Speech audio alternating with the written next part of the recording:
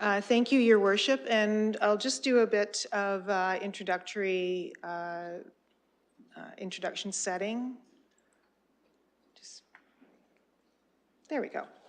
So a very quick overview of what you discussed and provided some direction on at our last meeting around the proposed approach, and then right into the strategic areas of focus, outcomes and expected results for your discussion and direction this evening, and then a reminder of next steps. Am I supposed to be pointing somewhere? Am I fighting with you? Okay, pardon me. So as a reminder, the STRAT plan identifies Council's shared vision, mission, and priorities or strategic areas of focus that guides your work and our work together with you. It is also deliberately connected to how you wish to have resources allocated through the multi-year budget and also through our technology investment strategy. There were some guiding principles that underpin some of the work that has been put forward, recognizing that Council is building from an existing strategic plan, although some of the suggestions that have been tabled for consideration have been brought forward from a continuous improvement mindset.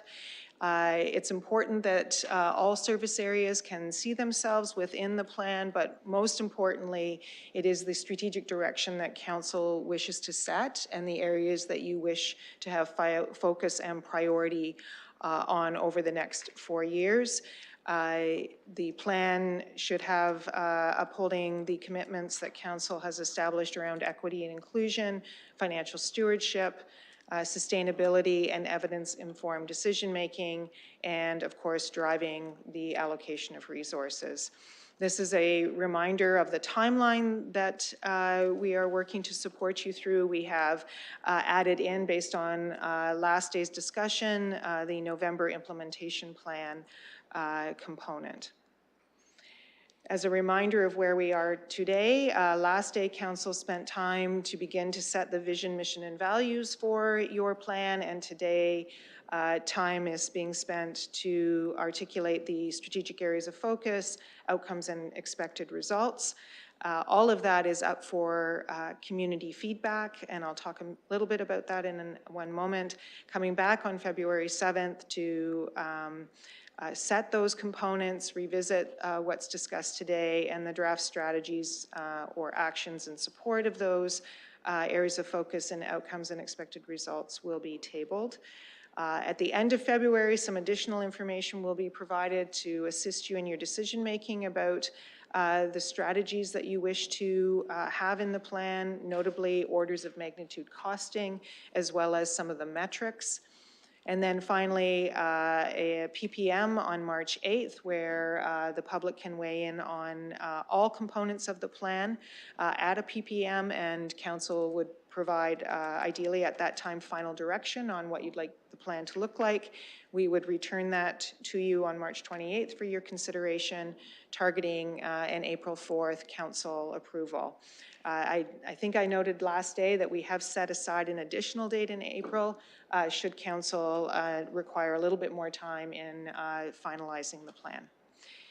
The strategic plan engagement process that's going in tandem with your work, where we are today is based on the last day's work on January 11th. The draft versions of the vision, mission, and values have been posted, and already people are providing lots of comments back.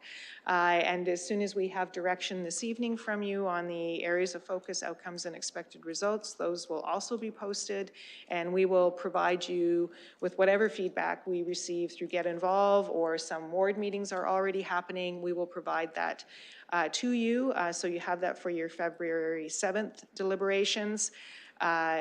February is often a month where very deep engagement occurs, both through ward meetings or town halls. It's also where we send information out to community organizations if they wish to have their own meetings as an opportunity to provide feedback in.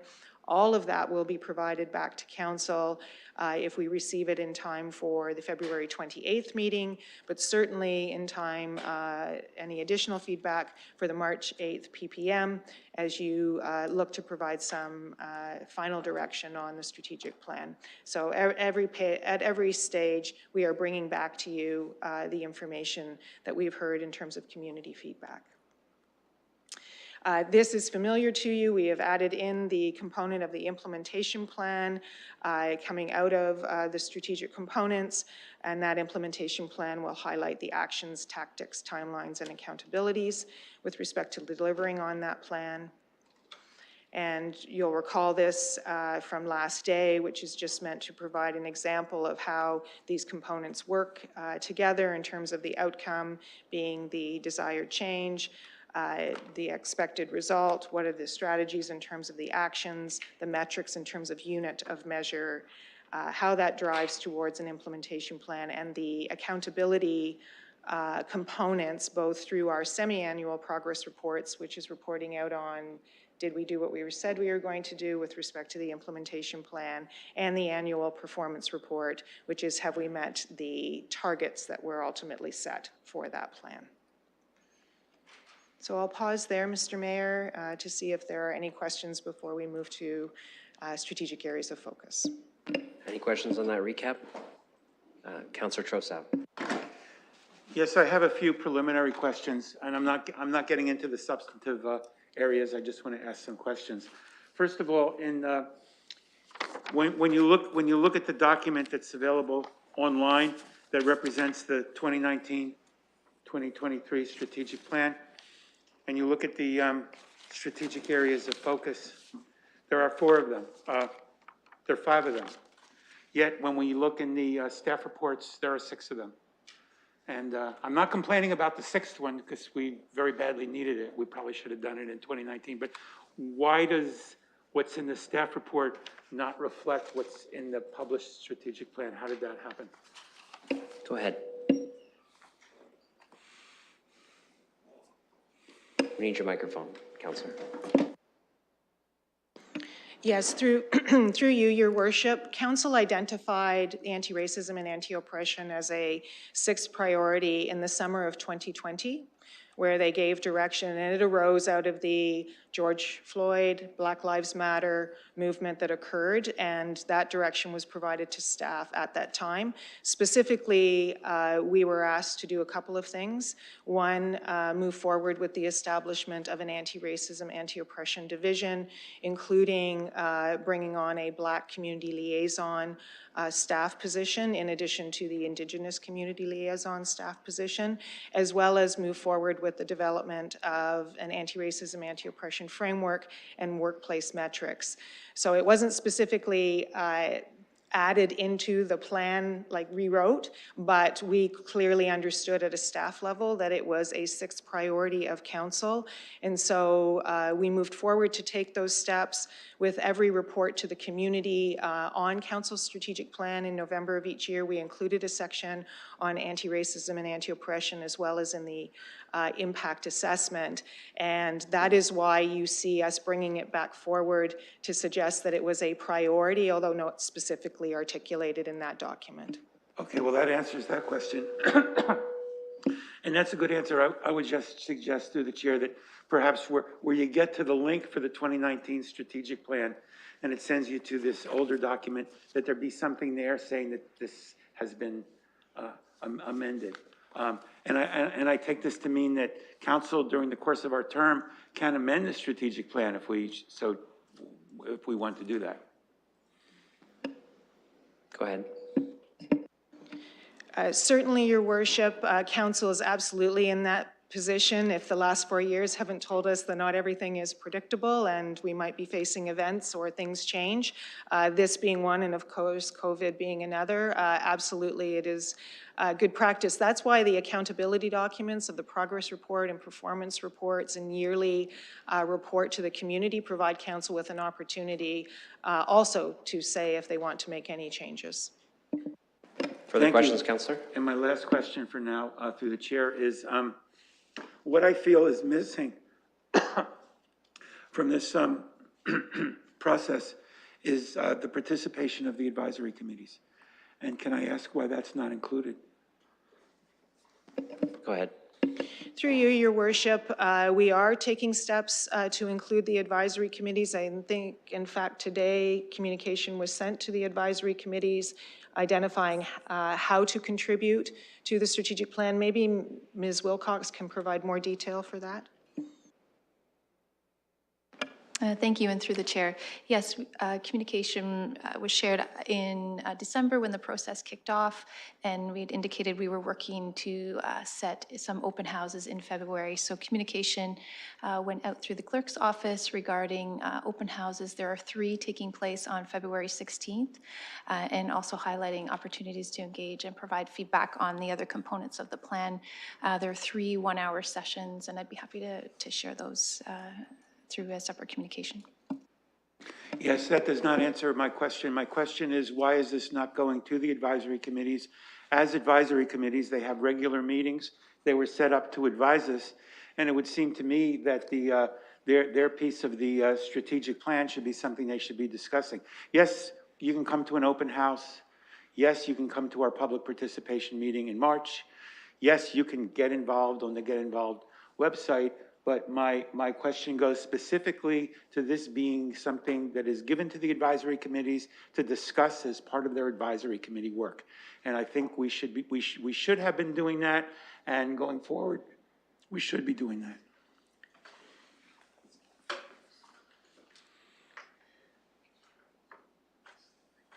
And I just, in addition to that, I don't disagree with the comment, but I certainly don't think the comment should be directed towards our staff. Certainly this came before council, as this is the process that we're going to be going through in the strategic plan, and at any time, any of us can make suggestions on how to do things differently or amendments or adjustments to the process. So I believe the framework of the plan came before us in December. We agreed to the process at that time, and that's what civic administration is proceeding through. So I just wanted to add that context. I have 2 other speakers, Councillor Lewis and Councillor Pribble.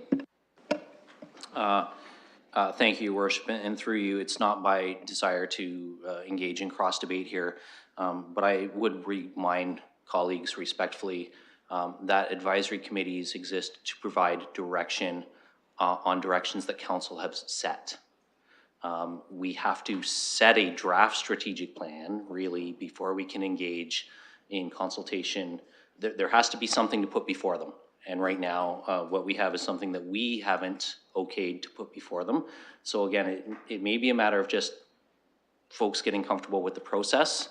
But I would suggest that until we do this process and have a recommendation that we can share with our advisory committees, their role as an advisory committee is to advise us on the things that are sent to them, not to create and drive strategy themselves. So I think we have to create something before we can take it to them to have some consultation with them. So I'll just share that thought out in terms of the process and how advisory committees are governed. Councillor Pribble. That's actually exactly what I was going to say, because I do think that we have to come up with our vision first and then get their input. Having said that, I do think the advisory committee's input is very valuable, but I don't think anything is lost, and we can certainly do that after we set up our areas of focus. Thank you. Councillor Trossau. yes, well, Through the chair, I think. Through the chair, of course.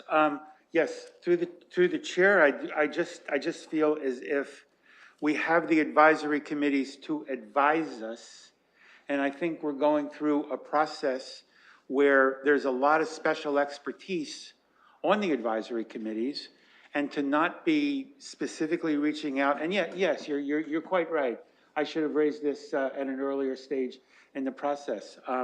It's come up, and I would like to ameliorate the situation by creating some type of opportunity to have the advisory committees at least look at their area of expertise and send us some notes. Maybe some of them will do that anyway, but I think we should make an effort to do it. We go to a lot of trouble to set up these advisory committees. We go through a selection process. We typically select people for advisory committees based on their expertise. And I think we're missing, and it's a lost opportunity if we don't at least, and I'm not saying that this has to change the schedule, but let's send something to the advisory committee saying, take a look at this and let us know what you think. There's plenty of time left in this process. If I understand the schedule, we're not going to finally sign off on this until April. And we're not even going to have our public participation meeting until March. So I think to say that they don't advise us unless we've told us what they're advising us about is a little backwards.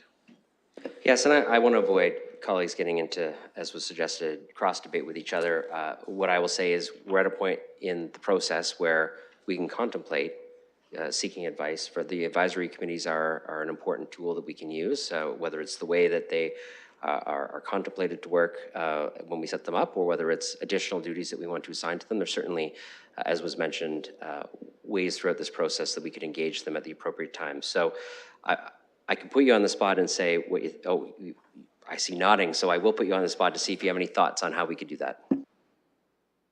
Through you, Your Worship. So we have set in motion an opportunity for advisory committees to participate through the open houses. We can certainly add to that to offer to attend a meeting in February or early March if they're in that time frame to discuss components if the open house model does not work for particular advisory committees. So we can do both and I think we're happy to try and support that from a staff perspective. Yes, and because I don't want to have any, miscommunications about how we're doing things, it would be great if we could be clear about how this process is going to work. And I just want to get a sense, if the councillor is looking to engage the advisory committees through the process, I would ask, is there a point that you're looking to engage them at? Is it after the strategic areas of focus are generally determined by this group, even though we won't finalize them, that you're looking to outreach to them? Is it after that point? Because I think so far what we've done is we've changed pretty much every word that has been suggested to us. So, there's a point at which we have to make sure that we've kind of set our direction, get the feedback so that we can adjust our direction. So I'd like to go back to the councillor before we move on to make sure I understand at what point you envision us engaging with the advisory committees in the process. Thank you, Mayor, and I really appreciate you giving me the opportunity to address that, because I have a soft spot for the advisory committees, having been a chair of an advisory committee many years ago, and I would say as soon as possible. And I think that we have a number of different meetings that we're going to be having. I would like to invite advisory committee chairs to. I know we did not want to have a public participation meeting, but I would invite advisory committee chairs when they're so ready, if they feel that they have something they want to say, to request delegation status at any of our meetings and come in and talk to us about it. That might not give them as much time as I might have liked to prepare a presentation, but I think some of them are thinking about these very issues anyway. So my answer to your question would be as soon as possible. Councillor Pribble.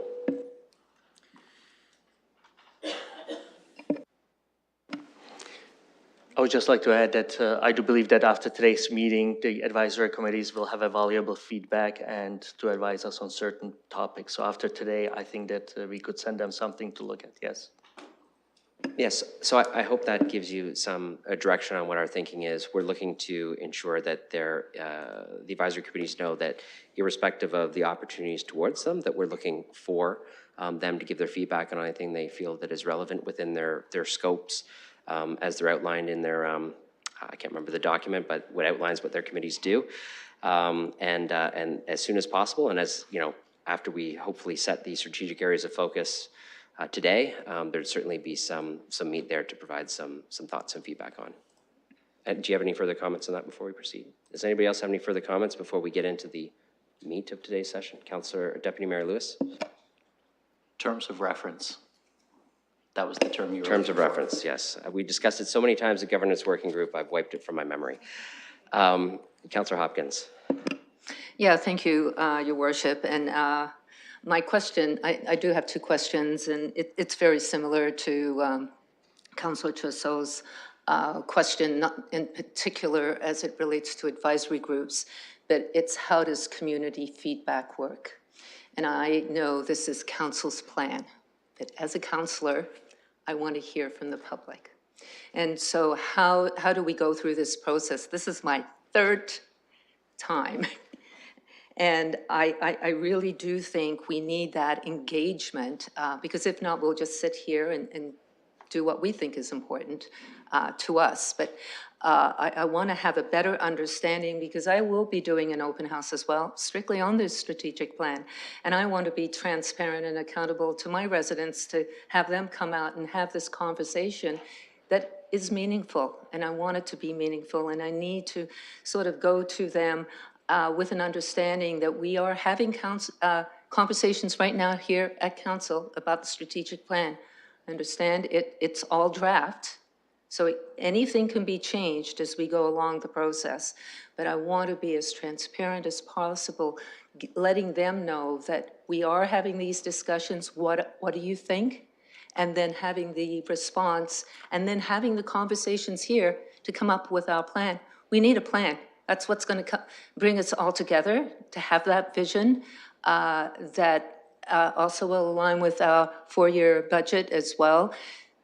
This is an important conversation. And if we are talking about community feedback, engagement, be it advisory groups or not, we do need to let the community know that it does matter. So I just want to ask the question around, how do we bring in the community feedback that we are asking for?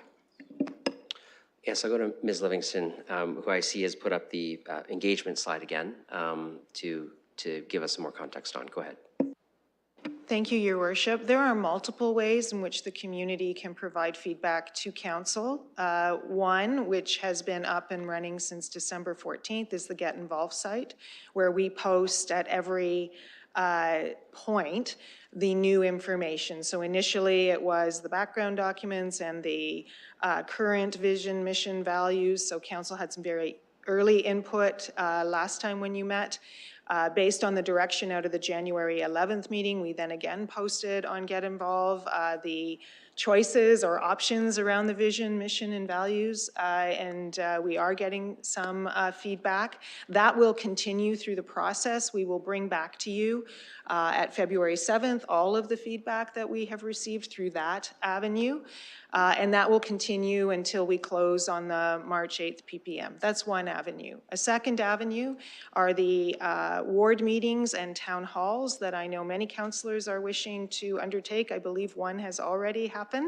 And so that is another avenue, and we will bring forward the themes out of that for council's consideration as we work through each of these stages. So again, as these things take place, we will try to feed it into council at each of the milestone meetings.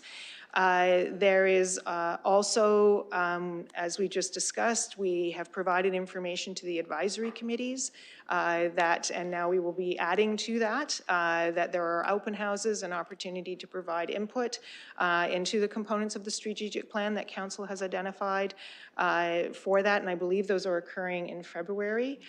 Based on the additional direction provided this evening, we will also undertake to engage with each advisory committee on their components or all components of the strategic plan, depending on their interest. So those things will continue. And then the third component, of course, is the PPM on March 8th, where any member of the public can provide additional feedback. Sorry, there's also an additional mechanism to seek feedback, and that is that we have through all of the organizations, networks, folks that the city works with. We will be in February providing them with kind of strategic plan feedback in a box and an opportunity to conduct their own consultations on the plan to provide feedback, and that will come back into us. So there are multiple ways in which the community can provide feedback in the manner that works best for them, and we will undertake to provide council with that feedback at every point as we move through this process, again, ending with the PPM on March 8th.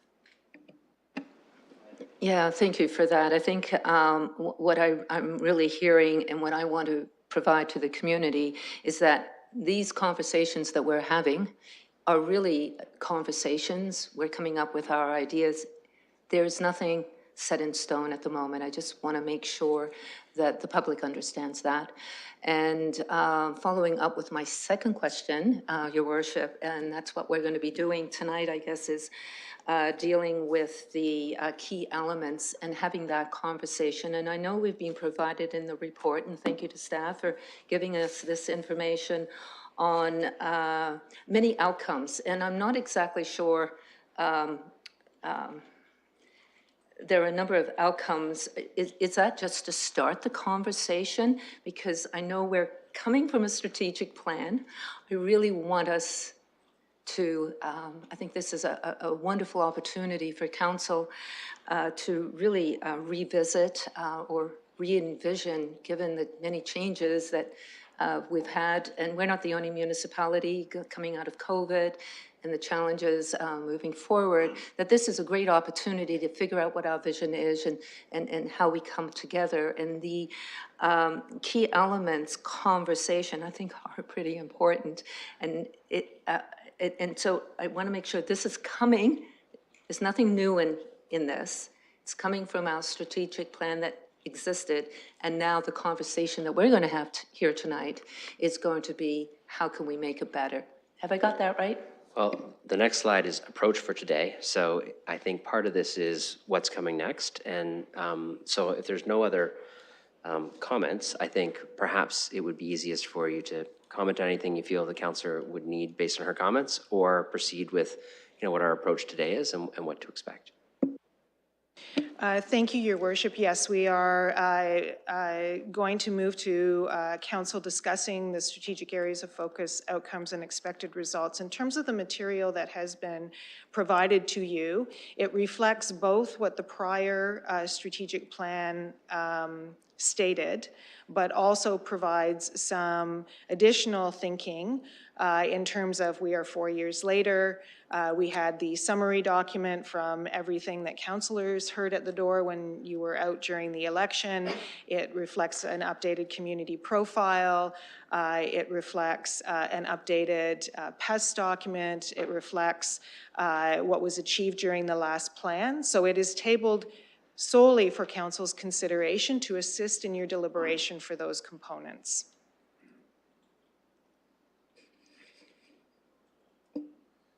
Okay, why don't you continue on then?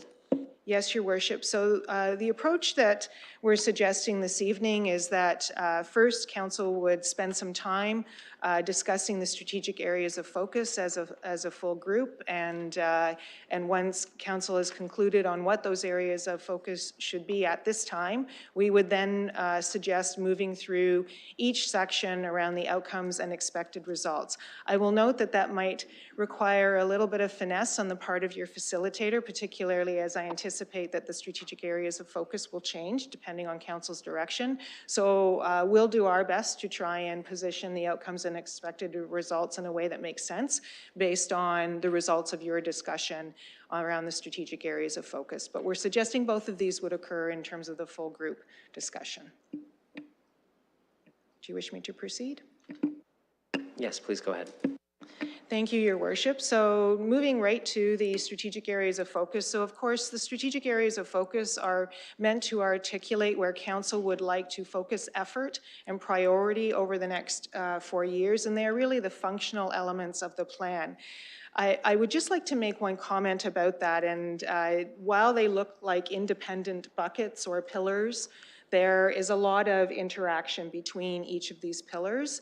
And often it's your values that drive some of that interaction across the plan, but no pillar, certainly not in the last 2 plans, stands alone. But in order to provide a mechanism to construct the plan, they look that way, but I just want to say that there's a lot of interaction. So what you have in front of you are the strategic areas of focus from 2019-2023, the current strategic plan, and then tabled for your consideration and discussion are the list on the right. Many of them are similar, include some updated language to reflect a different place 4 years later, or a different environment that all of us are working in. And I'll pause there, Your Worship, for council to begin their discussion. Okay. Discussion. Deputy Mayor Lewis. Thank you, Your Worship. I'll start it off. And I'm just going to share some thoughts off the top of my head as we get into this discussion. So I'm always a little concerned when we go from 4 pillars to 5 pillars to 6 pillars, because once we have a strategic plan where, and I don't mean any disrespect from this, but once we have a strategic plan where everything's its own pillar, then our strategic area of focus is everything, and once we're focusing on everything, we're not really focusing on anything. So just from my own, and I fully admit this is from my own personal bias, being a member of the LGBTQ plus community, for me, the division of reconciliation, equity, and inclusion, and the safe city for women, girls, gender diverse, and trans people, to me, I personally feel like those may belong together as one pillar. And I may be right or wrong. Other people, of course, may have different opinions. But I feel, particularly as an LGBTQ plus member of the London community, that equity and inclusion is key for that community still today. We've made a lot of steps in the right direction, but there are still challenges to overcome. And I think that does include it being a safe city, and that extends out to women and girls as well, because I think when we're talking about equity and inclusion, gender is part of the discussion, but certainly as we saw around the library board appointments, it's not the only part of the equation. There's diversity means many different things to many different people, and so does inclusion. So I just want to say that, and I recognize how that pillar of a safe London for women and girls was such a key component of moving us forward in the last strategic plan in terms of that inclusion in our community. But I think when we added a 6th pillar through the term of council, I think we were more responding to a moment in time than necessarily creating an entirely separate pillar. I just feel like somehow those two belong together, and I'm not sure how we achieve that, but I feel like they're so interlinked that they're not actually 2 separate pillars, but one that are just, they're so intrinsic to each other that they belong together. And I'll just leave it at that for now. Councillor Pribble. I do agree with what my colleague just said, and I was thinking about it, and in terms of creating a pillar called culture and lifelong learning, and I think that both of these areas, they would work together.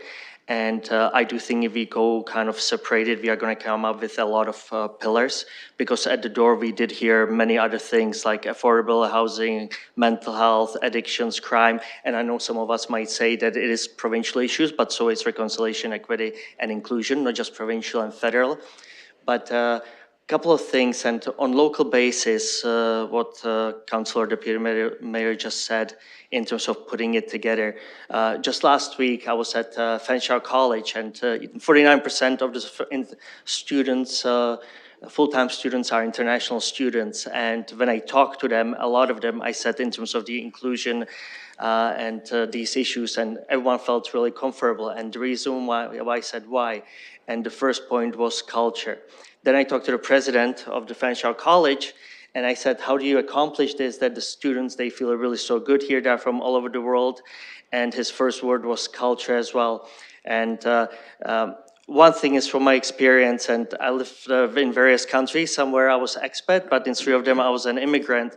And I'll tell you from my personal experience, any initiatives that came through culture, through less voluntary, were more meaningful, and I feel that our community would benefit through it. And I think that, again, going back to what we started with, I think we could combine it and have a pillar called culture and lifelong learning and include various initiatives under this pillar. Thank you. Thank you. Further comments? Councillor McAllister.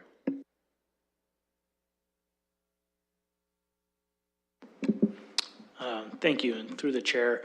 One of the other thing, like equity, I think in the way we've been describing it, is appropriate. I also would like, in terms of equity, to me, it also fits into the prosperity and affordability. When I was looking at the strategic plan, one of the things that I'm very aware of, from my ward's perspective, is having economic equity and having services reflected across the city that are the same, that we have the same opportunities for the people across the city, and that we're not disadvantaging anyone based on where they live. So I would like to just keep that in everyone's mind, that equity also can be expanded to economic circumstances as well. Thank you. Councillor Trossel. I'd like to start by thanking Deputy Mayor Lewis for his comments. I think he was reading my mind, and we have not talked about this. When I read through all of the elements from the last strategic plan, I noticed that there were usually about 3 or 4 outcomes for each strategic goal, and then for the one there was just one, and I thought that was a little disconnected. And I think it would be a good idea. And of course, I want to hear from the groups. I want to hear from the specific groups because they may think different. So this is just very tentative. But I think we want to look at something that includes equity, inclusion, diversity, reconciliation, and safety, gender-based violence. And I think that is a very reasonable grouping to have as one of the key pillars, because, you know, London should be an inclusive community. That's something we've heard. That's something we all agree with. Eliminating all forms of racism, oppression. And you get into issues like Islamophobia, anti-Semitism, all forms of religious bigotry. A lot of wordsmithing has to be done here in terms of how that's articulated. Sexism, ageism, ableism. And then there's a piece of that there that I think would have its own outcome. Or 2, dealing with further truth and reconciliation efforts. And even though that is often typically it's largely a federal issue, there are planks in the reconciliation statements that talk about the role of municipalities in addressing these things locally. And I think the piece about eliminating all forms of gender-based, hate-based, and sexual violence remains an important part there. So I'll come back and talk about some of the other planks, but I just wanted to get that out right away to agree with what Councillor Lewis had said. And I still have comments about housing, climate action, transportation. I'll save those. I have Councillor Ferreira. Can you guys hear me? We sure can. All right, okay, and thank you. And through the chair, yeah, just speaking after the other councils that just spoke regarding equity and inclusion, I could see that equity and inclusion, that could be applied to everything that we have listed here for the strategic areas of focus. And I'm not too sure if this is the appropriate time, but I was thinking I'd also like to highlight an area that has seen a lack of just inclusion, and that would be our transit services, our public transportation, mobility, and accessibility. It would be something that I would like to see come up as an outcome somewhere in this list. So I was just thinking if we could just get the words transit, public transit, just because there is an area there that people are lacking in certain services, and I feel that would fit right in with the equity and inclusion approach that we're trying to bring here. Thank you. Thank you, Councillor. Other comments? I have a couple of comments. Maybe if colleagues don't mind, I'll just speak from the chair as we work through this. So just my brief comments are, I appreciate the work that's been done to craft this together. I would say even as someone who had to develop a citywide platform, exactly what colleagues are discussing, it was a struggle we had in, there are things that you need to say are in your platform, but there are things that you ultimately believe that transcend across the different planks of your platform, equity, inclusion, the types of things that colleagues are saying. So I certainly recognize and understand the struggle about, how do you balance that? Because to a certain degree, as soon as you start to put it down on paper in a structured way, it's very difficult to do that in a way that is easy to read, easy to understand. And I think that that's why in the introduction, I think you heard our staff say that a number of these do, run horizontally throughout the plan in a number of different ways. And just because it happens to be under one heading doesn't mean it can't interconnect with other pieces. So I think that'll be something that will be very difficult for us to solve, but I certainly understand why we're having that discussion. The point I want to make, and then I'll do the same as everybody else, and that's make a few comments and then hear what others have to say, is when I read the well-being and safety component of the plan, because obviously given my comments, housing and supportive housing is very important to me. And there's some really good outcomes in that component of the plan.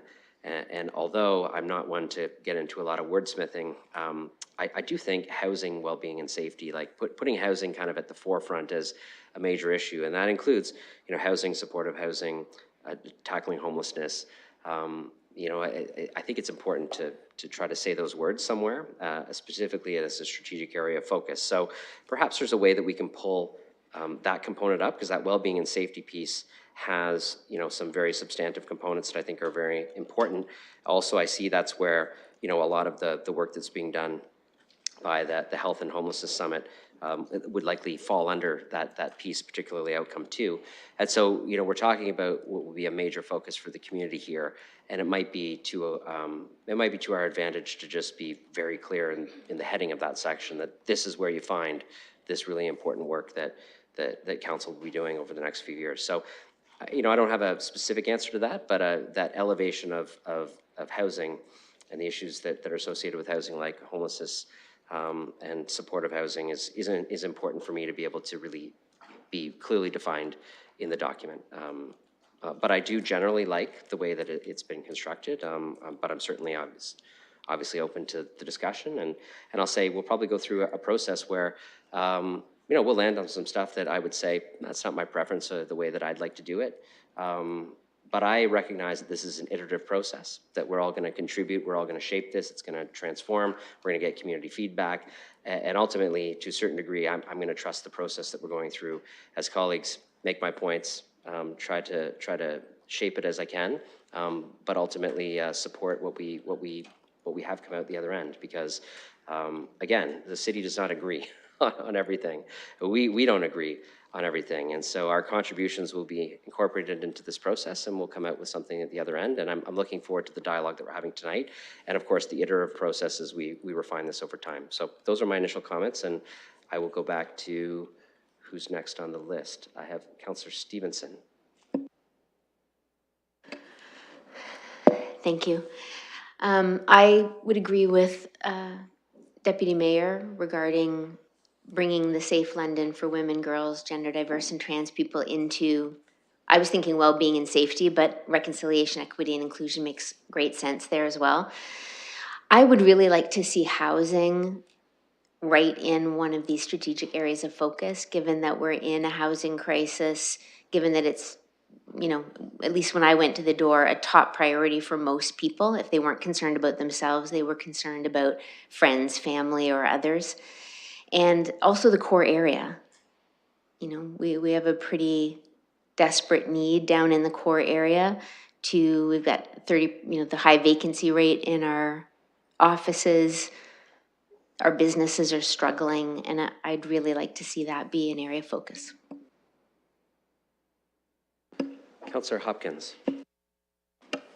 Yeah, I just want to follow up on that comment. I'll just follow up with the comment about the core area and the regeneration that we need to do in our city, in particular the downtown core. I know a lot of these outcomes can kind of blend all together. Maybe we just need one big pillar, who knows? But I don't have a problem with dividing out the pillars, but I want to just stick with the regeneration of our core. This is, a great opportunity that we have with this council in the next 4 years to look at regeneration and how that is going to work in our downtown core.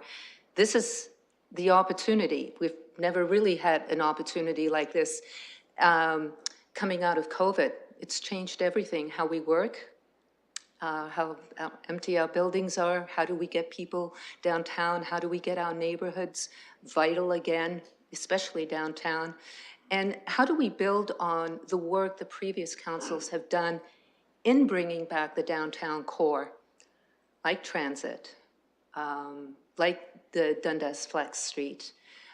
We have parks, we have lighting, we have a lot of great opportunities that we can build on. How can we focus and bring that, whatever that's going to look like, and maybe we don't really know what that's going to look like. But it also takes into account housing, you know, converting our commercial, our businesses are over into residential. There's a number of opportunities, and I just wanted to follow up on Councillor Stevenson's comments about that core. I think it's a great comment. I do want to get back to the question, Deputy Mayor Lewis, if I may, Your Worship, I don't know how much time I have here, but about the pillars and maybe condensing the pillars. You know, it's an interesting conversation. I want to hear more about what other people think. But I am going to sort of go, maybe be the devil's advocate here a little bit. Really, when it comes to reconciliation, and that equity inclusion muddies everything, but the reconciliation part is really, really important as we as municipalities go through the truth and reconciliation and how we change. That we've come a long way, thanks to staff and the work that you have done. I remember 8 years ago, you know, it wasn't really even a conversation, and the changes that previous councils have made, and where we are today, and how do we build on that, as opposed to just putting everything together and then having to maybe dissect it. I don't see it being such a bad thing, dividing it up. I really like that conversation and that thought process, and I'm going to go out and ask people about it, in fact. So thank you, Deputy Mayor, for sort of starting that conversation as it relates to the Safe Women. And I know when this came to council, maybe about 8 years ago, so I think it was 2 councils ago, we were unique as a municipality to even have that as a focus, having a municipality that you know, works with Safe London for Women and Girls, and we're 51% of the population. It's a pretty big population, and we've kind of evolved as well. So, do we need to bring it all together, or do we still need to keep it separate? Really interested in hearing other comments. Thank you. Councillor McAllister. Thank you, through the chair. Just have a few comments as my fellow councillors have been going through. In terms of the well-run city, going off my earlier point, I would like to see equal access to services.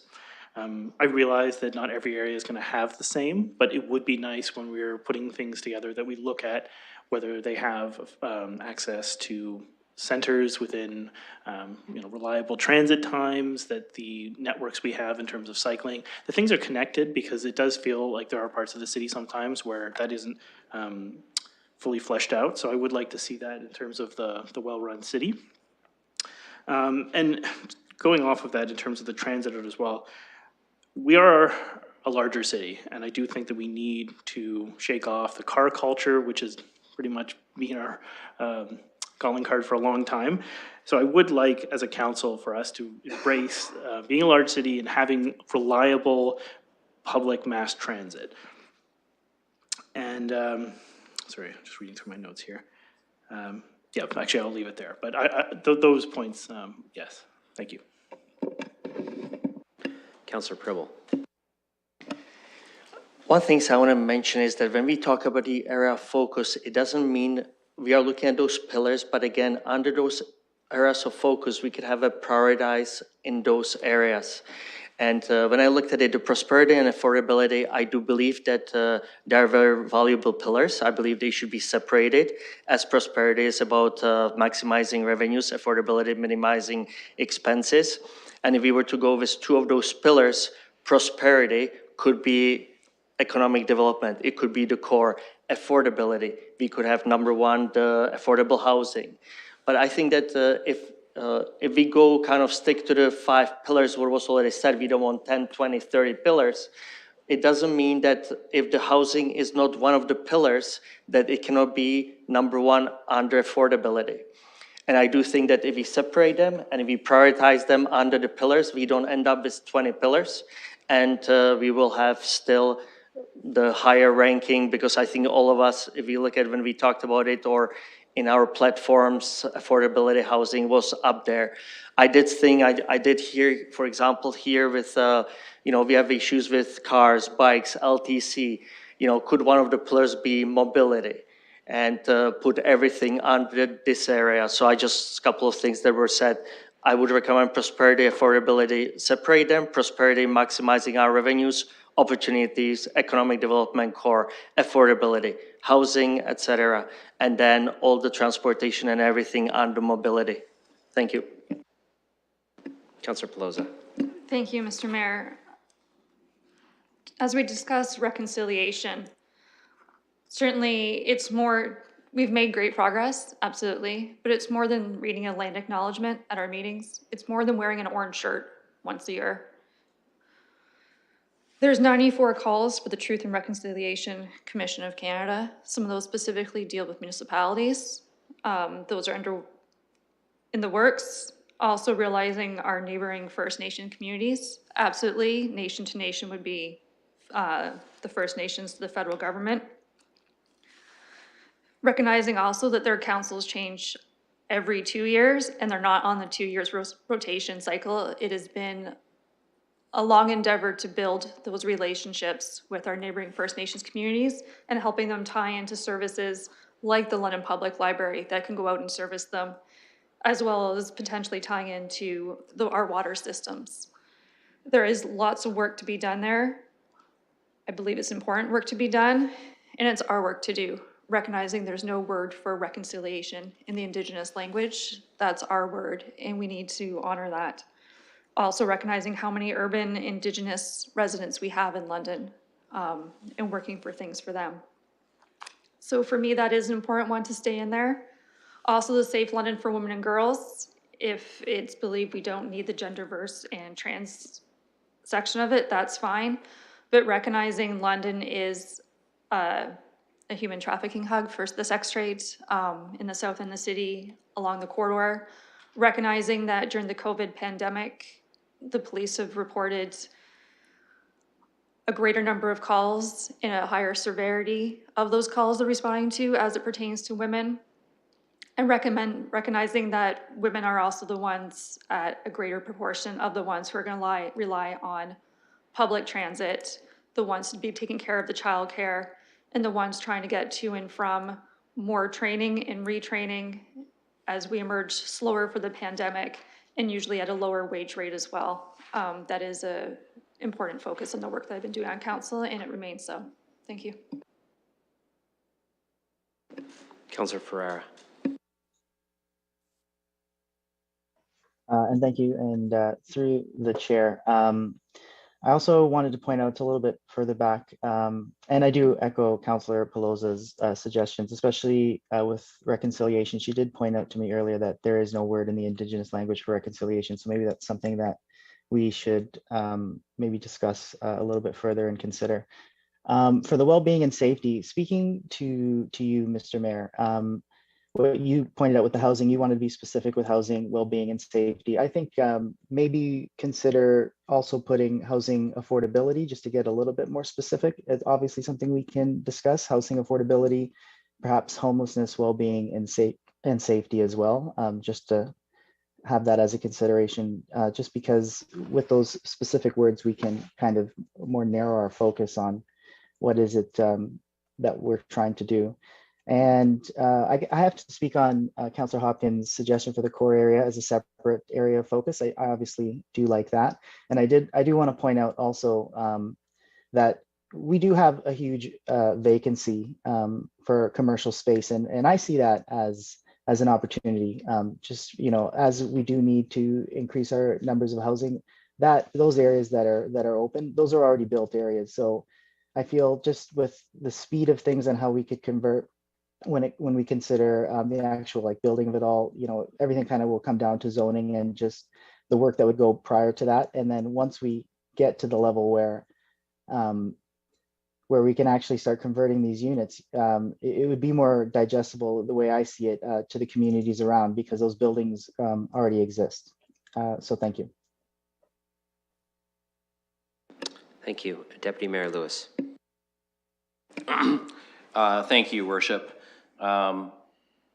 Picking up on both your comments and Councillor Ferreras, I think folks may be a little bit surprised to see how long a conversion can take, depending on the age of the building and the complexity of the conversion. But I think when we talk about the things that we all heard on the campaign trail, I would think that the word housing is probably a 15-0 consensus, that we all heard that on the campaign trail.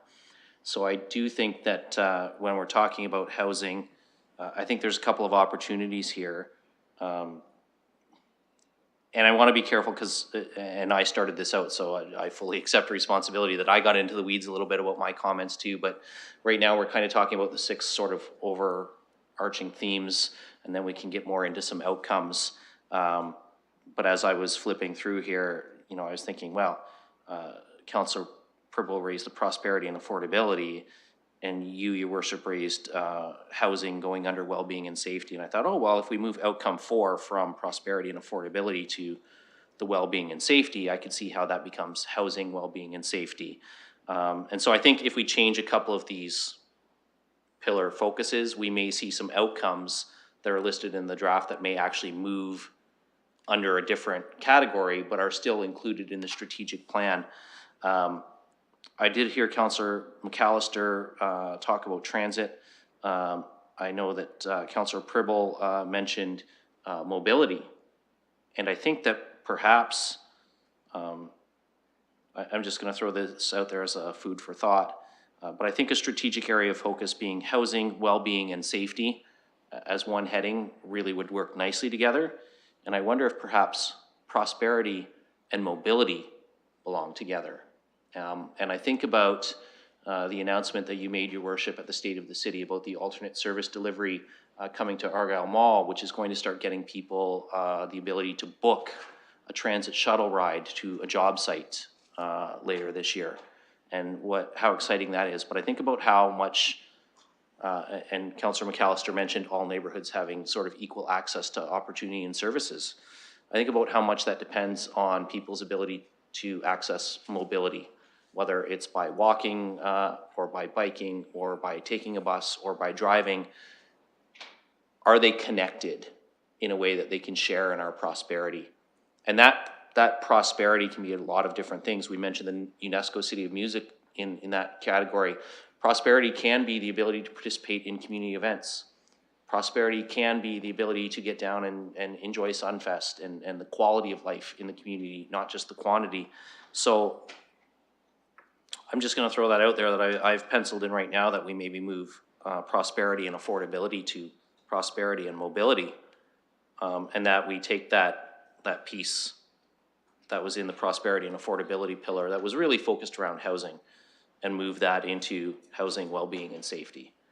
And I think that might give us a couple of categories where we can fit some of the things that are already in the draft, as well as some other outcomes that councillors may want to add. I suspect that I am not the only one who has had some conversations in the last week about, an expected outcome being an improvement in transit and paratransit service. And I think that fits in that mobility and prosperity category if we choose to go that way. So I'm going to put that out there as a suggestion for people to chew on. I know we've got lots of discussion to have still tonight, but I think that might be one path potentially forward where we can talk about mobility as part of the overall ability to participate in the prosperity of the community. I'm going to go to a few more councillors who have not spoken yet. So I have Councillor Frank. Thank you. Yeah, I've got a lot of things I like. So I like all 6 areas, but I do like the discussion that's happening about changing some of the wording or adding. So I like the idea of adding housing to the second bullet point, and I'd be happy to triple barrel it like we've triple barreled a couple of the others. I like the inclusion of prosperity and mobility. I think that, again, we've all had conversations about transit, and I think that'd be great to have it kind of highlighted at the top. I like the idea of including culture because I did not really notice it too much, but I think maybe perhaps it'd be well suited under the prosperity section as one of the outcomes where UNESCO was mentioned. But I do think having some strong outcomes for culture would be great. I personally would like to keep the reconciliation, equity, and inclusion and the safe London for women, girls, and gender diverse and trans people separate. I worry about taking it off because I know that what gets highlighted at the top gets the most focus.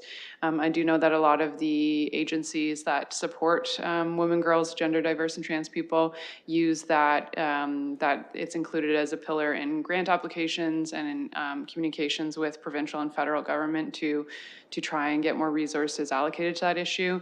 And to Councillor Pelosi's points, I do think that London remains somewhat inhospitable. I just was reflecting over the weekend on like the Hockey Canada case, sexual assault experiences that happened at Western, the unfounded case that was happening with London Police Services about the amount of rape cases that weren't being followed up on. I just think those are 3 major national headlines that we've seen happen that have put London kind of in the spotlight and shone a light on how unsafe the city can be in a variety of different capacities for women and girls. So that's why I'd rather keep these 2 separate, just because I think having them at the top does shine a light. And I think that our strategic plan should be really reflective of our community. And since we are having those issues that hit the national headlines, having some solutions, I would like to keep it there.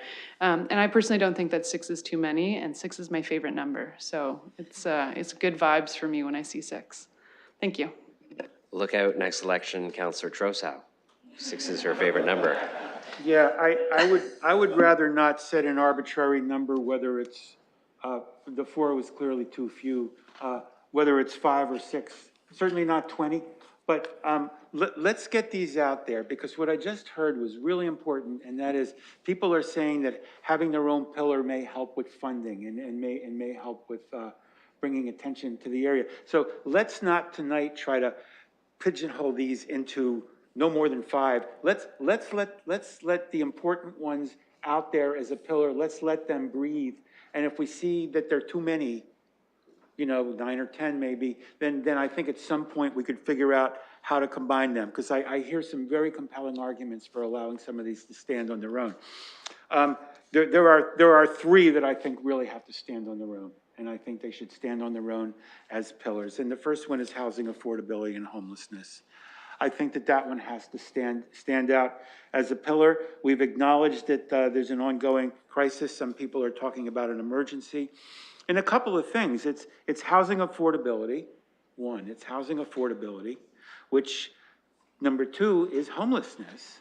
And number 3, there has been a lot of discussion about the condition of the city's housing stock, which is directly related to keeping people in their current units, if they're current tenants, and not exacerbating the homeless problem. So I think talking about maximizing the supply and mix of affordable housing and also proactively improving the lives of our unhoused and underhoused residents, Londoners, and also enhancing housing standards. These are all things at the level of perhaps an outcome or even lower when we talk about enhancing inspections. But I think having housing affordability and homelessness as a standalone housing and affordability, and whether you want to call it a crisis or an emergency, we can have that debate later in terms of the words. I think that's an important one. The other one that I think really should stand alone, and maybe I'm getting into the 7 or 8 range right now, which I think is okay for what we're doing tonight, is transportation, mobility, and accessibility. I don't think we have to pigeonhole that under under something else. We need to improve, expand, and integrate the following, and there are a couple of different components to this. There's public transit, there's active transit, which includes pedestrians and cycles. There's paratransit, which we're hearing a lot about, and I think that deserves to be mentioned. And the other one that's being talked about is intercity transit. And all of these, all four of these need to be looked at through the lens of accessibility, equity, safety, and environmental sustainability. And yes, that's gonna overlap with the next one I want to talk about, or someone else will talk about, and that's climate action and sustainable growth. But I think it's okay for now for us to just really do a good job drafting these as standalone. And if we have 9, we'll fix that. But let's not worry too much about it, because when I hear people say, if you have this as a standalone area, reconciliation was the example I think you used, that makes sense, and I'm not tied to putting them together. In addition to housing, affordability, and homelessness as a standalone, and transportation, mobility, and accessibility as a standalone. The other one that I want to mention as a standalone is climate action and sustainable growth. And I think that cuts across a lot of different areas, but we've already declared, London has already declared back in 2019, a climate emergency. And yes, the city council consciously used the word emergency, and we followed that up with a very thorough, with a very, very well documented and researched climate emergency action plan. And I think we've got all sorts of other planning documents where we're revisiting how we're doing zoning. We've got the mobility plan. We've got the urban growth boundary, which will be a huge discussion. But I think we should say that London will address its declared climate emergency through applying a sustainability lens in implementing our climate emergency plan. And this one may be controversial, but, and to all planning and development decisions. And I think that warrants being a standalone. So I think housing, affordability, and homelessness deserves to be a standalone. And I think transportation, mobility, and accessibility deserves to be a standalone. And I think climate action and sustainable growth deserve to be standalones. And this may bring us up to 7 or 8 or 9, depending on how we split up the equity pieces. But I think for tonight, that's okay. Thank you for your comments, Councillor Rahman. Thank you, and through you. So I'm probably going to take this conversation in a bit of a different direction. And that is that I think that our focus areas need to be something that's more manageable for everyone in terms of understanding. And so one of the challenges I have with where we're going in terms of our direction is, one, I think we're using language that can be somewhat inaccessible to people. And so I looked at strategic plans from other places to look at some of their practices in terms of how do we simplify the message. And I think that there's a way to create categories that we're going to focus on that could be one word and a symbol, and look at what the outcome is as driving more of the explanation than what the focus, having more meaning in the focus. So just to give some examples, we're talking about transportation, but what we're talking about is your government has responsibility around how you move. We're talking about housing, so we're saying our government has responsibility to house. And we're saying, you know, equity, inclusion, reconciliation, et cetera, it's about belonging and belong. So looking at, can we find a word that connects with a lot of these, sustainability, greening, green, you know, safety, well-being, protect, like something that makes it more accessible. And again, I go back to the fact that we had such low participation levels, and we have to find ways to make our messaging and what we're trying to say and what we're trying to do have more meaning for people in a way that they can get to it and they can feel like they know what it means and they know what it's going to do. And I can easily say in an elevator pitch in 30 seconds, your government is going to house, move, connect, protect, belong, and green your city. And that is what we're focused on. And I just feel like we can find a way to simplify our messaging so that we can connect better. And I'm hoping that we can think about that as we're thinking about our strategic areas of focus in a way that that helps to put some of the what we do and the how we do it more into the outcome in place of in the focus area. Those are just my thoughts. Thanks. Okay, thank you. I'll look to see if, I just want to see if the councillors who haven't spoken yet, who are on the call, want to chime in at any point. I think or the ones in the room. Councillor Van Meerbergen, go ahead. Sorry, I can't see the little hand with the screen that's in front of me, so my apologies for that, Councillor. Yeah, no problem. Thank you, Mayor. I have to agree with the comment made earlier about the importance of mobility and how we structure our mobility, excuse me, with economic prosperity. And the two obviously go hand in hand and reinforce each other. But the fact of the matter is, within the structure and layering of mobility, chief among it is our road network, which is foundational to our transportation system. And what quite often gets left out of the conversation is that in addition to moving people on an efficient and well-planned, well-maintained road system, is our ability to transport goods, which is absolutely integral to the local economy. Goods such as the food that we eat as a community, the products that we sell to each other to keep the economy moving locally. These all rely on an efficient transportation system, foundational on the road system. So what I would like to point out is that we cannot lose sight of maintaining our roads, improving our road network. And I'd like to place that out on the table. Thank you, Mayor. Councillor Lehman. Thank you. We've got a pretty good laundry list. I can see where Councillor Rahman's going on this. It gets to be a bit unwieldy when we're trying to present to the community our areas of focus. A lot of wonderful things here. I don't disagree.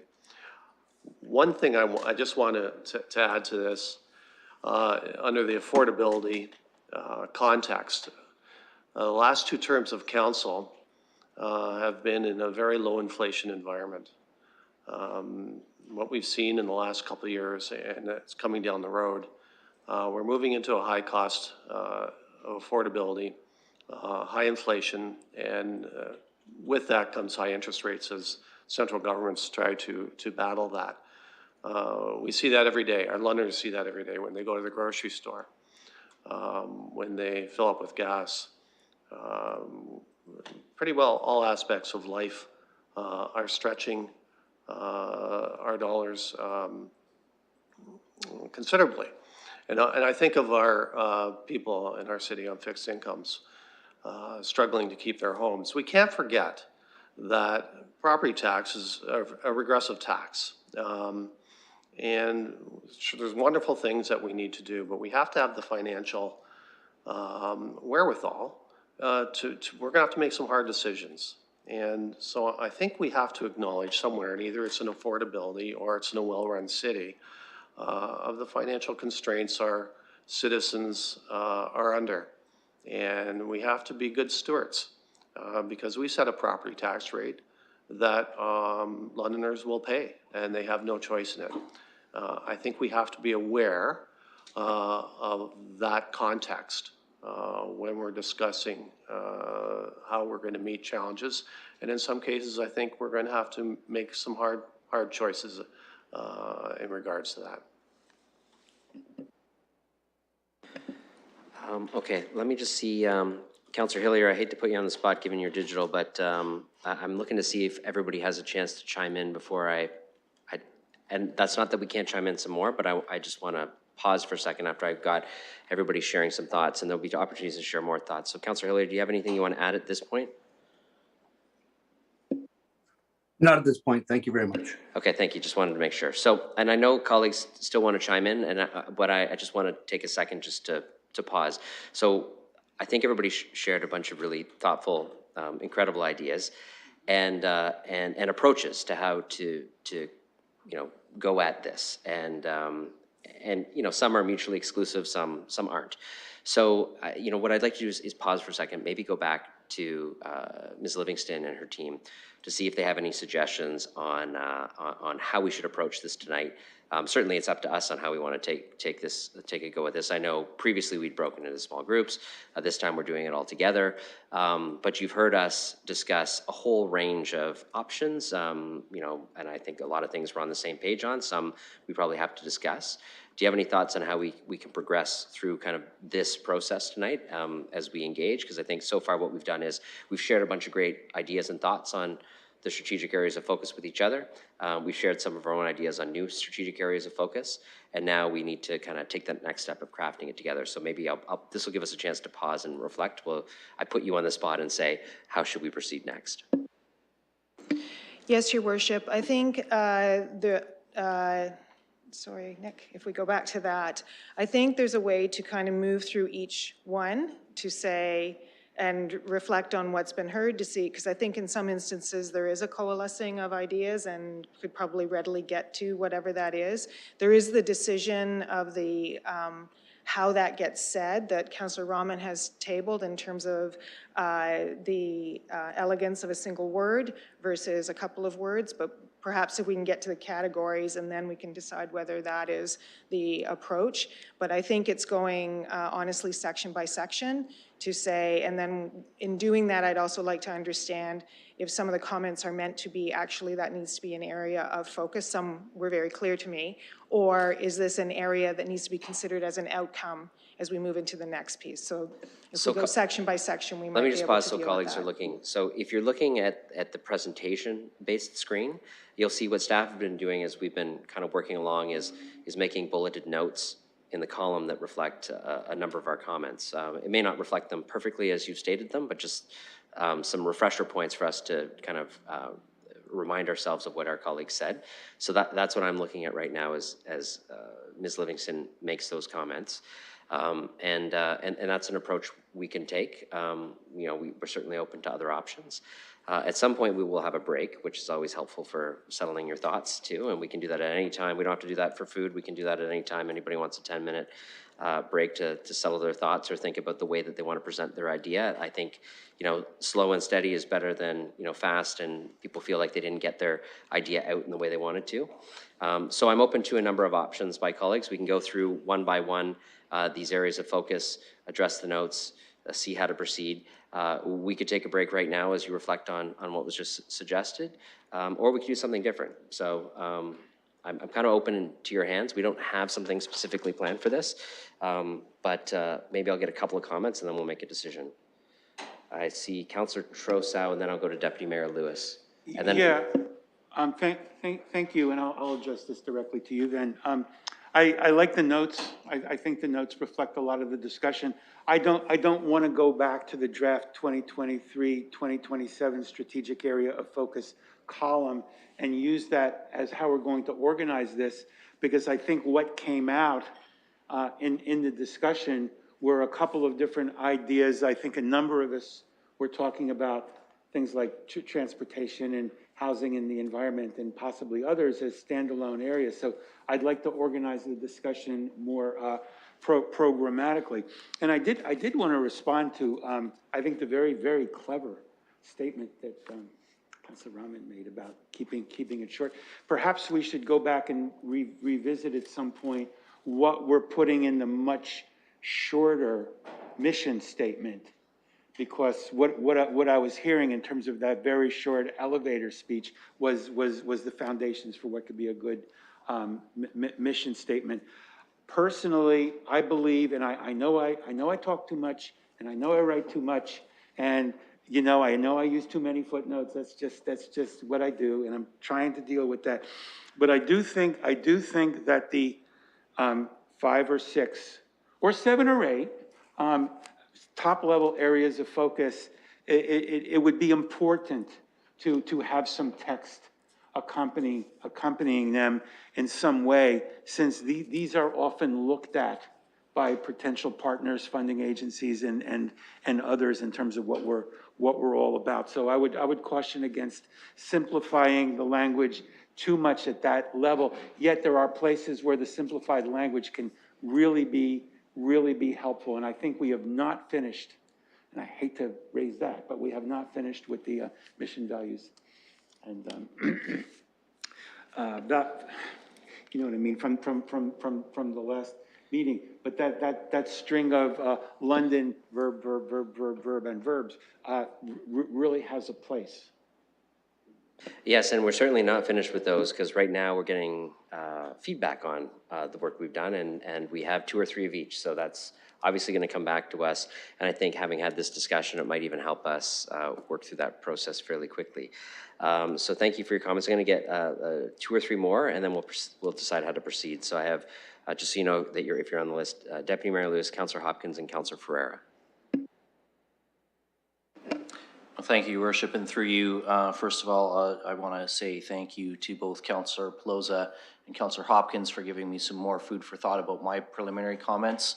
I remember 4 years ago moving one of the 3 motions that were involved in creating that safe city for women and girls, because I listened to what Megan Walker and others from ANOVA and Women's Community House and My Sister's Place talked to us about the needs. So I recognize why there's value there, and there continues to be.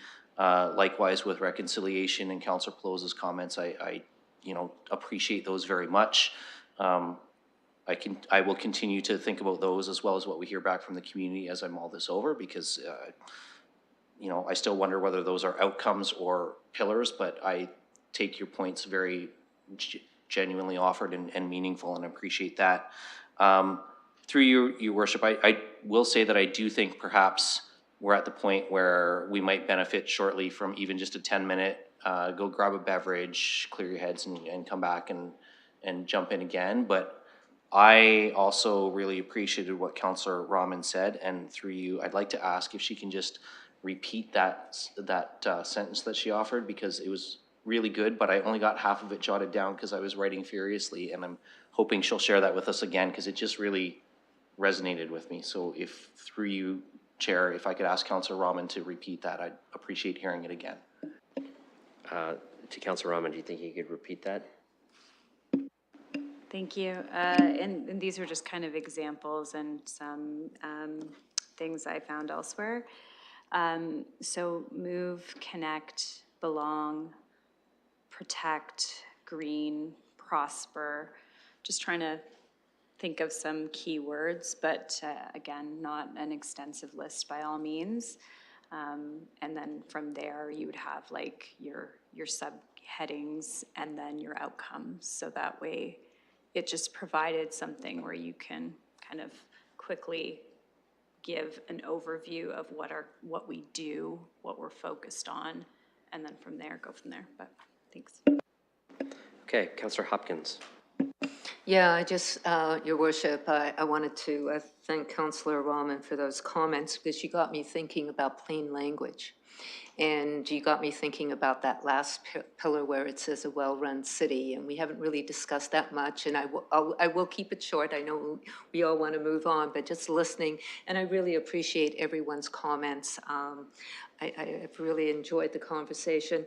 But when it comes to plain language, and when it comes to a well-run city, and as we talk about London being trusted and open and accountable and a service in our community, how do we communicate and how can we do a better job just using plain language so residents can get more involved in local government and have the confidence in us as well. So I throw in plain language there for a well-run city and looking forward to the next stage. Councillor Ferreira.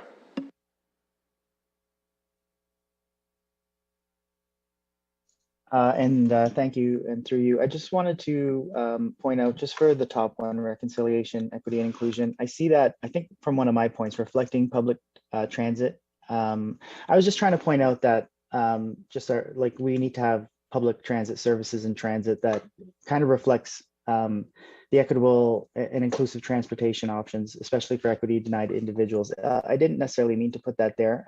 I do like what Deputy Mayor Lewis suggested with prosperity and mobility, and then Councillor Trosso added accessibility. So transportation, mobility, and accessibility is really what I was trying to point out there from that top one. So that doesn't necessarily have to be there. Okay, appreciate that.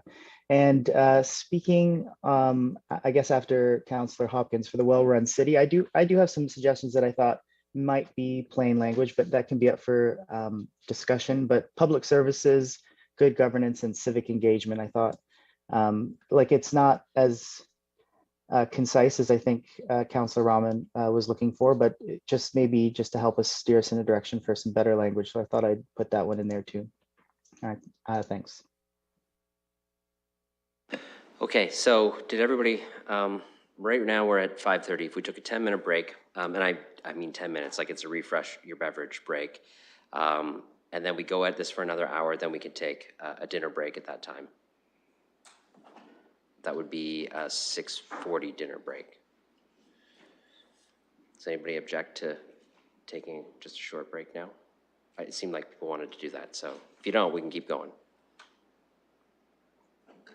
Okay, if you want to take a break, suggest it. Go ahead. I'm good to keep going. Okay. That's just a Then suggestion if we've got one more All hour to right, go. let's go. Well, we've I'll got just put that all out night there. if you want to take all night. I'm just saying, at some point, we'll break so people can have sustenance and an actual break. But if everybody's good to keep going, we can. So, Councillor Pelosa. There seems to be ambition to keep going, and those who want to pop in and out can just do so. Sure. And we'll just take dinner as soon as we get hangry. Sure. Okay, well, I will break at 6:30 for sure, when that time comes, but we'll go, so we'll go for another hour. So that's all the comments I have on how to proceed. I don't think there was by any means a consensus there. So we can go through these one by one. We can adjust them. We can certainly add some as we go through. I know one Councillor Trossel suggested he didn't want to go through them. I heard other people modifying them, so there's some difference of opinion there, but perhaps if we go through them, it will become clear which ones we might want to reshuffle and rename and take the pieces around. So that's the suggestion we have. Does anybody object to that? It may become evident fairly quickly that we might need another approach, but okay, I see generally thumbs up. So that means we'll start with reconciliation, equity, and inclusion. As the city manager, you're looking at me like you want to say something? No, okay. No. Don't make eye contact with me. I'll put you on the microphone. Okay, so this is where we are. So let's work through this one for some thoughts. In the notes you see, there's a couple of notes related to some components here. There was some talk of combining this with another section. There's others who think that should not happen. So I'll open this piece for suggestions for improvements, modification, combination, whatever you'd like to discuss. Councillor Stevenson. I do like the idea of moving the Safe London for Women up into the equity and inclusion, because there is a real, I do believe things have changed in the last 4 years where safety is an issue for a lot of people now in their homes, in the downtown. And so specifically focusing on women as a strategic focus, I would be much much more for taking care of that in the equity inclusion, and then maybe having that as an outcome under safety, well-being and safety. Okay, others?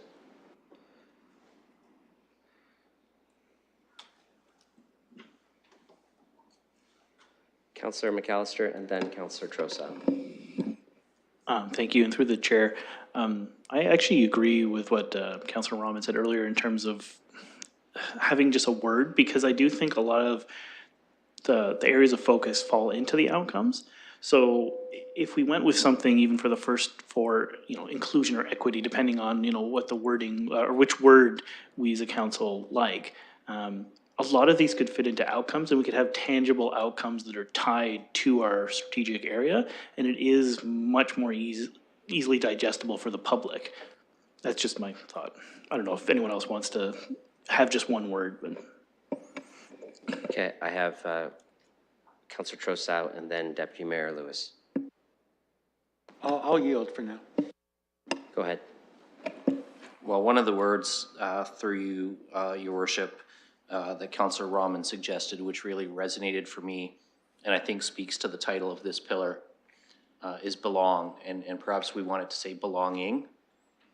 But I think that that's actually our area of focus, that Londoners feel they belong, regardless of their gender, their ethnic background, their sexual orientation, anything else. We want a London where people belong.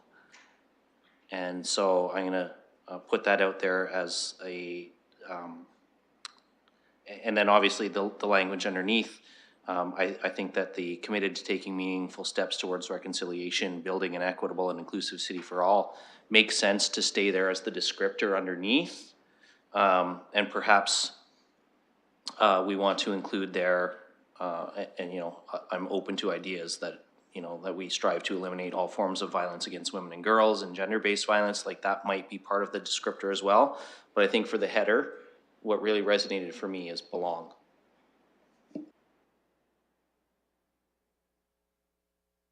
I'm looking for speakers. And although I said there's no cross debate, this is more of a discussion. Respectful engagement with each other during this would be helpful. Ms. Livingston.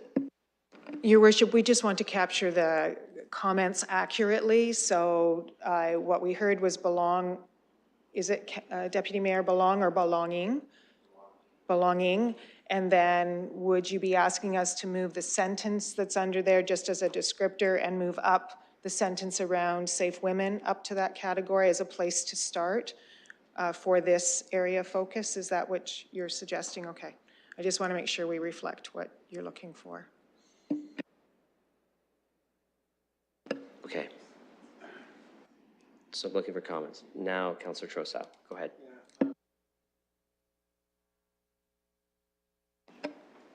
I'm wondering if we could create another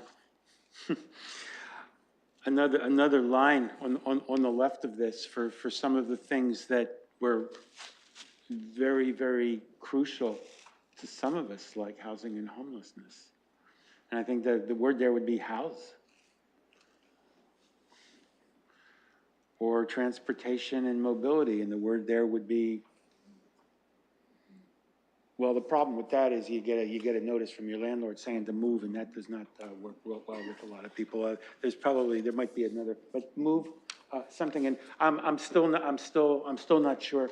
I think if we have 6 pillars, or if we have 7 pillars, because I think if we want to pull some of these apart, we're going to need to go to 7. If we have 7 pillars, and each pillar has, what, 3 or 4 outcomes? Now we're looking for 21 words with the outcome. And if under each outcome there are expected results, maybe more than one, well, likely more than one, we're gonna have a lot of headers. And I think the words are there. I think the words are there to do it. But if we're going to use this approach, let's think about how this is going to multiply as we go down the hierarchy from strategic goals to outcomes to expected results. And remind me which is the one under that measurable.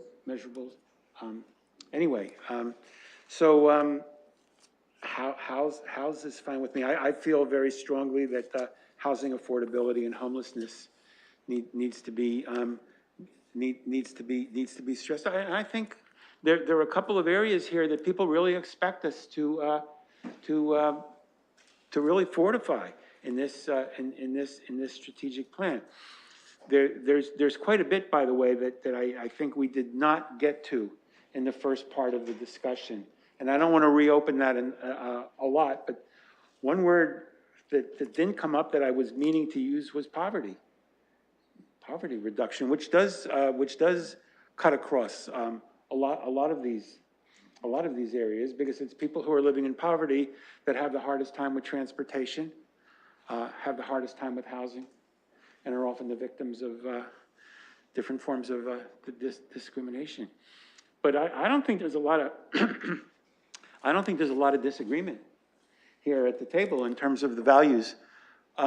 Values with a small v, not the values at that big part up there. But I don't think there's a lot of disagreement here at the table about the direction that we want to see this go.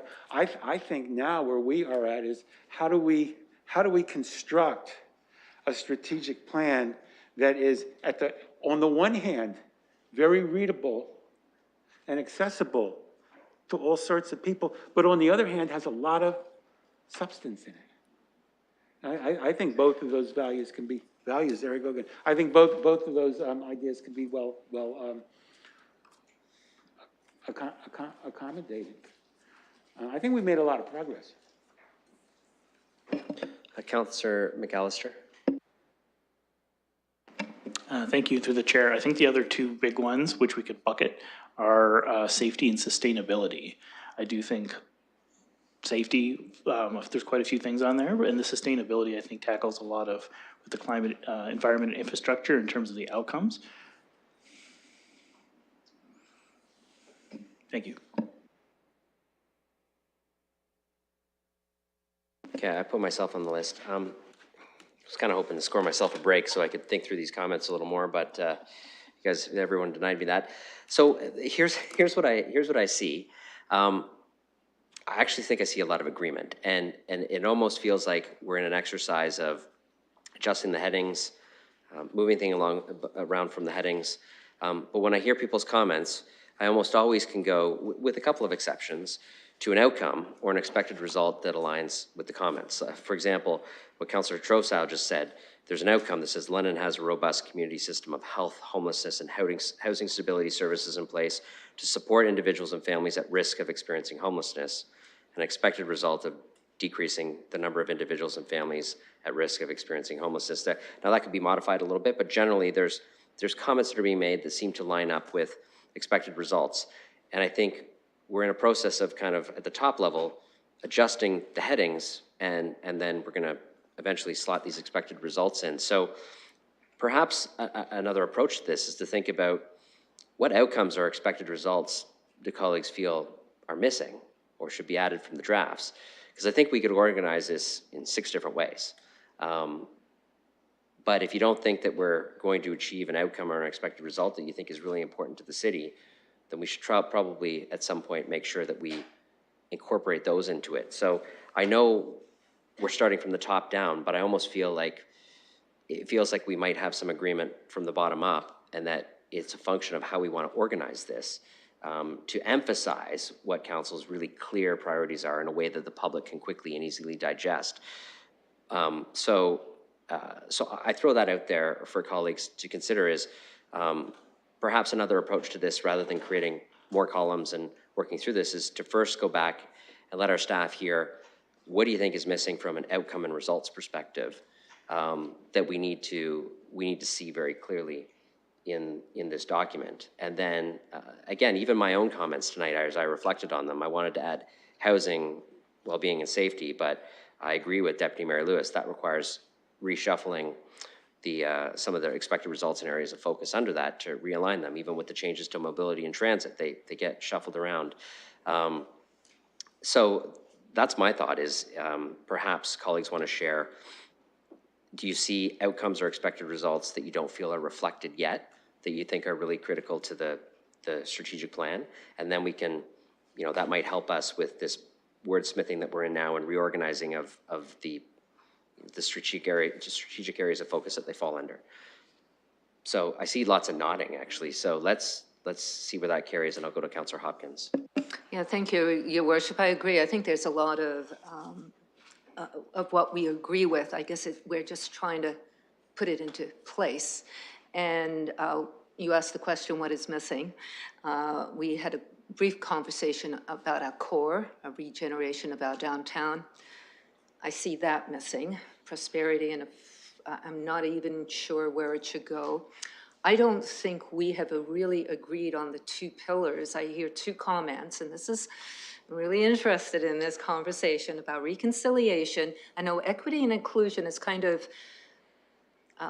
made it a little bit muddy, but the Safe London for women, girls, gender diverse, and trans people, I don't think we've agreed on one pillar or two pillars. So I think we need to sort of firm that up a little bit before we move forward. But getting back to what is missing, maybe a bit of, a conversation about outcome core area. I really do think that is important.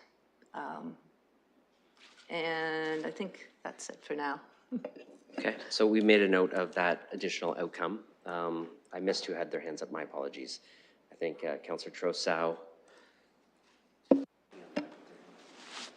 Well, I think actionable outcomes for the core area, and this may be an expected result, somewhere in between an outcome and an expected result, is reducing the vacancy rate of commercial real estate downtown, reducing blight, making downtown a more attractive place for people to go, whether it's work or leisure, and increasing the densification of a good mix of different types of housing options downtown. And what works for us downtown? Well, what works for us downtown are the festivals. What works for us downtown is when people actually go downtown and come out of their communities and go to these wonderful festivals that we have that go on for a long time. So I think part of this can be designing a series of maybe pop-up festivals or other types of activities downtown. But I think that these would be outcomes for downtown. An outcome for transit, reducing instances of riders being stranded by an LTC bus. Another outcome for transit would be reducing instances of paratransit riders not being able to get to or from where they need to go. So I think those are examples of outcomes. An outcome with respect to housing could be increasing housing density in the intensification in developed areas. Or it could be more specific, talking about some number of creating below market rent units developed for but by 2027, something that would be within the term of this council. And I like the idea, by the way. I think we've exhausted the top-down discussion for now, and I think maybe just throwing out, and these are going to multiply 7 times 3 or 4 times another 2. These are going to start to multiply. So I think there's lots of room for throwing out outcomes and expected results, and we can decide later what bucket they land in. I think we're onto something because I got lots of hands up. So I see Deputy Mayor Lewis, Councillor McAllister, Councillor Pribble, Councillor Frank, Councillor Pelosa.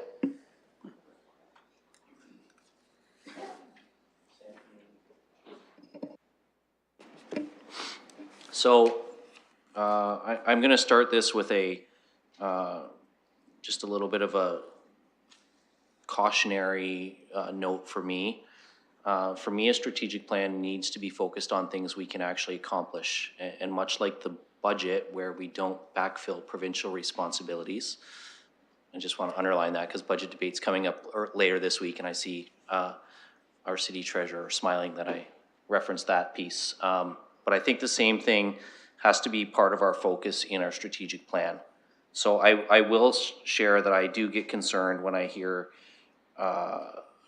setting outcomes for ourselves, like decreasing commercial vacancy rates, when ultimately, at the end of the day, all we can do is create some favorable conditions for some vacancies to be filled. We are not actually going to fill them ourselves. Those who will are actually not really subject to the whims of council. Those owners will offer the incentives they think they can offer at the times they feel it's right in the market. And as Councillor Lehman pointed out earlier, we're in a very different economic period than we were 4 years ago. So I think we've got to set goals that we can achieve. Just because there's nothing I really am less a fan of is setting a plan where the goals are completely unattainable. And I feel like we actually, as elected representatives, create a loop of feeding the public's sense that government doesn't do anything in their lives when we set the goals so high that we don't achieve them. So I'd like us to, I like the idea, though, as you suggested, Your Worship, we start throwing out some outcomes and expected results that maybe will help us refine our pillars. And for me, I'm going to pick up on something that I've heard others mention as well, and I've mentioned it too. So under the strategic area of focus, climate, environment, and infrastructure, we have an outcome number 4 where Londoners of all identities, abilities, and means can move throughout the city safely and efficiently. I think that's a decent header, but this has come up by a number of councillors before. I think under expected results, we have to have a category C where we see an enhanced level of satisfaction with the transit and paratransit services delivered to those in our community. And I think that that's a reasonable outcome, that we do have a measurement of customer satisfaction. Whether we do enough of that measurement or not, there is some data available.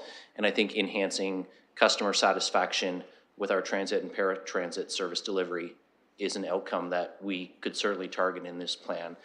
Whether it lives under this pillar or something else as we restructure things, I'm fine with wherever it lands as long as it's in there. But I think enhancing that satisfaction in transit and paratransit is a key outcome for us.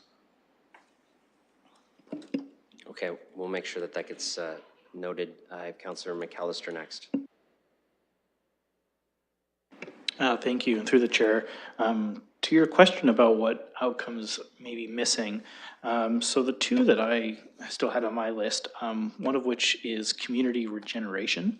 I know we've talked about the core, but there are some other areas of the city, older areas, that also deserve some attention, and that's why I think community regeneration is a better way of describing that, because there is the downtown, obviously, but then there are also more older established areas that need that as well. And I'd also like to take the opportunity with, we had prosperity and affordability on there, and going off of the community regeneration, I also see a lack of mention in terms of just like business opportunities, that we need those businesses to come back to facilitate that community regeneration as well. Thank you.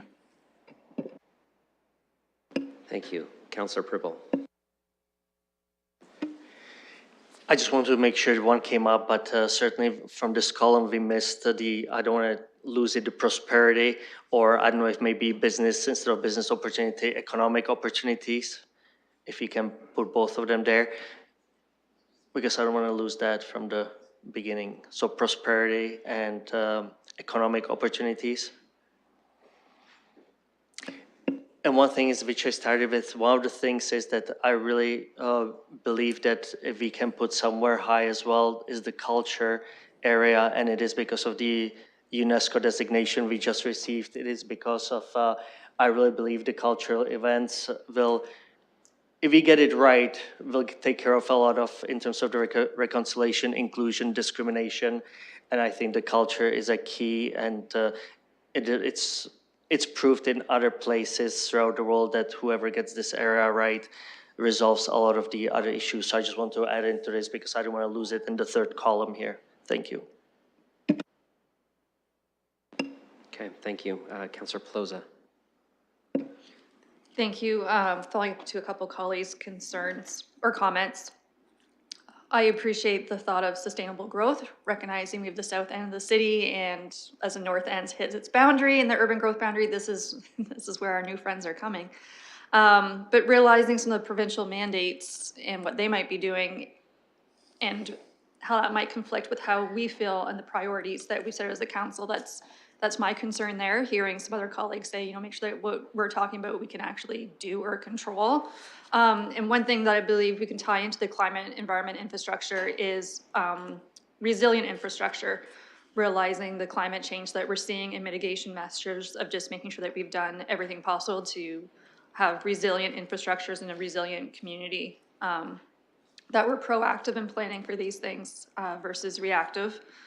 Also realizing the different flooding that's happening around the city to people's basements, weeping child disconnection programs that the city is doing, that there's some really good programs that we're doing that we need to keep doing to give residents an opportunity, realizing once you've had so many issues, you can't even get insurance.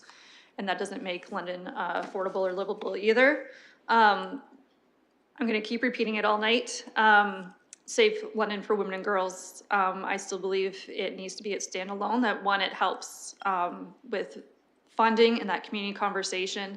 There's a lot of work that goes on with the London Coordinating Committee to End Women Abuse, and a lot of work that they do in our community and how they respond to incidences as they happen at other institutions in our city, and the training for bystander intervention training that these organizations do as well. In addition to the public gatherings they have in the community, and recognizing what a long wait list they have even for services of women waiting for counseling and safe housing themselves. And as much as we do in a community to help create safe communities, I would say this is one that we've seen put into action, thinking about the renamings that we've been doing, including Paul Haggis Park, that this was in the Los Angeles Times. Yes, partly because of who this individual was, but also partly that we were putting action to words of that it was, and the article said, this was a strategic priority for the city, and they're following through and renaming it, that there's not many things that we do that have a regional, national, and international impact of people having this lens and considering it. So for me, that's why I still champion it being its own standalone. Thank you. Councillor Frank. Thank you. Mine is kind of bopping between outcomes and expected results, but more of a comment. So for example, under climate, environment, and infrastructure, outcome is London as a model for climate action sustainability, and then expected results, it's a net zero community by 2050. I'd really love to see in all of our goals and targets that we do 2027, because I think it's really important that we focus on what we can do in the next 4 years. I worry a lot of the time people kind of put these 2050 targets out in the atmosphere, and then we don't really do anything until 2049. Not that we would do that, but I just worry. And then also, for example, under outcome number 2 of that section, moving towards a circular economy. Again, I'd like to see maybe a couple heavier language items around there, because I know we have a 60% waste diversion target that we're moving towards with a strategy. Again, moving towards a circular economy doesn't give me doesn't inspire me to action. So I'd love to see in some of these results, maybe just firmer language about what are we going to do and what are we going to do in the next 4 years about this issue that's very tangible. I do know that some of the metrics fall out of that, but even just, I guess, again, some of the language here I think could be strengthened with harder targets and more action-oriented words. So, but I don't want to wordsmith on the floor. Those are just some general comments. Oh, I think we're beyond that. Other comments? Oh, Councillor Trossau. Along those lines, and I think reducing emissions is something that is measurable, and there are a number of ways of doing that. For instance, looking at the emissions, things that are clearly within the municipality's power to do. Things like looking at emissions from gas-powered implements and how those are very large creators of emissions, more so even than automobiles. I do think, though, that when we talk about reducing the vacancy rate downtown, and I want to put this in a very positive way, there are a lot of things that are within the control of the City of London. For one thing, the City of London has the power to utilize its licensing powers to say if you're going to keep units vacant beyond a certain amount of time, there is going to be licensing. And with that licensing, there's going to be a licensing fee, which is going to be reasonable, and it's going to be based on the inspections that we come and do. So I think that we should be careful not to cut off areas of potential municipal interest just because we haven't done them. We haven't done them before, and we should take a very proactive approach and read through the Municipal Act in terms of the heads of municipal jurisdiction and our broad licensing powers, because really lets us do quite a bit. Other speakers? Oh, Councillor Hopkins.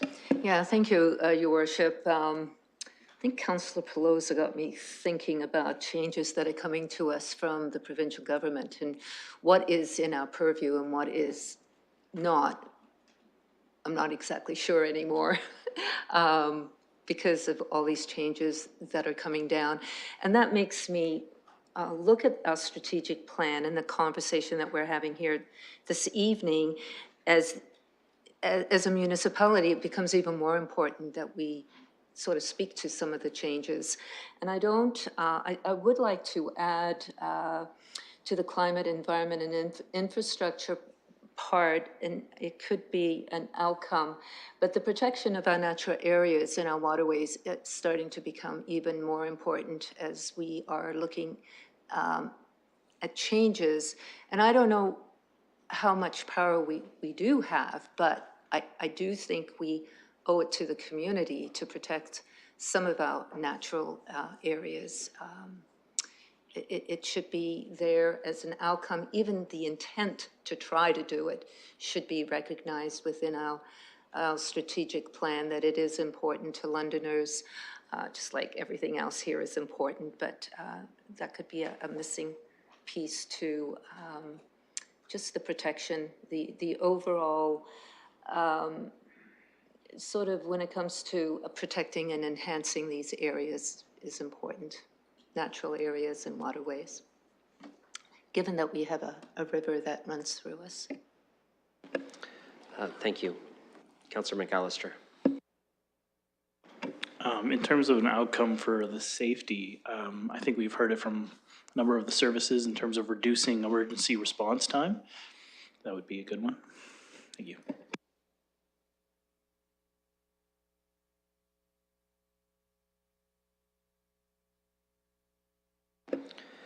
Okay, others on this? Expected outcomes, outcomes you'd like to, expected results and outcomes you'd like to see that you feel are missing. Councillor Trossau, and then, actually, you know what, Councillor, I'm going to go to Councillor Stevenson first, and then I'll come to you. She was just a little bit quicker. Thank you. I'd like to see an outcome regarding our housing target. Might be an expected result, but to have housing in there, and specifically the core area, safe and thriving.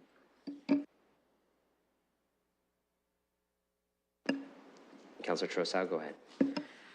I want to, I don't think it's come up, I want to raise the role of our mental health workers and our addiction control workers in terms of the important work that they're doing, which is very related to homelessness, and also goes to the question of safety. Many of the responses to safety do not necessarily involve the police and involve other qualified workers in the mental health and addiction field. I know I'm missing some, but thinking of a metric that really looks at the balance in terms of how much work they're doing, especially on the homeless file.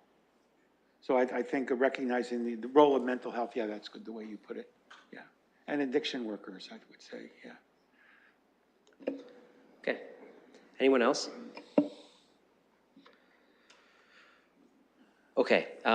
So I think that was a helpful exercise. I'm not sure all of these are specifically outcomes. Some might be expected results. Some might be related to other outcomes that are existing there. But I thought it would be valuable for anybody who thinks there's something missing at that level to to be able to have that opportunity to throw it out. It felt to me like we were shuffling the headings to ensure that we could get, new expected results out there. So I thought I'd just cut right to the chase and go right to what everybody was thinking. I think at this point, being able to transition to where we want to get to at the end of the night, which is essentially, something that we can put back out to the community for feedback. We don't have to have finalized it tonight, but in the support of being able to do that, I wouldn't mind, assuming we've exhausted kind of our ability to put some expected outcomes on the floor. We can take the break at any time. I'm told like they're prepared for us at any time to take a break. We could do that now. I could have a conversation with the staff about some suggestions on how we could move forward with narrowing this down, next steps, rather than just wing it from the chair. I prefer not to do that.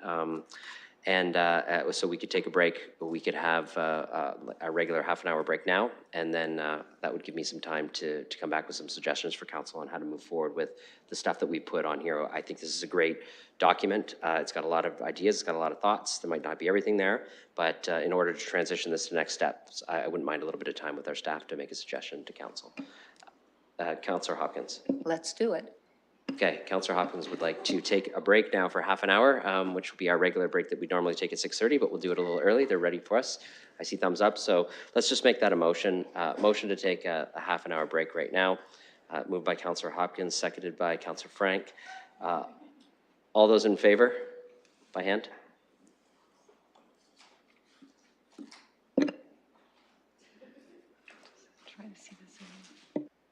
That motion's passed. Okay, thank you, everyone. We'll take a break for half an hour.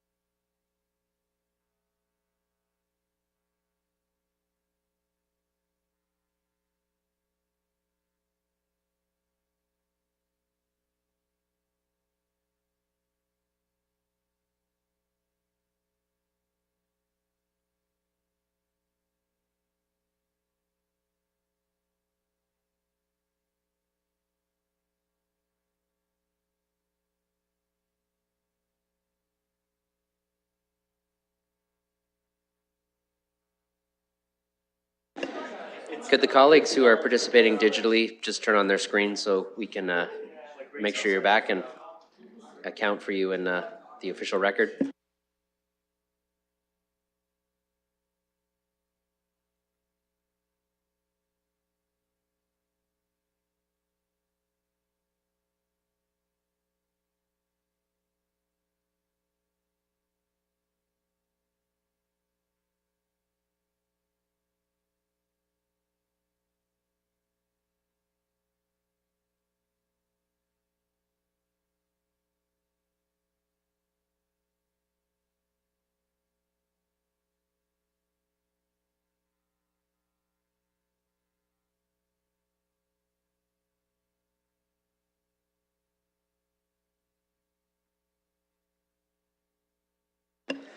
Okay, I think we're ready to start again. So I just want to preface this with, I asked our staff to pull something together. I by no means think this is the kind of end result of where we'll get to, but it was a consolidation of ideas. I'm sure it will be, there'll be some desire to make some modifications to it, but it was, I would say, a difficult piece to pull what we have together, and I'm not sure that I've interpreted it completely right, but I think we've done our best to kind of give us a piece to start working from. So maybe I can have Ms. Livingston put some stuff up and we'll have some further discussion. Yes, Your Worship. Based on the discussion, what we're showing you is the kind of original list, all the notes of the discussions, and then the categories based on our at-break discussion. What we then have begun to do, and we can continue as you work with this list, map the current outcomes and the proposed outcomes to these categories. So just trying to keep moving with you. So there's two pieces happening at the same time here. One, likely an imperfect and incomplete list of the categories, which are expanded, and there's more of them, and a number of additional outcomes that colleagues felt were missing that need to be mapped within a series of categories as they're defined. And I just want to remind colleagues that the stage we're at right now is not finalizing. It's trying to finalize something today so that we can get some public feedback so that we can take another go at all this. So I would emphasize that it need not be perfect, but you know, if there's at some point, there were some points where through the discussion, there are some differences of opinion and some mutually exclusive, I think, thoughts on the combination or not combination of some of these. So if at today we need to make a decision on how to present them, we could do that today, or we could leave them separate and have that discussion when the feedback comes back. I will note, and my apologies to Councillor Rahman, I was unclear on how to map the single words along this. I think there would be potentially two approaches: is to make them a title with these headings as the kind of the subheading, or to have them as kind of something on the page to signify that this is you know, where this one word kind of packages things together. So that remains unresolved. It was kind of difficult to try to piece everything together all at once, but I think hopefully we have something that we can continue the dialogue from. And at the end of the day, ideally, what we can do is settle on at least something that can go out to the public for feedback. So that's where we are. Councillor Trosa. Let me start by saying that I think under the column working drafts, those are intended, to the chair, those are intended to be the high-level pillars? Yes.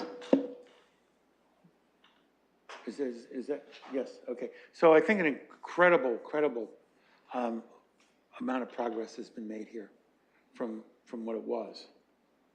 I'm seeing a lot of the substantive areas emerging as discernible climate action, mobility,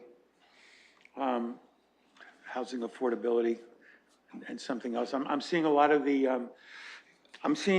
categories that I wanted to see emerging here, and whether they're combined with something else or whether they're standalones, really in the end isn't the most important thing if there are discernible outcomes and measurables for how we're going to get there. So I think this is an incredible turnaround in a short amount of time based on what I thought was a very productive discussion we had on council.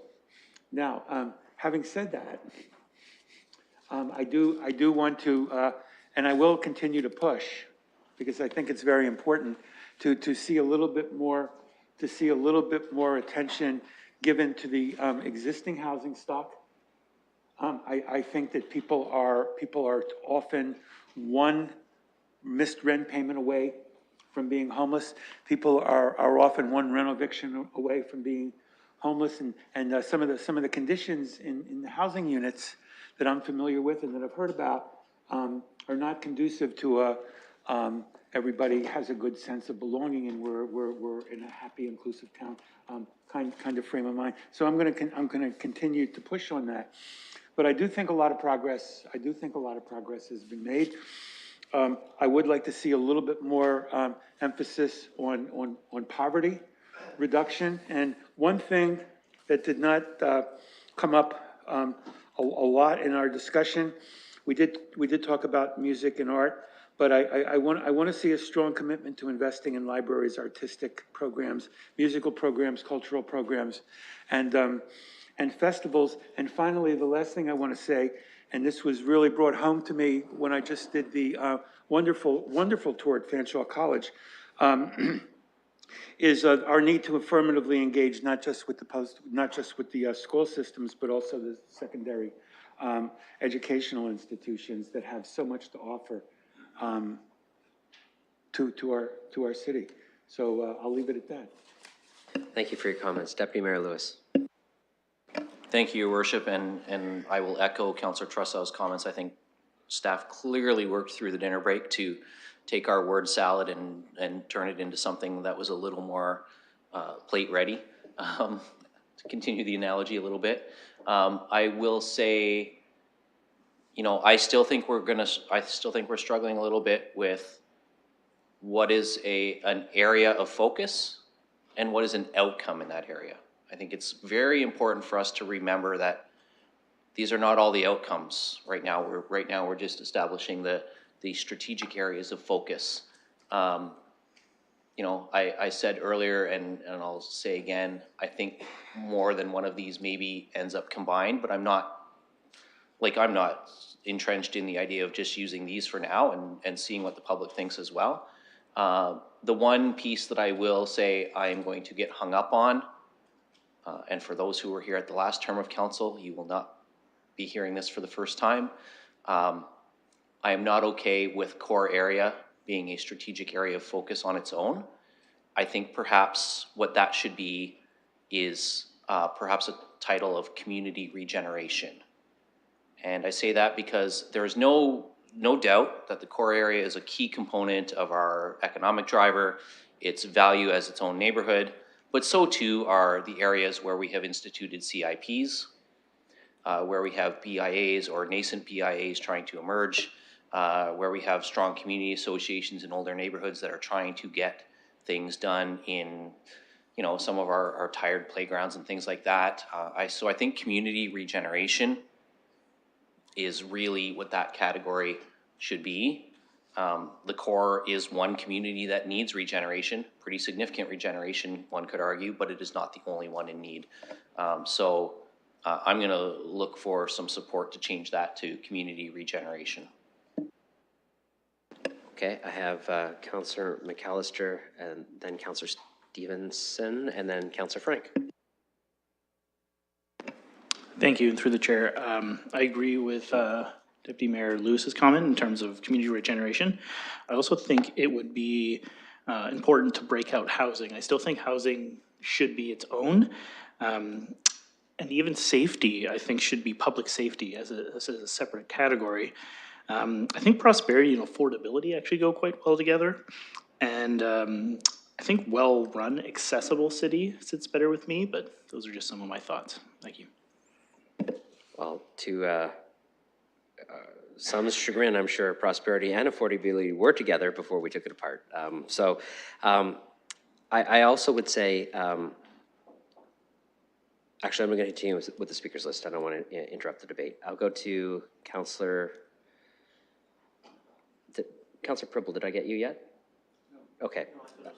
Oh, okay. I think Pribble, well, we got McAllister. I had you on the list before McAllister, so that was how I got confused. So my mistake. So I'll put you now, and then I'll go Stevenson, Frank. With the core area, of course, I think it is very important, but I'm okay even to potentially give those one up. But there is one thing, prosperity and well-being. If I look at this, I don't think it's aggressive enough in terms of the focus on how are we gonna prosper, make money, grow businesses, et cetera, et cetera. Prosperity and well-being together, I don't think it reflects it. I really would put either economic opportunities or prosperity on its own, but I really think that there are so many things that we need to do to move forward economically our city and to be aggressive to retain more businesses. So I personally honestly don't like it, prosperity and well-being. Reconciliation, equity, and inclusion. I know it was from the beginning. I know one deputy mayor, he said belonging. I came up with culture and lifelong learning. I do think that reconciliation, equity, and inclusion, it is very important. I just think that if we take it through culture, it's going to be more on voluntary basis, and it's going to be less in terms of the guidelines, and I think it's going to be, we will be more successful in that way with the culture and potential lifelong learning. But I really think that is very important to bring all the cultures we've got in our city, all the opportunities that we have, really, the music hall, grand theater, et cetera, et cetera, et cetera. I really think I think we are missing a good opportunity here, and the reconciliation, equity, and inclusion, we would cover it very well in the area either of culture or belonging. But please, the prosperity and well-being, that's not, if I look at this, I honestly believe we need to be more aggressive and attain the businesses to London, and we need to be more economic opportunities. Thank you. Okay, thank you. Councillor Stevenson. I can support the deputy mayor's request around community regeneration. Obviously, I'll be looking for core area to be a key thing under that, but I think it's true that the issues are citywide, predominantly downtown, but I do like that inclusive part of changing to community regeneration. And I think we get to this later, but I like well-run city, but the outcomes under it, I have different ideas as to what those could look like. I'd like to stay externally focused. There's so much hurting outside of City Hall that it's not that I'm not for these outcomes, it's just that I think when we talking about strategic area of focus, I'd like to stay focused on the people. Okay, Councillor Frank. Thank you. I like all of these, and I'd be willing to forego my favorite number of 6 and go to 8. I also like Deputy Mayor Lewis's comment about community regeneration. I'm wondering, just from a process perspective, 2 things. One, if there's a way we could do like some ranking, because we're starting to get like lots of words, and I don't know how we can come to a consensus on so many different ones. So I'm wondering if there's like a way of doing some ranking, and also if that's maybe like the way we could do the community engagement, if there's a survey tool on Get Involved where people could kind of like move up like their top 8 suggestions. So just because as much as I enjoy the debate, I am wondering if there's a way to kind of streamline into getting some final words. So are you asking for that for us or for the community to do? Both, but maybe not tonight. Like I'm saying, like, could we get the community maybe to do some rankings, and then maybe it comes later to council where we use like some of the runoff ballots that we were using for appointments to like pick our favorites based on voting. So we can, when it gets to us, I can answer that. We have in the system, as you know, the ability to do the voting where you can have, multiple things. And so we could essentially design a selection process to narrow things down if we wanted to. I will say, and it'll be, we're being very collaborative right now. We'll get public feedback. Eventually there'll be a point where we start making motions and voting on things at some point in this process, because there will just be things that people disagree with or have differences of opinions on. And we'll get to that at some point for decision-making. What's possible for the public, I might have to ask our staff to answer that question. Thank you, and through the chair. Yes, that's absolutely possible on our Get Involved tool. They're actually doing that right now with the vision, mission, values, where you can rank them in order of the one you prefer, or there's lots of opportunities that we can work with there. Okay, and also, colleagues, I'm starting to hear some consensus around the idea of maybe just the core area is important, but community and generation is really what we're going in. The core area was obviously a key component under that community generation. So if there's no, I don't know if there's no objections to that, then maybe we can reword that. But let me just go through the speakers list, and then I'll check back in on that in a moment. I have Councillor Ferreira and then Councillor Hopkins.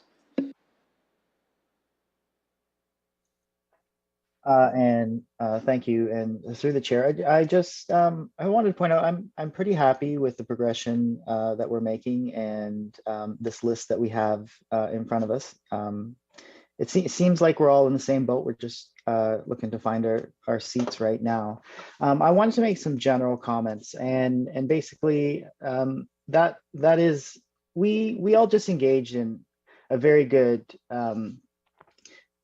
practice of civic engagement during the election. We all went door to door. We all spoke to residents and constituents one-on-one, and we definitely heard what London said. And I know that some of the top priorities that we heard, and the top priorities that I saw in a lot of other councillors who were just elected, their platforms, just like specific words like homelessness, housing affordability, climate change, and the environment, general safety, and well-being, and accessible public transit. So I just wanted to point out that we should consider those top issues that we heard again and again at the door, and that we did have on our platforms. We should consider that as we start working forward. So, you know, I want to just point out the mobility. I do want to see accessibility, mobility and accessibility, or accessible mobility, or something along that source, just to really kind of underline the accessible part of for mobility. And I guess for the core area and community regeneration parts that Deputy Mayor Lewis just spoke to, like obviously as a downtown councillor, I do like to see core area, but looking at the city as a whole, community regeneration would probably be more appropriate. Thank you. Councillor Hopkins. Yeah, thank you, and thank you everyone for your comments. I really like this. I think we've come a long way, and I think we're making it better. I would like to, the two comments that I heard when I was campaigning that everyone spoke about was the need for us to deal with the homelessness. I don't see that word. I'd like to see it in housing, affordability, and safety somehow. Because as we speak to the community, we need to use words that they use. And homelessness is a conversation out there. I think it deals with the vulnerable population and how we stress the importance of dealing with homelessness. I really appreciate the conversation around community regeneration, and I know exactly where Deputy Mayor is coming from, because we are going to find throughout the next term, all of us coming and defending our turf. And, it is important for sure, but it can also be divisive. But I think one thing this council can all agree with is the regeneration of downtown, given that we are in this unique situation right now where all municipalities are going to have to deal with the changes going forward. And that should be a pillar. Community regeneration, I'm all for that as well. But that core area conversation is really important. I'd like to still see it in there. Really like the ideas of let's hear what the community has to say. But we do know that we all are invested in our downtown. It is really important. And those and how we go forward, it's going to be even more so important to build on the investments that have already happened. So I'm good, community regeneration, but that's going to be a conversation for each and every one of us, no matter what, because we all want to support what's going on in our communities and regenerating our communities. But the conversation is, how do we support the downtown and how do we foster and contribute to that revitalization as we go through the changes that we're going to have to deal with as a council in the next 4 years with the downtown. So that's why I want to stress it is important that it still be there, but community regeneration is really vital. I just hope we don't pull against one another, as we have those conversations going forward. Obviously, the word is support maybe when it comes to community regeneration, but it is, our plans for downtown, there's a pull and a tug sometimes that goes on. And I think we might find ourselves in a little bit of a challenge, but supporting regeneration for the whole city is for sure important. But I really like these pillars, looking forward to hearing what the community thinks of them as well. Thank you. I have Councillor Pribble and then Councillor Cuddy. I know nothing has been updated in terms of the prosperity, but if I look at this, everything here costs us money. Where is kind of our responsibility to drive economically the city and actually make money instead of increasing the taxes? And prosperity and well-being together, it's not driven enough. So I really, this one, I like it as well. I think we are on the right track on all the areas, but where are we making money? So I really, in terms of the economic opportunities or prosperity on its own, but this way, I don't think we are driven enough. So if you can please add it in and get an input from other councils, from the public, but this is costing us lots of money and we are not making much money. Thank you. Okay, well, we'll think about adding that in. I'll come back to that in a sec. Just let me go to Councillor Cuddy first.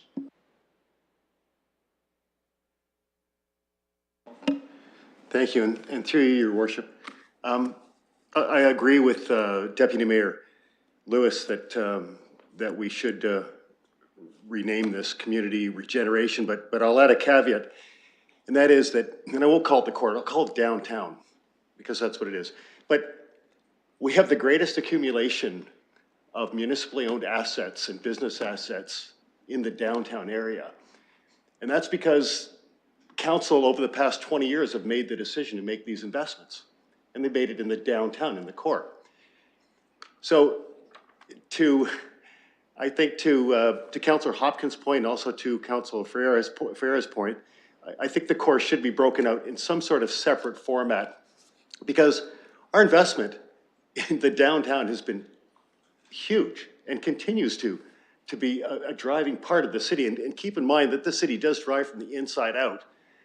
And when I went to doors, and I'm sure this applies to everyone who knocked on doors during the election, but every fourth house said, well, I'll never go downtown again because of this reason, or that reason, or homelessness, or violence. And that is part of the problem that we face today. And so while I do agree, as I mentioned earlier, and I'll conclude, I do agree with Deputy Mayor Lewis. I would also suggest that the core needs to have its own place. And thank you. I have the city manager next. Oh, no, I don't. I have Councillor Trosau next.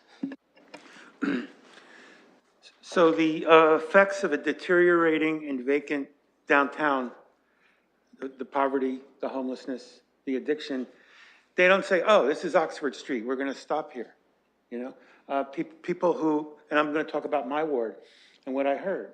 And it wasn't just people in the first block of Oxford. It's like, whether or not we want to go downtown because we like downtown, we feel the effects in our own community from what's happening negatively in downtown. So I think we have to look at the safety and viability of downtown as something that affects people who are just living in wards. And people are not just living in wards because they travel across wards.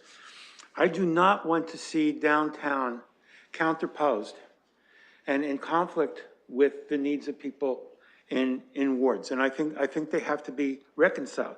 And I think if we say something like London will prioritize public health, safety, and well-being in our neighborhoods, streets, parks, public buildings, and the downtown, and for all persons, it sort of puts them together. And I think you can't have, and I'll just use my ward as an example. I know other wards may be further away from downtown or in downtown, but you know, to have the best sort of sense of belonging and community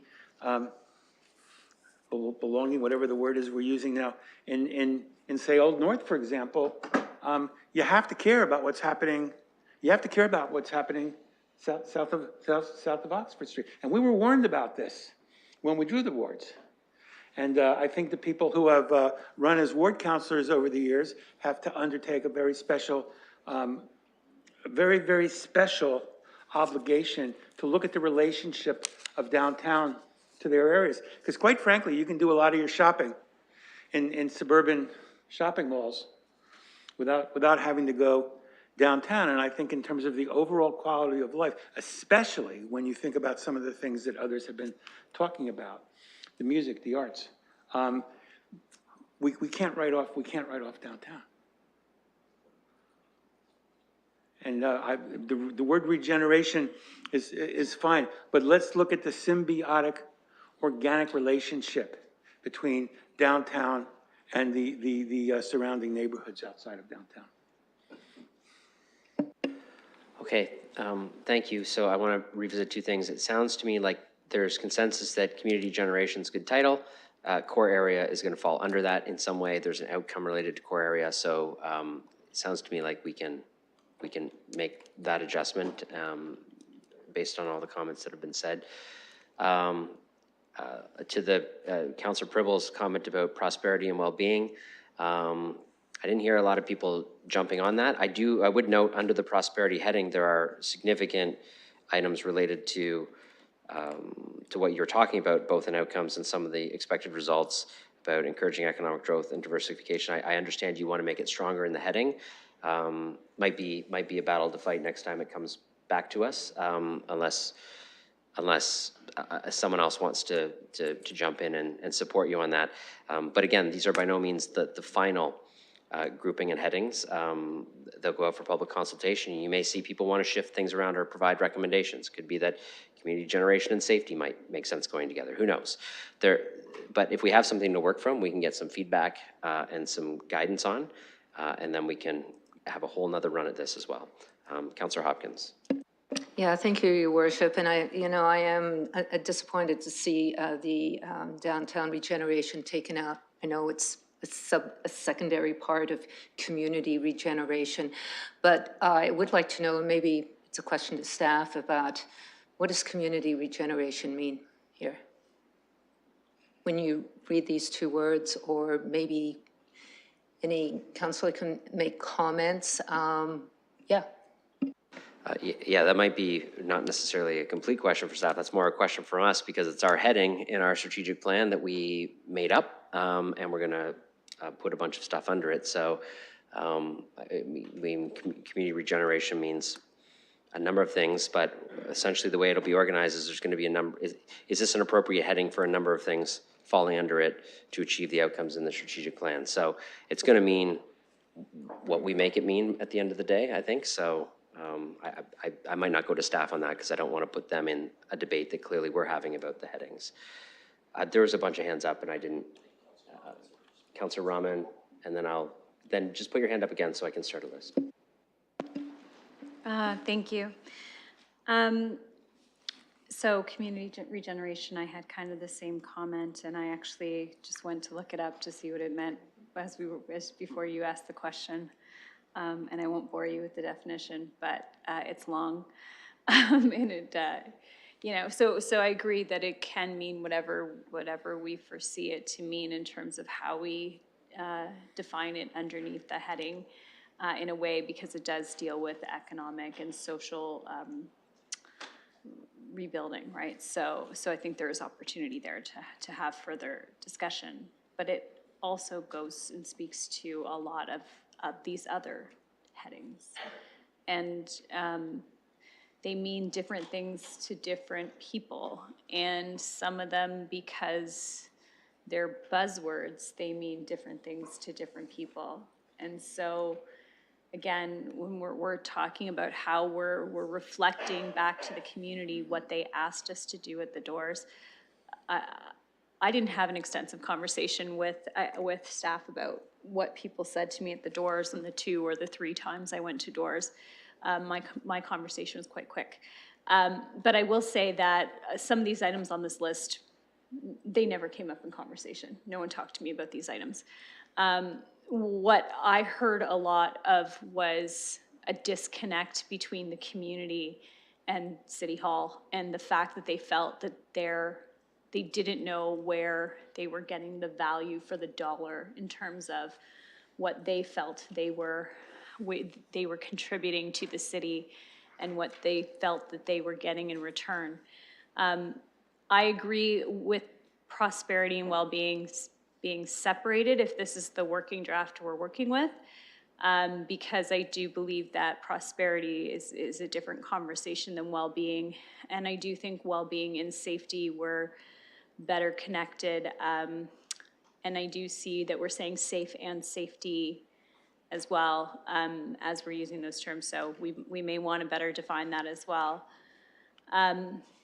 So those are just some of my general thoughts around how it's being worded, and how we're fleshing out ideas as we move forward.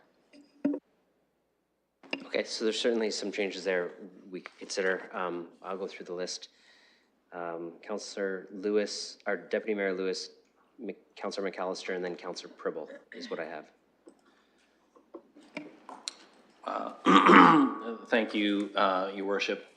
I think, in the interest of fairness, though, Councillor Pribble did have his hand up before me, so I'm willing to let him speak first, and I'll hop in after that if that's... Sure, that goes back to the part where I didn't see who had their hand up first. So I was jotting down names because I knew you weren't paying attention, so I know he was ahead of me. Well, you had your pencil up, so you just had the long pause. I'll go to Councillor Pribble then, and then I'll go back to the list as described. Okay, thank you very much. Now, this one, I'm going back to prosperity and well-being. Well-being, if anything, it has to do with it's more of a social affordability, safety. It shouldn't be there, and I'm okay with by itself prosperity or economic opportunities, either one. But I really will. I hope I will get a support from all of you, and if I have to put a motion, I'll put a motion, because we gotta be responsible and accountable, and we have to make money, and this prosperity and well-being takes, the second word well-being takes it to a totally different level, totally different area. So if we don't change it, or if the staff doesn't change it, because I know some of the suggestions were made, staff made those changes, some of the suggestions were made and staff didn't make the changes. So I'll let everyone speak, but if it's not changed, I will put a motion to change this. Thank you. I'm going to interrupt the speakers list to go to the Your city manager. Worship, I just want to be clear that we are making the changes as directed by the chair. So as the chair directs the changes, we're making them. That's right. So, and I want to hear a little more dialogue on that from colleagues before I make it. The changes we made seem to be widely supported. And what I'm trying to avoid is making a change and then making another change. So I've heard a couple of suggestions associated with well-being and safety and prosperity. We could certainly separate those, reorganize them, but I'll go through the speakers list to see where people go on this. Now I'll go to Deputy Mayor Lewis. Thank you, Worship, and through you, I'm going to touch on just a few comments because I think it's relevant to what we're saying, and I'm going to come back to what I said in my first round of speaking after the break. Is I think we've really got to separate in our minds the difference between what is an area of strategic focus and what is an actual outcome. And we're still going to have some disagreement on what those things are. I understand why people want housing and affordability in their own pillar. I think those are actually outcomes, but I understand for a draft that we're going to send out to the community why we would want them in their own pillars. I will say that on the prosperity side of things, actually, I'm going to go back one step. When I talked about community regeneration, you know, and again, people can agree or disagree. I did not do what Councillor Rahman did and looked up the definition. What popped into my mind right away is CIPs. And if we have a CIP in an area, to me, that's a sign of community regeneration, whether that's in Lambeth or Argyle or Hyde Park or wherever it is in the city. And of course, the core area action plan, I think, is our regeneration plan for the core. So I think that those outcomes, I don't want to lose the core outcomes either, but I think they belong as part of an overall community regeneration effort. And I hear the emphasis on the prosperity piece, but I actually think prosperity and well-being do belong together, because I think being able to participate in the economy is part of somebody's well-being. In the same way that housing is, in the same way that family can be, being engaged in work and play in our community is part of well-being. I would actually concur. I think safety actually belongs with prosperity and well-being more than housing and affordability, because I think there's more to safety than just housing. I think there's other pieces that tie into the prosperity and well-being of individuals and businesses and organizations in our city. And to me, when we look at the headings, prosperity is very much in almost every strategic plan, but it's almost always part of a bigger thing. And it was last time too, in the previous strategic plan. So I don't want to undermine or suggest that it's not valuable.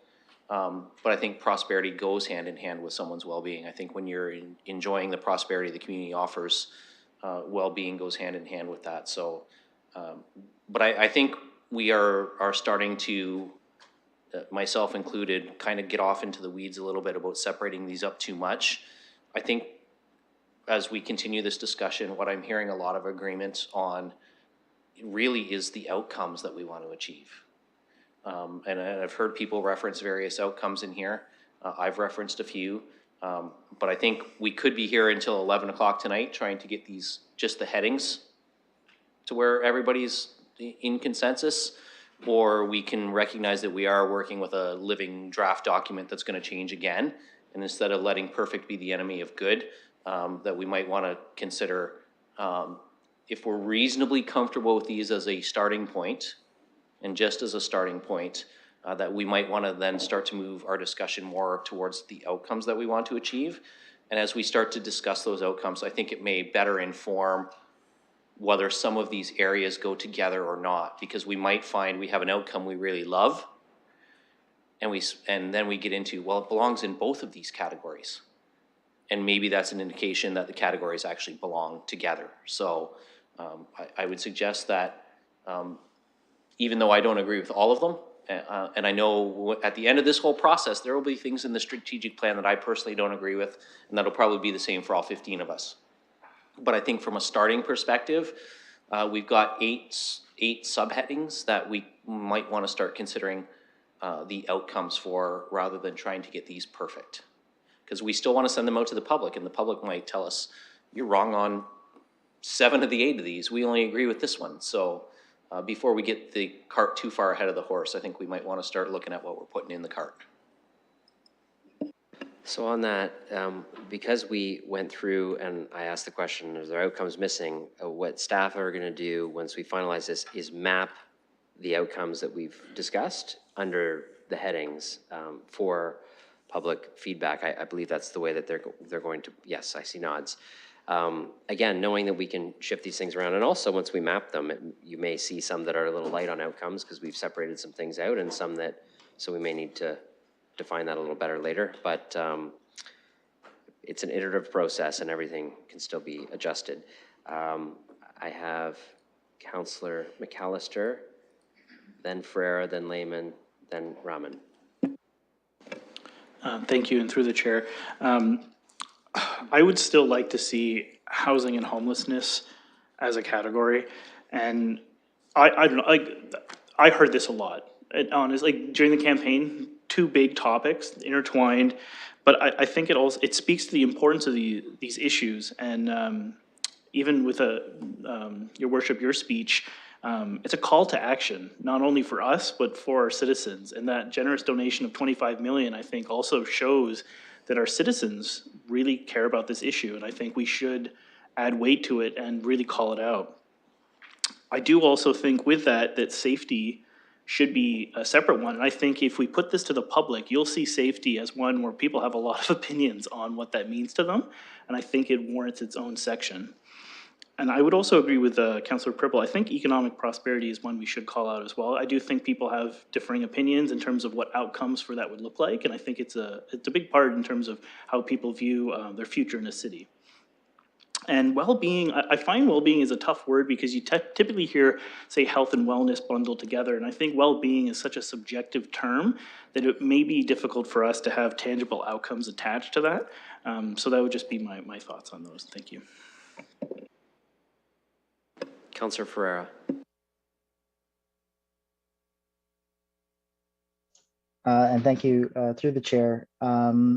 Yeah, I'd like to echo what Councillor McAllister just said on some specific things, especially with the word homelessness and just reconsidering of sticking that word in there somewhere, especially with like the comments Councillor McAllister just made. We have a big donation. We have people getting on board. People are making donations, individual contributions themselves towards this initiative. And I feel like we should recognize that somewhere, that word. Going to the prosperity and well-being. Yeah, I guess well-being definitely could be considered subjectively in a lot of ways, and it might be more appropriately placed elsewhere, or maybe another word used altogether. And just speaking after what Councillor Pribble said, like we do need, I feel like we should have some type of area of focus that would be more geared towards like the business community, economic prosperity. So maybe consideration of some words like growth or economic prosperity, or growth and economic prosperity to put there. Just along with that, just to kind of emphasize that. Thanks. Okay, I have Councillor Lehman next. Thank you. And yeah, just follow along that same vein that Councillor McAllister brought up. And just to hit the points that I heard at the door, echo very much that the councillor touched on: homelessness, housing, safety, economic prosperity, which translates, in my view, to jobs, and core. So I want to touch a bit on, we took core out, and it was brought up by a few councillors that suggested we should focus on core. And I want to put some arguments towards that. There are a lot of issues that Councillor Tressau mentioned that are shared by other areas of the city. And for sure, safety. And I know that for a fact in my ward. People feel unsafe to use our parks.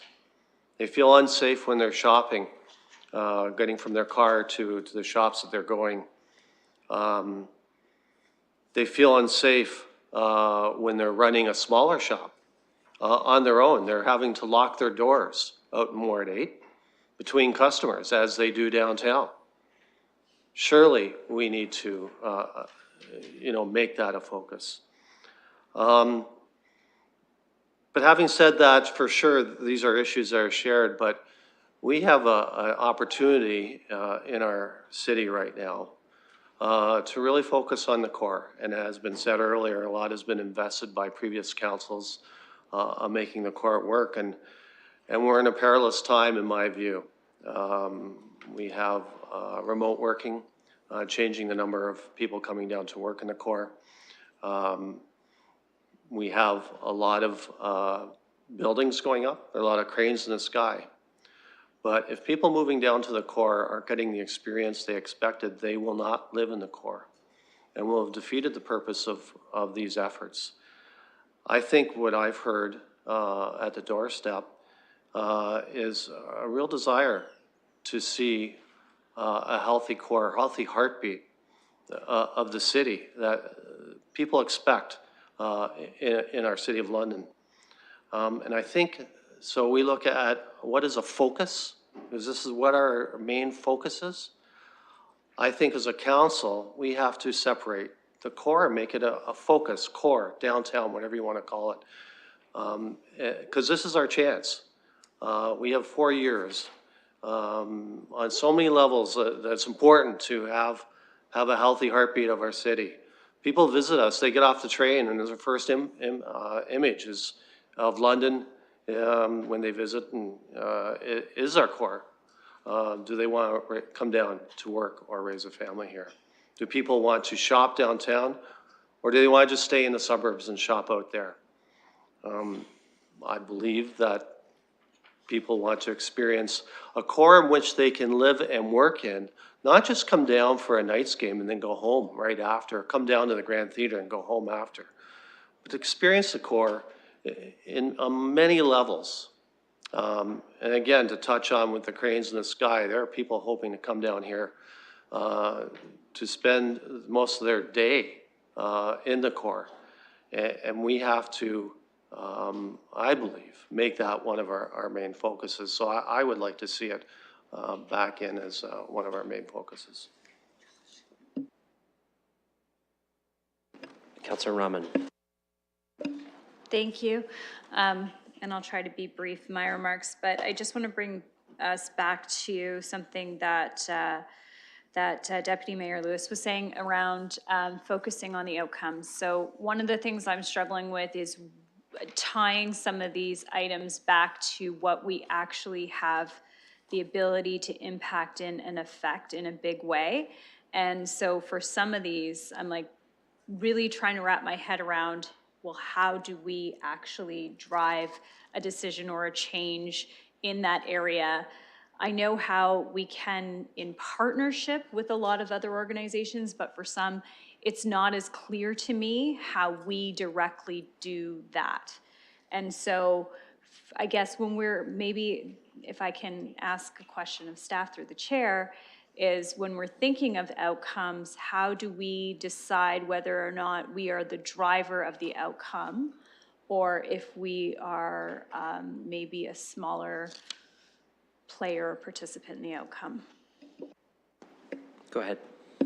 Yes, and through the chair, depending on what the area is, there are some things that are directly within our purview.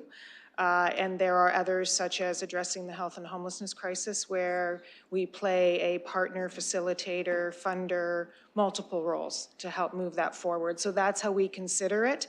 And we articulate those differences through the strategies that we would table. So council may wish to achieve a particular outcome, and there are strategies that we can undertake to do that. And in some of those instances, we might say in partnership or those kinds of things. So it really depends on the outcome, but the strategy is where we'd articulate the specificity of the role we might play. We have many levers as a government to contribute to the outcomes. Okay. Did you want to go on? Go ahead. Yeah, thank you. So again, as we were discussing the possibility of moving back towards some of those outcomes to help drive the words that they flow from, I think that that's a good exercise to go through, because again, if we're not seeing a multitude of things that drive to the outcome, I think it's maybe not worth putting as much of an emphasis on. Thanks. Okay, I have a speakers list, but I want to pause for a sec, because I think a number of us are doing the same thing, because I was rewriting a list as people were giving their feedback, and I know our staff were rewriting a list trying to incorporate some of the feedback. So based on everything that's been said, I'm hoping our lists seem similar, but maybe not. So you have the ability to put it on a screen, so you can do your list first to see if what you've come up with is reflective of the discussion we've had so far.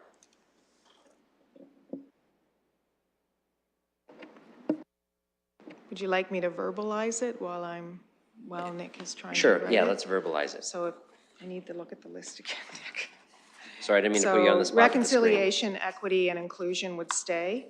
Housing, affordability, and safety would change to housing and homelessness. Safety would stand on its own. Safe London for women, girls, gender diverse, and trans. Prosperity and well-being would change to economic growth and prosperity.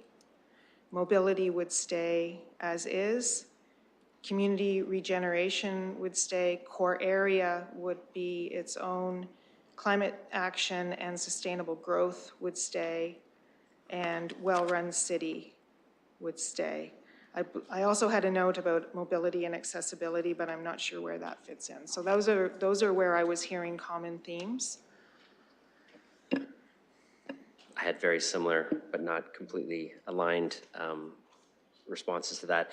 So would colleagues like to see that as a list of options up? Like, not that we're throwing out the other one, just to consider, to see if you feel that's reflective of some of the things we've done. We can make modifications to that. I can continue with the speakers list, unless you'd like to wait and just see that up in case you're on the speakers list and you want to comment on that.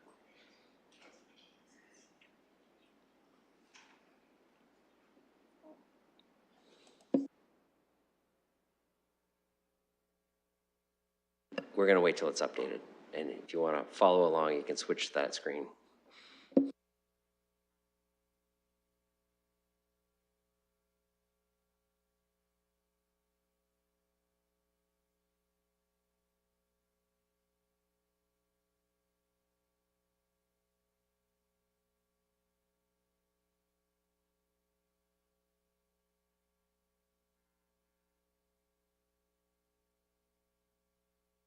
I also want colleagues to try to be conscious of what something Councillor Rahman said was, because the other thing I was doing as I was working through the same process that our staff just did was some comments are being said that are almost perfectly aligned with an outcome, like almost word for word. And there's might be this desire to put it kind of one level up, and I know Deputy Mayor Lewis was talking about this too, but you may just find that that outcome just needs to land under one of these, and you've got exactly what you're looking for there. So if you continue to reflect back to the outcomes, there are a number that are aligned almost directly with what some colleagues have mentioned as they're trying to add a new heading. Because remember, at the end of the day, these are just the headings.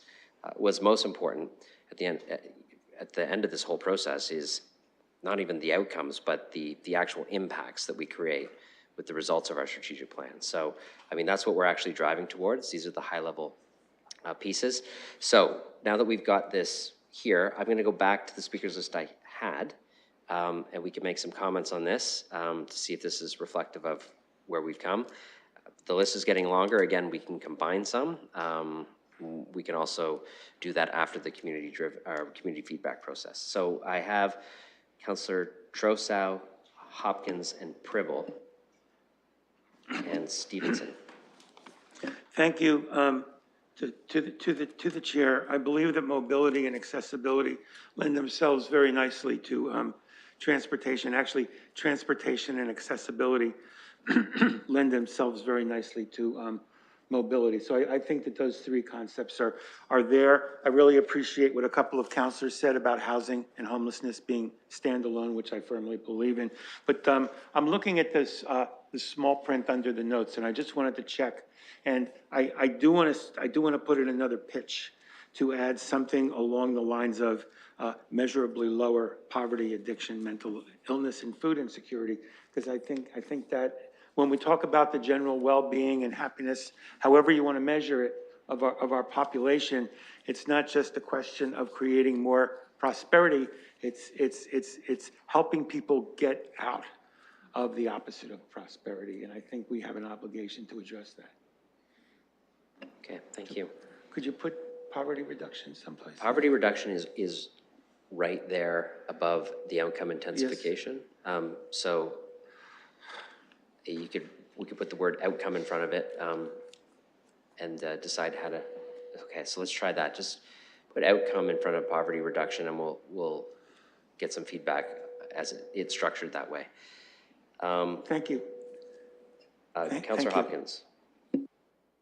Yeah, thank you. I just want to make comments on the two things that I heard over and over again at the door, which was housing affordability and homelessness together. And I know we refer to housing affordability and homeless as one sentence. And housing and homelessness, I don't know if that changes, but the housing affordability and homelessness is a piece that residents, I know, will understand. The second part is the mobility. I'm really glad that that's in there because the second piece that everyone can agree on is the need for better movement around our city. Whatever form of movement that is, we need to improve on it. So I'm glad to see the mobility part in there. I want to go back, and I know we're sort of speaking about outcomes, and I know our staff's probably waiting for us to talk about the outcomes, but as we've created 10 pillars now, I want to just review what I understand we're doing. I'm glad to hear the core area is back. It can be combined with community core area regeneration. I think it is really, really important that downtown is different than what is happening in each and every one of our communities. And sometimes that can compete against one another as well. We are at a time, and I'm going to just repeat myself, we are in a unique situation as we come out of COVID. As we look at our downtown, it looks different than it did. We already had challenges, and we already made huge investments prior to COVID. So how do we build upon that, and how do we create a different downtown? No, we don't have the solutions, but we do need to address it. Every municipality is having to address the downtown area and how it's going to look like and how do we regenerate that. So glad that a core area is there, but core area is such a broad, it's very broad. It's about regenerating and having that conversation. I would like to see it still combined, but if we want to keep it separate, I'm A-okay with that. And those are my comments. Okay, thank you. I will say in the original staff draft, the pieces around housing and homelessness and the affordability from that perspective was separate, and prosperity had affordability with it, which was kind of the general affordability of life in London. So I think it could still be captured under the prosperity, economic growth and prosperity section, I think, about general affordability. Councillor Pribble. No, do you know what? Because I know I'm not going to be the last one, so I have actually nothing to add if it stays kind of as these options, if it's these areas of focus. As you all know, economic growth and prosperity was my main concern. It is there. I hope it's not going to be deleted. I'm not the last one to speak, but I hope it's going to stay this way. And as I said, the homelessness is there and the core area is there, which are important to me. I don't want to push as much core area because there's potentially conflict of interest for me. Community regeneration, one thing is, I don't know if there were some couple of people said that it's potentially not clear. I don't know if community regeneration could be better as key area regeneration. But as I said, I won't go back to it if it stays this way. If economic growth and prosperity will change, then I would like to come back to it. Thank you. Councillor Stevenson. Thank you. I'm really liking this list. It does represent what I heard at the door, specifically housing and homelessness, safety, economic growth and prosperity, mobility, and the core area, as well as a well-run city and value for service. I'm wondering if we don't need community regeneration now, in that it's covered through economic growth, safety, and housing. So I'm wondering if that one's needed now. Well, I can't answer that, but I know Deputy Mayor Lewis suggested it, and he's next on the list. Well, I would say yes, and I would actually, I'm encouraged by what I heard Councillor Hopkins say, which was she would be fine if it said core area and community regeneration, if I'm not putting words in her mouth. So if the compromise here is that core area remains in the title, but it's then and community regeneration, I would be satisfied with that and combining those two. I think when we divide them, not only are we, because Councillor Hopkins is right, there are times when these two things are going to create some division. I think dividing them actually only sparks that flame. Because I can tell you without having to, and I've got 2 community engagement sessions booked already, so I know staff are looking forward to coming out and hearing it, because they will hear it. If they're separated on the core area, if it stands alone, my ward is going to say, we spend enough on the downtown. it's time to spend in neighborhoods. If it's put together, and I can say that we are, you know, also investing in the Argyle CIP, and we're investing in the Old East Village CIP, and those kind of things, I think that there will be a much more positive reception and a better understanding from the community that we are investing in all neighborhoods, but the core has some particular needs. So it is in the title for that reason. So I would be comfortable if I hear the desire to keep the word core, but I think it can be core area and community regeneration. You also said the word neighborhood, so it could be core area or neighborhood and core area regeneration. It depends on how you want to word it. I am comfortable with any combination of those words, but I think as long as core and regeneration and that other word, whether you want neighborhoods or communities, I'm fine with both. Either or is fine, but I think that they need to all be reflected in that. Okay, so regardless of what we call it, does anybody object to putting those back together as long as it's identified in one line? I see. Is that, those are objections or those are all agreements? Okay. All right. I said anybody object, everybody put up their hands, so I thought. Okay, let's put them back together. Great. One last item on the list. So were you done with your comments? Oh, no, you no, put I your wasn't. hand up before you answered. Yeah, Go I wasn't ahead. quite done with my comments. Continue on.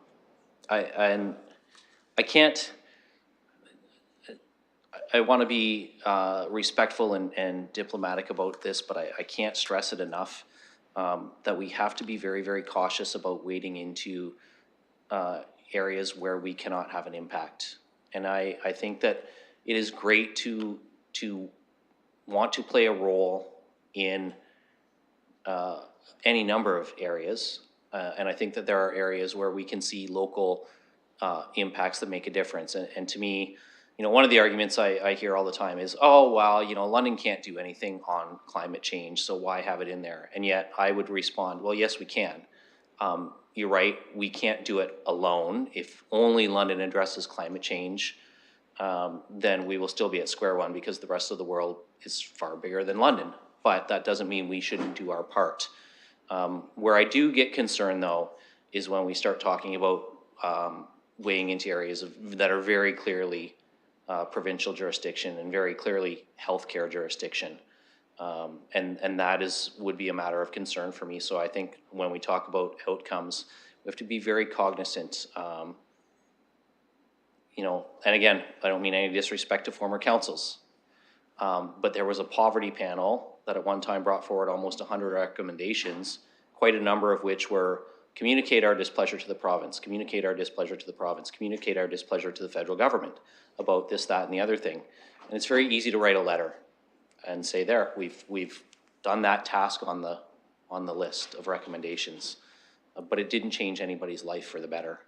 And that's not from a lack of work on our staff's part or on the former council's part. It's just that, did it impact people's day-to-day lives in a positive way? And I would argue that some of those steps did, because they were steps we had control over, but some of them were less impactful because really we communicated to a senior level of government and then it was left there and not actioned. So I just want to be really, really cautious as we start to move forward. And I think we're getting, like, I think the list we've got up there right now is a really good start. But I do want us, as we roll into outcomes, be thoughtful of how we are going to do this as a community with our community partners.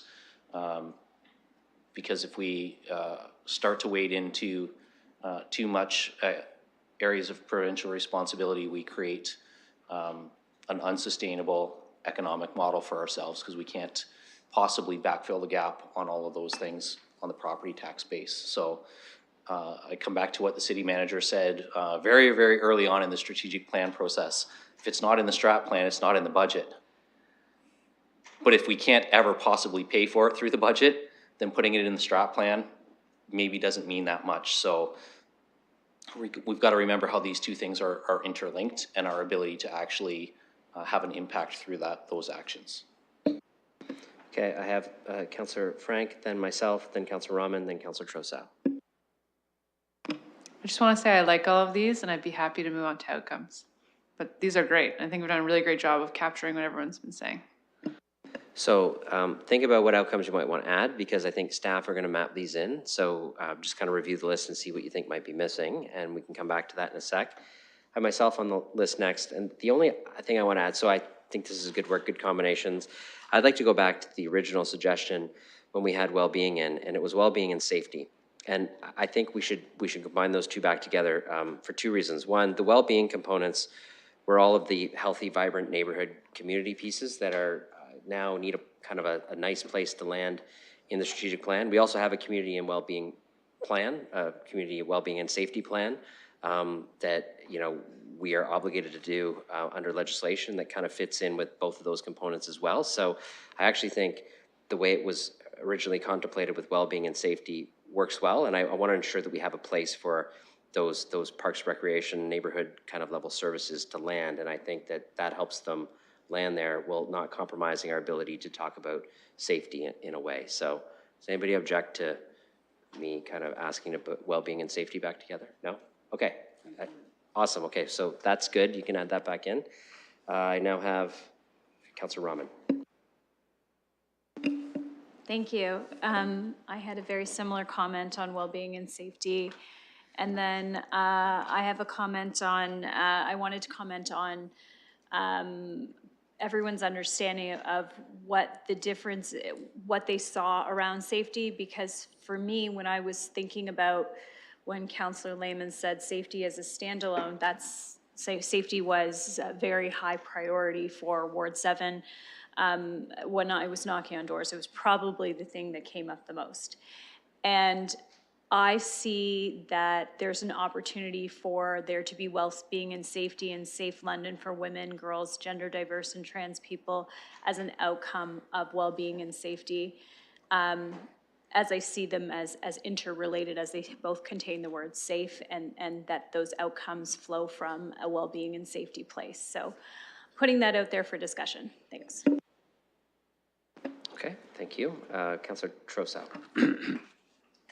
Just because the matter is included within provincial jurisdiction does not mean that municipalities are ousted from getting involved in that area.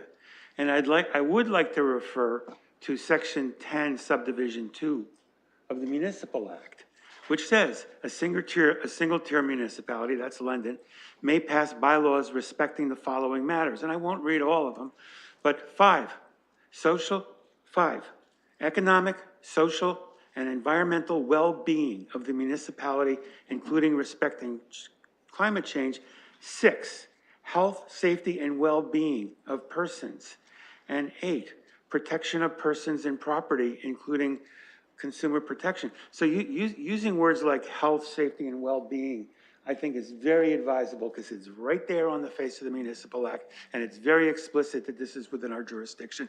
And the fact that provinces and the federal government deal with these matters does not take away from the role of cities with respect to these items.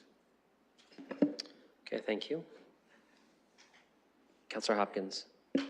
Yeah, thank you. I just want to follow up with Councillor Rahman's comments about, I guess, from what I understand, creating well-being and safety and safe London for women and girls, combining the two. I would like to have them separate. I'm glad we've got well-being and safety in. And the reason I do think they're quite different, I heard loud and clear too, when I was campaigning, safe neighborhoods, cut through traffic, speeding, not stopping at stop signs, vehicles being stuff taken out of vehicles. The petty crime is in our neighborhoods, to me, is very, very different than eliminating all forms of violence against women. To me, it's a completely different pillar, and I would like to keep those two separate. But I'm glad to see well-being and safety in there. Okay, I don't have any speakers, so that doesn't mean jump in right yet, but I want to let you know what we could do as a next step for the next part of the discussion. It would require a short break, although it's been another hour and almost a half. Staff could map the outcomes under these headings if we're generally comfortable with them, knowing that they'll be consulted on and we could change them later. And then we could look at perhaps where those outcomes land, and then go back to what Councillor Frank was suggesting about maybe revisiting any outcomes that you think might be missing. But that way you can see how many are populated, where they generally land under each one. But I'm told they need about 10 or 15 minutes to just complete the mapping process, given we've changed stuff. Councillor Rahman?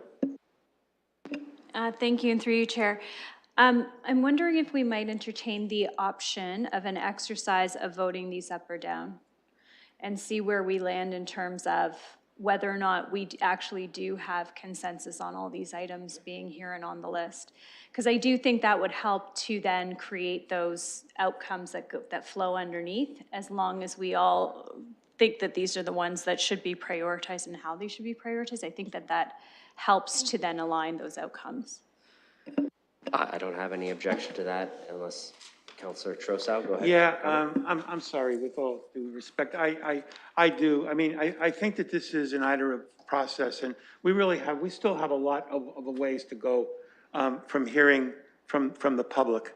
And while a straw poll might be fine, I would just rather hear anybody's strong objection to any of these categories rather than voting on them, because I don't want to get in the situation where we say, well, you know, I think I'm going to bullet vote for housing because that's the one I really want in there, and not the other ones, which we could do. So I think we have to be careful resorting to a premature vote unless we think there's a really good reason for doing it, and I don't think we're there yet. Okay, some difference of opinion on how to proceed. I'm in council's hands on how you want to go with this. We have a list that we've done through an iterative process. There is the option to suggest that we take something off the list. At some point, though, when we finalize that, I would like to do that mapping process so people can see where we've landed, so that I just want things to be very clear on what will be put out to the public, so that there's no question about it later.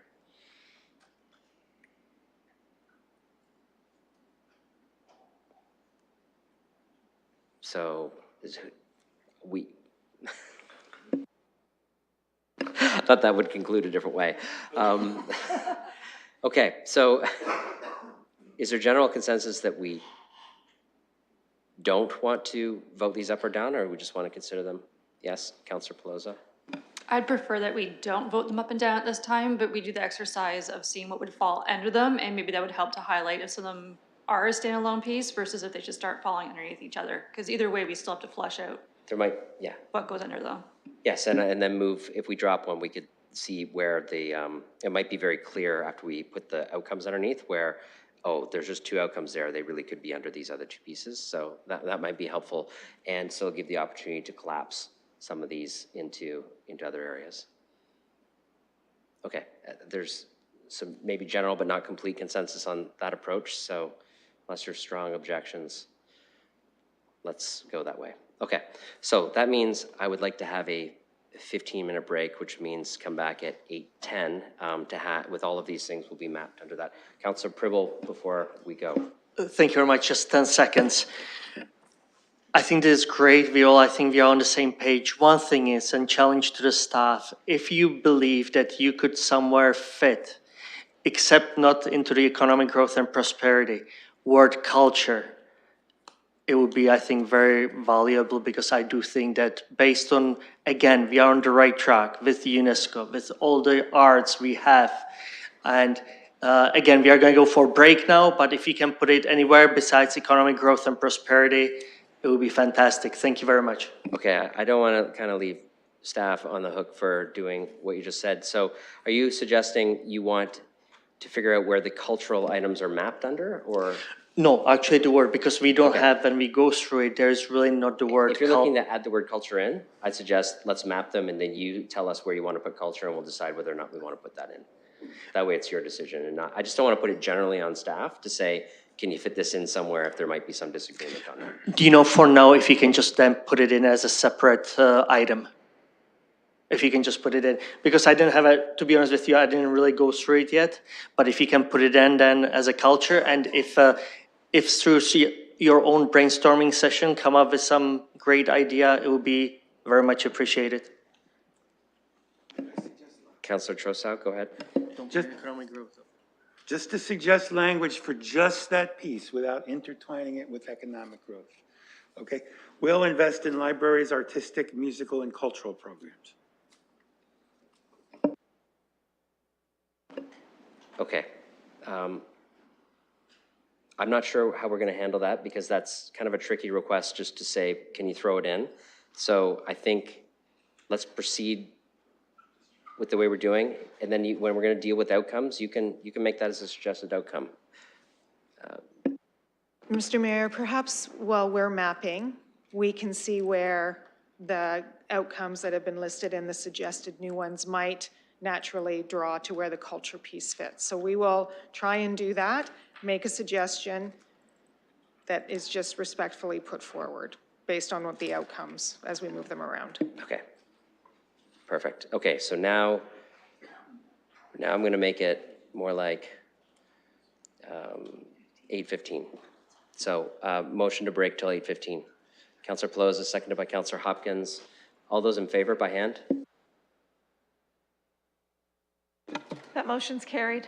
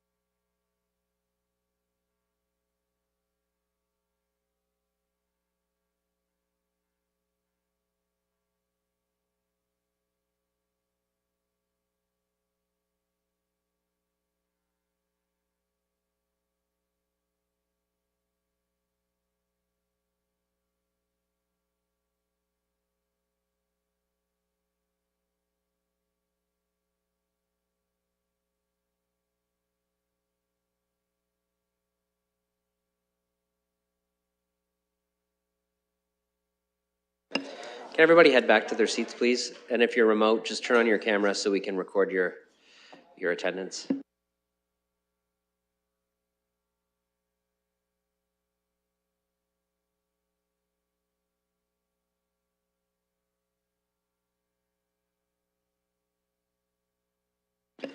Okay, thank you for that short break. What we're going to do now is we have mapped, I say we, but I didn't do any of the work, our good staff did.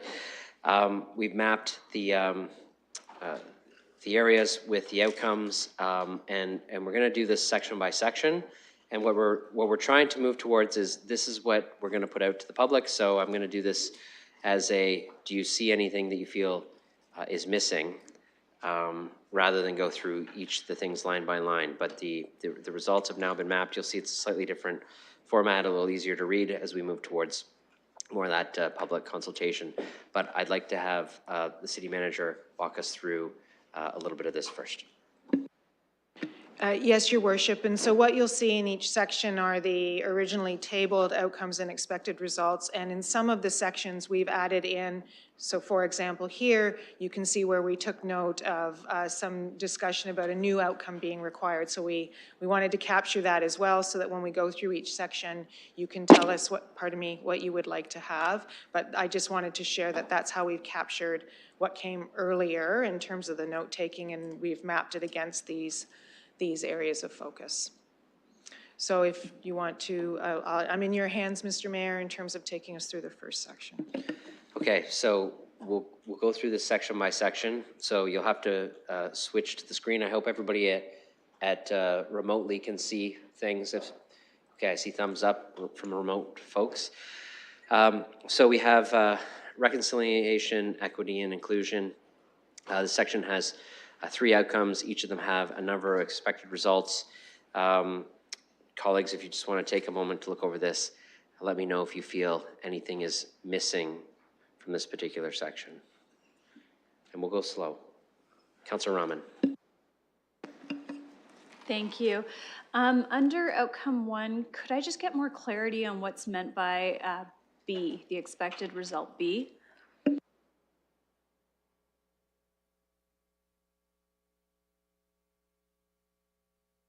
Go ahead. Through you, Your Worship, this is the Truth and Reconciliation Commission calls to action that are specific to the municipality and working with Indigenous communities and how we should go about implementing them. So a number of them we have underway, but it is doing that partnership work or learning and understanding to be able to implement them effectively. So some of the strategies that you would ultimately see under here would be there was a commitment last year that we develop an action plan on how to implement these and other reconciliation steps as a municipality. So that's the kind of work that would fall there. Thank you. So to follow up, so what I'm hearing is continued dialogue to effectively implement the Truth and Reconciliation Commission calls to actions that impact the City of London? Yes, and any others where we may have an important role to play, whether that is through advocacy. For example, there is an action with respect to data collection that the federal government does, so we may have a role to play as a municipality and part of our advocacy work, so it doesn't impact us directly. So it's those kinds of things that we would want to bring together in our action plan. Okay, so to further follow up, if there was, so for instance, I remember that Mayor Morgan was talking about the fact that there are things that we can do to apply for additional available housing dollars for urban Indigenous communities, for instance, but that wouldn't be an outcome that would flow out of somewhere here, it would flow somewhere else. And is that somewhere else? Thank you. I was referring at the time to the Reaching Home strategy and being designated as an Indigenous community. Your worship, it would probably, this is where the plans are integrated in terms of the areas, and of course, reconciliation, equity, and inclusion, there are specific actions, but then there are things that fall under the other pillars. So the Indigenous-led homeless plan that previous council supported and allocated funding would fall there, as would working with the federal government on being, I believe the language is a designated community, is that correct, Craig? So those kinds of things, those strategies, actions would fall under the housing and homelessness section that is here now. Good? Okay, great. Councillor Stevenson.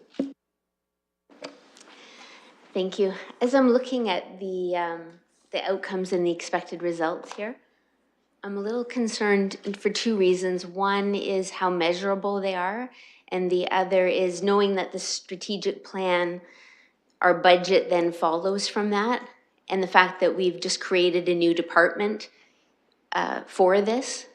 I'm wondering if there are more funds needed at this time. Go ahead. Through you, your worship, that's why we're going through the order of magnitude costing exercise, so that at the end of February, council will get a sense about whether any new investment is required here. So that's where we'll try and provide some of that information to you, along with the metrics, the unit of measures for each of these pieces. So that work is under development right now. There is, I can tell you, an example of one because it was public when the plan was approved. But when previous council approved the anti-Islamophobia action plan a year ago in February, there was an identification of a need for establishing a position to support the implementation of that plan. Since that time, we've handled that within existing resources. However, we did note that it would be a multi-year budget ask, so you would see a dollar sign reflecting that kind of investment to support some of these outcomes and expected results. And then my other thought is, knowing that this is a new department that's just got going and is going to be doing lots of work, and not having heard this too much at the door, and knowing that what we're trying to do here is pick strategic focus, not just what we're going to do, but what we're specifically, council's going to really focus on. I'm wondering if, as we do each of these, we could do what Councillor Rahman suggested and have a quick vote on each of these to make sure that this is what we want to go forward? Well, not each outcome, but the entirety. Okay. Now or after we get public feedback? I'm thinking now, so that we're sending out something that we all agree needs to go forward for public consult. Well, I said there'd be two ways to go about that. We're going to go through and make sure colleagues feel there are nothing missing. And then at the end, we could vote to forward this for public participation, and anybody is welcome to pull something out and vote on a section separately at that time. I think that's the process we're going to follow. We're going to make a motion to approve this in principle for public consultation. So there could be a mechanism there at the end to say, I'd like to pull at this section and vote on it separately. I couldn't possibly stop a colleague from doing that.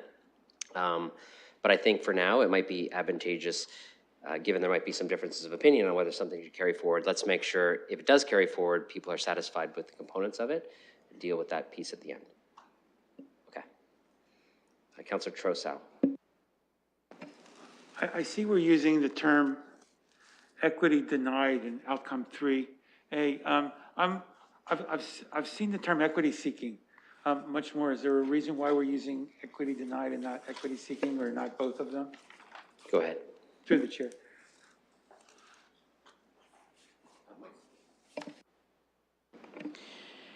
Your Worship, this material was developed with the expertise of our Anti-Racism, Anti-Oppression Division, and they have advised that this is the language the community is now using. There was equity deserving, equity seeking, and now it's equity denied. That's a good answer. Thank you for that. Okay, outcome 1, City of London enhances the confidence of Indigenous persons. I think maybe we want to go beyond enhancing people's confidence in what we're doing and actually enhancing their rights and actually enhancing their situation. We could do a lot of things to enhance their confidence, and they end up being shallow. So I'm wondering if there's a stronger way to write that without losing the thought.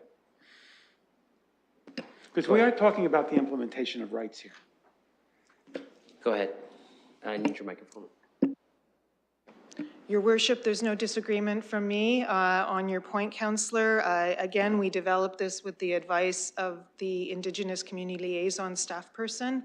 I think the underpinning of this is the need for the municipality to build trust as we try to establish relationships. And so that is my understanding of Ms. Antone's advice in terms of why that language is used here, but I'm certainly in your hands on the direction you'd like to take.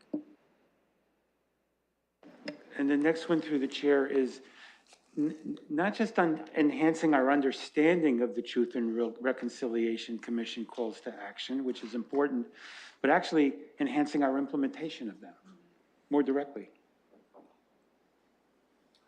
I would just note it does get into implementation, how best to implement, so we would understand them better so that we can best implement them. The action is still driven towards implementation. I think it reflects that there is a need for understanding from the impacted communities to ensure that the actions we take are reflective of what they want. That's the way I read it, but I'll let our staff respond as well. Certainly, Your Worship, I believe the expected result is to try and be twofold, both from a building trust and development perspective and move to implementation. I understand the comments about wishing to strengthen that, but I think that's the approach that's there. Well, the fact that that's there doesn't mean we can't strengthen it a little bit. Okay. Other comments?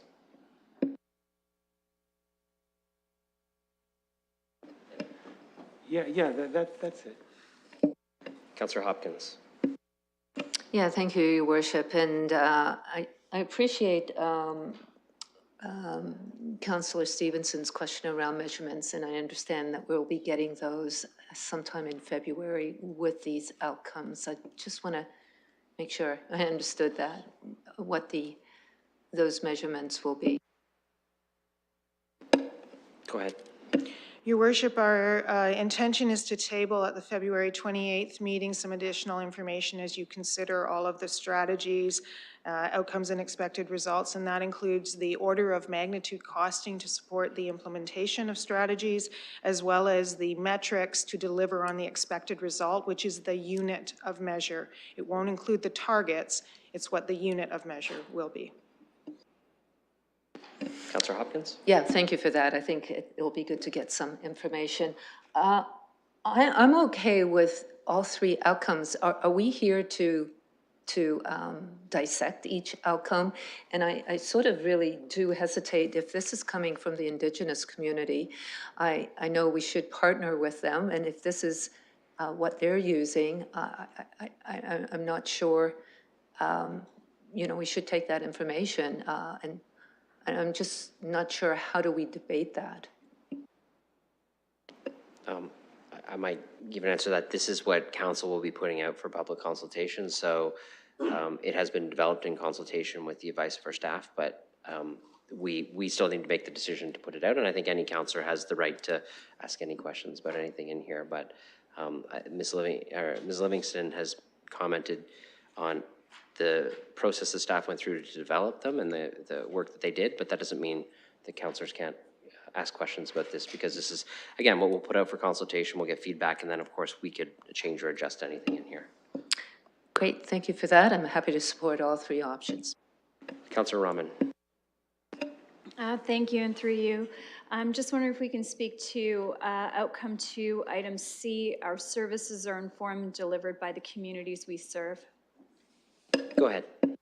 Your Worship, this is undertaking specific work in engaging equity-denied communities in the delivery of our services. So some live examples right now are work that we are doing with Indigenous communities, First Nations communities on how we should deliver recreation services, sport and recreation services. We've heard a fair bit from the Black community that this is an area where we need to do more engagement on how we deliver our services. So there are some specific things for certain kinds of services, and then there's the overall approach about are we actually responding well to our entire community, and some of that is tied to the third outcome, which is how we engage people in seeking feedback, in design and delivery, all of those dimensions that, in fact, the equity tool that we are now rolling out across the organization ask us to consider in every aspect of our work. Thank you. So I guess where I'm struggling is maybe I had read that differently in a sense where we say the City of London is a leader in becoming an equitable and inclusive community. To me, that serves more as dealing with a reflective of in our workforce. Because a lot of these things that we're talking about when we talk about reconciliation, equity, and inclusion have to do with how we also reflect back to the community who we are as an organization. And a lot of that has to do with an organization's ability to be culturally competent. And how can we be culturally competent if we're not reflective? And so a lot of these are really complex ideas that we're trying to put into our outcomes, but I don't know that we're explicitly saying that we're going to create the conditions for the cultural competencies that we need in order to do this work effectively. Your Worship, where you will see that is in Well-Run City when we bring forward some of the strategies with respect to being an employer of choice, and some of that is reflecting the community you serve, providing a safe environment where people are equitably promoted, there is a sense of belonging, all of those dimensions that you would expect to see in an equity and inclusion plan. So we have that. This is when I say these elements are embedded in each of the pillars. So that's where those kinds of strategies would be found. Councillor Trousseau. Couldn't we just add the words "and employment" to be increased participation in City of London internship programs? I mean, there's the internship piece, but there's the employment piece too. And yes, it may show up under another one, but could we put it in there for emphasis? Ms. Livingston. Yes, Your Worship, that absolutely we can say all Londoners have opportunities to participate in civic engagement and City of London employment, I'm assuming is the direction. I'm sorry. Just let me go back to the councillor for clarification on Yeah. where you're looking to add that piece. I was looking at B, increased participation, the internship programs, but also the actual hiring. So it's more internship programs and employment opportunities, I think is what the councillor's trying to say. Go ahead. Yes, Your Worship, certainly we can do that, particularly because there are a number of internship programs that other cities use where the interns are actually with political people in terms of civic engagement at multiple levels. I have Councillor Ploza next. Thank you, Your Worship. I will just note as well that the city does have metrics that we collect, but it's always up to the individual employees of how they would choose to identify and if they actually choose to disclose that. So as we're doing the work becoming a workplace that might be desirable or inclusive, it's still up to the employee of how they would like to identify publicly for us for our metrics. Thank you. Councillor Pribble. If this is going to go to the public, I would recommend, or I hope that what we do is when we send it out or when we post it on our website, that we are clear that outcome is not the last or the most detailed step of the pyramid. So the public does know that there are 3-4 more steps, because if someone just reads this, they wouldn't see it as very accountable, driven. So I would just like if this can be, if the residents of London can be informed of that. Thank you. Okay, so general comment on making sure people are aware of the process and how it will unfold. Councillor Hopkins. Yeah, if I may, I just really want to underline that comment. I think it's really important, because when I first read this, I kind of looked at it, the outcome as being, that's it. And it's just part of that process, and it's really important when we engage with the community that they understand that this is in the process. It's not exclusive, and this is what we're doing. This is what we've found, what the outcomes, how can we improve it? That's what I think we're here tonight to discuss. How can we make it better? But it's not the end result. And I think it's got to be clear to the community, and how we explain that to the community is also important. So thank you. Okay, thank you. I don't have any other speakers on this section. Can we move to the next section? Housing and homelessness? Okay. Housing and homelessness has two outcomes, a couple of expected results, and a couple of notes based on our comments that we made so far. So is there anything to add to this section that might be missing? Councillor Trosa. Yes, I think there is quite a bit that could be added here. I'm not sure if drafting these tonight is the best way to do it. But in terms of increasing the supply of housing, affordable housing, increased housing density, increased development of medium and high density. I mean, it could go into more detail. The creation of new affordable units, it could say, well, creation of affordable units. I mean, I think this is a little thin and you did a great job given the amount of time we had, but I think we need another outcome or two here. And I'm not sure I want to write it here on the fly. Maybe a ... outcome. Yeah. Three bracket might work. So there's I'm gonna go, are we scrolling down because we're looking to move stuff around? Okay, maybe I'll go to you first and then I want to make a comment. Or are you just he's just working his spreadsheet. We're just checking that we've moved all of the housing supply components here into this section. So where you do have the outcomes, it's just mapping it to the right section. So we did have, pardon me, because of course housing supply is a huge thing. So there is a housing supply outcome. Yeah, an expected result there. They may not be perfectly mapped given the speed at which we went through it tonight, and some may go in two sections.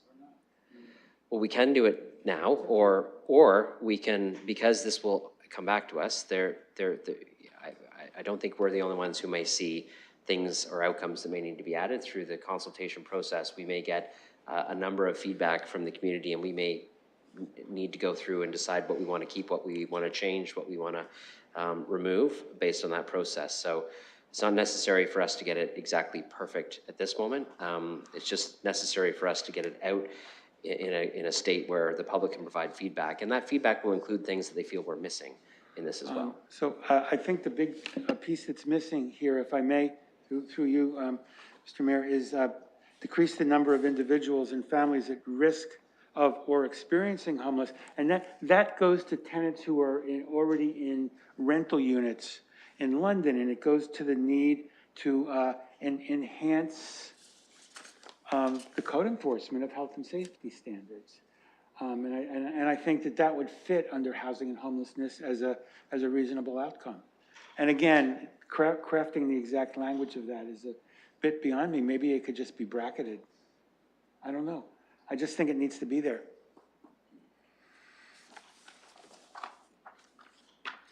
Go ahead.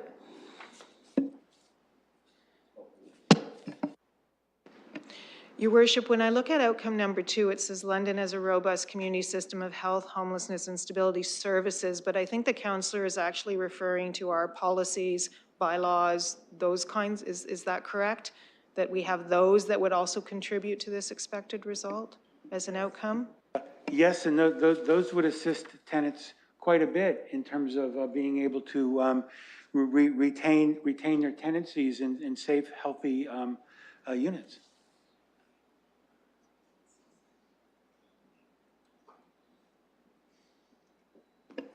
So I think maybe it's perhaps another expected result that may include a combination of our own bylaws as well as advocacy that we might do as well on this piece.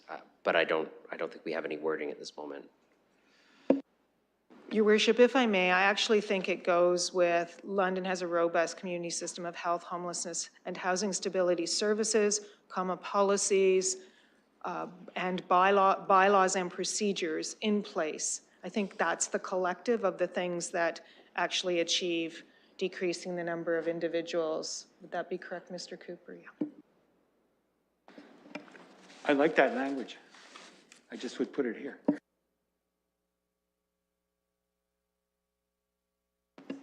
Okay, well, we get that fixed. I'm going to go to the next speaker. I have Councillor Hopkins first, and I'll go to Councillor Stevenson. And sorry, I see your hand, Councillor Frank. I'll get to you as well. I've already spoken. Then Councillor Stevenson. Thank you. I'd like to see something about meeting our housing targets and also meeting the affordable housing, the roadmap to affordable homes. So there was a comment made earlier about the target setting exercise, which council will end up doing, regardless of what that target is, I think it's due in March. I don't know where that bullet point landed in the series of documents or not. Your worship, I'm in the hands of council. We saw the Housing Supply Action Plan that council has requested to achieve the target as a strategy with respect to outcome 1, I believe. But if you wish to see it elevated to an outcome, we're in your hands with respect to that. This would be one of the ways that we increase quality, affordable, and supportive housing options. The Housing Supply Action Plan would be one. The implementation of the 3,000 affordable units would that be another strategy. There's a series of those, but I'm in your hands on whether the 47,000 should be elevated to an outcome. My thought it should be an expected result, that we hit that target and that we hit the commitment around affordable homes. 2 separate ones. So I want to make a comment on that. I don't disagree with what you're saying, but I do respect the process that we need to go through. So what council has done right now is we've referred to our staff a request to come back with a plan on how we would meet the 47,000, to perhaps put it in as a goal, not knowing the iterative steps on what we might have to do to get there might be a little bit premature. So I think what the city manager is suggesting is that it's probably captured under this in some way, but given the time frame, we may be able to refine it later when we have that information. But there's an order of operations as well. I think we're going to get a report back February 28th. Go ahead. You know where I'm going with this. Yes, Your Worship, it's the same night. The night that council will be revisiting vision, mission, values, outcomes, expected results is the same night that you will receive the report from staff on what it would take to deliver on the 47,000 housing units. It's coming the same night. In other words, it might be most appropriate to add it at that time based on what council does with that particular report. Otherwise, we'd be putting in a target that we may not all necessarily agree with when we see what it takes to get there. Could we put it in without the number? You know, a lot of these don't have specifics. So if it was, you know, we've met our housing target, we've met our affordable housing commitment.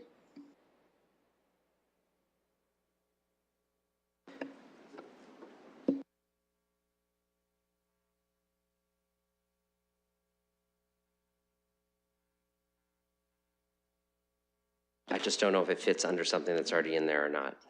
I'm kind of looking for guidance from staff. I think it would be a B, expected result. I'm just mulling in my head because that's a 10-year target. This is a 4-year plan. So perhaps the expected result is the municipality is taking the necessary steps to deliver on the 10-year housing supply target, something like that. I'm respecting that. It could be a general statement about increasing supply based on the challenges that we have, knowing that what will happen is through the implementation plan process and the other steps of the strategic plan, whatever our direction is on the 47,000 would end up helping us get there. I'm just going to go to Deputy Mayor Lewis, who looks like he has a solution to this. Well, I would just say that under the outcome that was actually moved up from climate action and sustainable growth, Part B is the City of London supports faster approvals and increasing the supply of housing. So I think that that, for now, captures that until we get that report back, and perhaps then we may want to tweak that slightly, but I think that's already captured in increasing the housing supply in Outcome 3, Part B. Yeah, so their increased supply is there. When we get to the phase of, here's some metrics, one of the metrics could be, progress towards the number of units created. The implementation plan could be our support for the plan that our staff come up with, assuming we support it. So it's probably captured, it's just not worded exactly the way you might like yet because of the order of operations we might have to go through. Is that fair? Okay. Do you have any other comments? Okay. Councillor Frank. Thank you. I would like, if possible, to add a little bit to outcome number 3, result B. So the City of London supports faster approvals and increasing the supply of housing. And at the end, if possible, adding with a focus on continuing to achieve our intensification targets. I do know that intensity is mentioned in the expected result A briefly, but I do think it's really important that if we are continuing to increase the supply of housing, that we are doing it inwards and upwards and following our 45% intensification target. So I would like ideally that to be there. And I know we have been achieving it, but I just want to make sure that we don't dip below that number.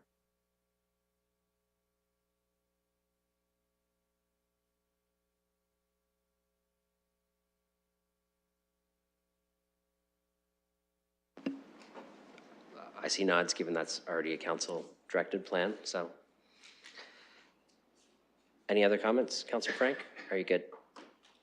No, thank you. Okay. Councillor Trossau?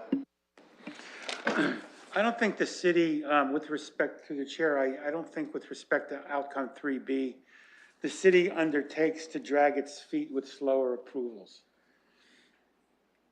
And when I see like the city supports faster approvals, that's getting reminiscent of sort of like this whole cut the red tape thing. And I think there are good reasons that are consistent with the Planning Act and our own internal planning documents sometimes, why these things may not go as quickly as everyone would like. So I think we have to be careful with B, and it might need a little bit of qualification. I think we could definitely comment on that. Staff have been working on streamlining a number of things, both from council direction as well as through their own process of continuous improvement. Maybe we can get some comments on staff about what that means. Your Worship, I think part of the reason, and Mr. Mathers can weigh in, that we've indicated this as an expected result is because the province is putting legislation in place that insists upon it with Bill 109. And then there are a number of other steps we've taken from a continuous improvement perspective to try and make the approvals go faster. So that's why it's there. Mr. Mathers, do you wish to add anything? Through the chair, yes, absolutely. And if faster isn't the wording, usually we're using the streamlining. We wanted to have like a consistent and streamlined approach. So if that's the preferred wording, that might be another way to go for it. But timing is very important to us and be able to move these things forward. So faster is of course decreasing the timing. So, but in the hands of council, how they want to describe that. Okay, that's the answer for now. I can move on to others. I have Councillor Hopkins and then Councillor Stevenson. Yeah, thank you, Your Worship. And just following up on that conversation, I know we are being mandated by the province to speed up the approvals. So we really don't have a choice. And B basically supports or confirms what the province is doing. But I do hear, I think the word streamlining is a better word that we can use, because it's just not about making it faster. It encompasses more of the work that's needed and the changes in the work that's going to be needed to create the speed to get the applications, because as we know, we will be paying for it if we don't do it. So I'm just trying to sort of, I like the word streamline approvals because we're all on board. We have to do it. Faster doesn't necessarily mean it's going to, I just like the streamlining approach to it. Councillor Stevenson? I'm laughing because I like the word faster, but I just think that faster is what speaks more to what Councillor Rahman was saying about speaking in a way that people understand. People want homes faster, and seeing as Bill 109 requires it, I prefer the clarity, but it is just a word. Maybe we can use both words. Faster / streamlined approvals. Honestly, with respect to everybody, I understand the word is important to some. This is going out for consultation. If we want to get down to the level of changing almost every word, understanding that some words will be very important, I think that this is something also that we could get feedback on. So we could put faster / streamlined, clean it up later. That's probably the fastest way forward. Or a streamlined process, I could also say. Yes, we could also bracket. Okay, so hopefully that addresses the comments I have. I don't know if I have anybody else on the list for this one now. Oh, go ahead, Councillor Stevenson. I'll just bring it up here. I'm thinking it belongs more in safety and well-being, but I did want to see something about improvements to our social housing and the safety of our shelters. But again, it might be more under safety and well-being than housing and homelessness, but I'll bring it up here.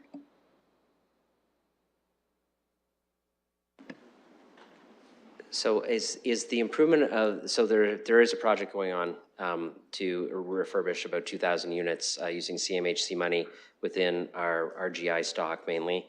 That to me sounds like when we talk about creating quality, affordable, supportive housing options, that might speak to the quality and improvement. So I think what you're saying is right.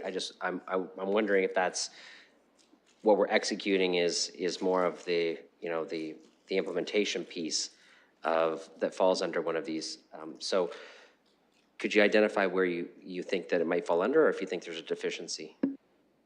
Your Worship, in our quick consultation, I wonder if it's actually a B and C expected result under outcome 2. So if we have a robust system, then in B we would see, I'm sorry, I didn't catch it all, some level of improvement in our social housing, and C would be about improved safety within our shelter system, if that's what you're looking for.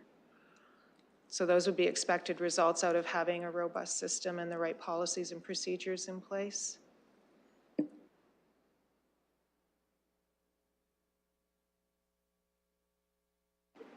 Yeah, it was quality Yeah, in the was social housing and then safety in the shelters. Well, quality and safety in the social housing.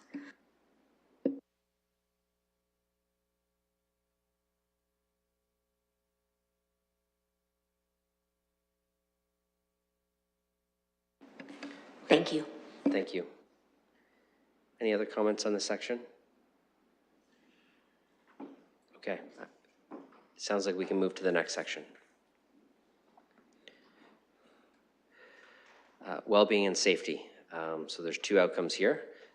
You'll see some additional notes that we've made based on the feedback and the expected outcomes. I'll look for any comments on anything that's missing from this section.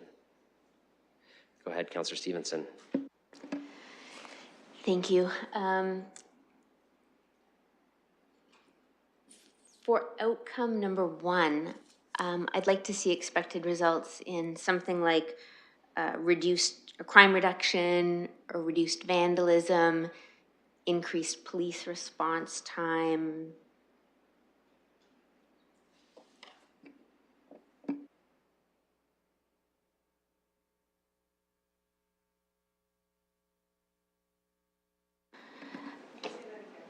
Yeah, crime reduction, reduced vandalism, which might be in the same thing, increased police response time or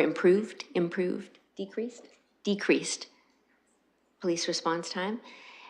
And I'm wondering, a lot of us heard about traffic safety. And I'm wondering if that should be in here as well, whether it's traffic calming improvements or improved traffic safety.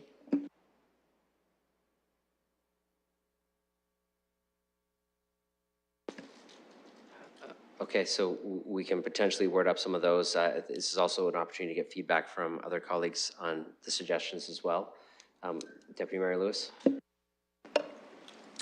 Thank you, Your Worship, and through you, while I would certainly be very supportive of indicating that, you know, improved response time from our police, I would actually say from all emergency services, you know, and I would, when I think about improved emergency response time, that would include, you know, not having code zeros on ambulance service that potentially create delays as well and leave people feeling perhaps they're not going to get responded to if they need it. But where I'm concerned about is if we start talking about crime reduction, reduce vandalism, because I think those are metrics that can be very hard to measure.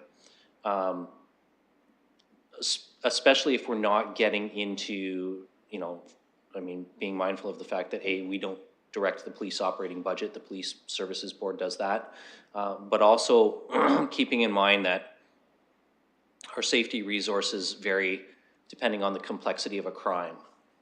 And so just a general reduced crime statistic might look really good, but it may not reflect actually increased community safety because the nature of the crimes may become more violent, may become more personal, and so you still have a safety issue, even though your crime numbers are saying they're down. So I'd just be very cautious about crime reduction as an expected outcome.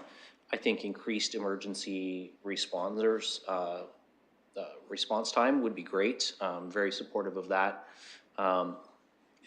In terms of the improved traffic safety, I think that's certainly something lots of us heard on the doorstep in various communities, because most streets with schools, despite the fact that it's usually the parents who are driving their children to and from school, creating some of the traffic congestion, we hear that concern about safety in school zones all the time, and I think it's broader in context. We see it on some of the other streets as well. But I'm not sure if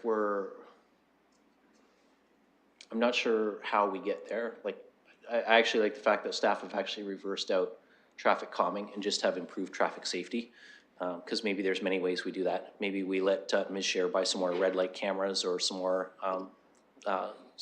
automated speed enforcement cameras or something like that, rather than speed bumps. So originally it said improved traffic calming, but that's been changed, so I'm more comfortable with that as a potential expected result.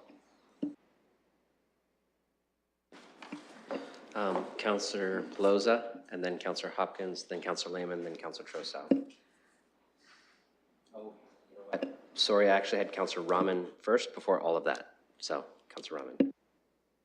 Thank you. I'll yield to Councillor Pelosa. Go ahead. Thank you. As a follow-up to Councillor or Deputy Mayor Lewis, realizing from some residents we hear there's no point in reporting what my small crime is because they're not going to come anyways, that if we're looking at crime reduction as a metric due to reduced reporting, it might actually be that people finally feel there is a point reporting it because they have the capacity to respond. So just a different viewpoint on that one. Also, if we're talking about healthy neighborhoods, something I've heard on the campaign trail, realizing White Oaks Park is a large park in my ward, looking for better cleanup from staff in that park, recognizing that, and year-round garbage cleanup, that it is a major connection in our neighborhood. And when cans are removed, people for the most part don't carry their stuff all the way home, regardless if that's just, and there's schools back into that park that the kids have their afternoon snack or adults pass through, people gather in the evenings. So just increased park maintenance and year-round garbage collection.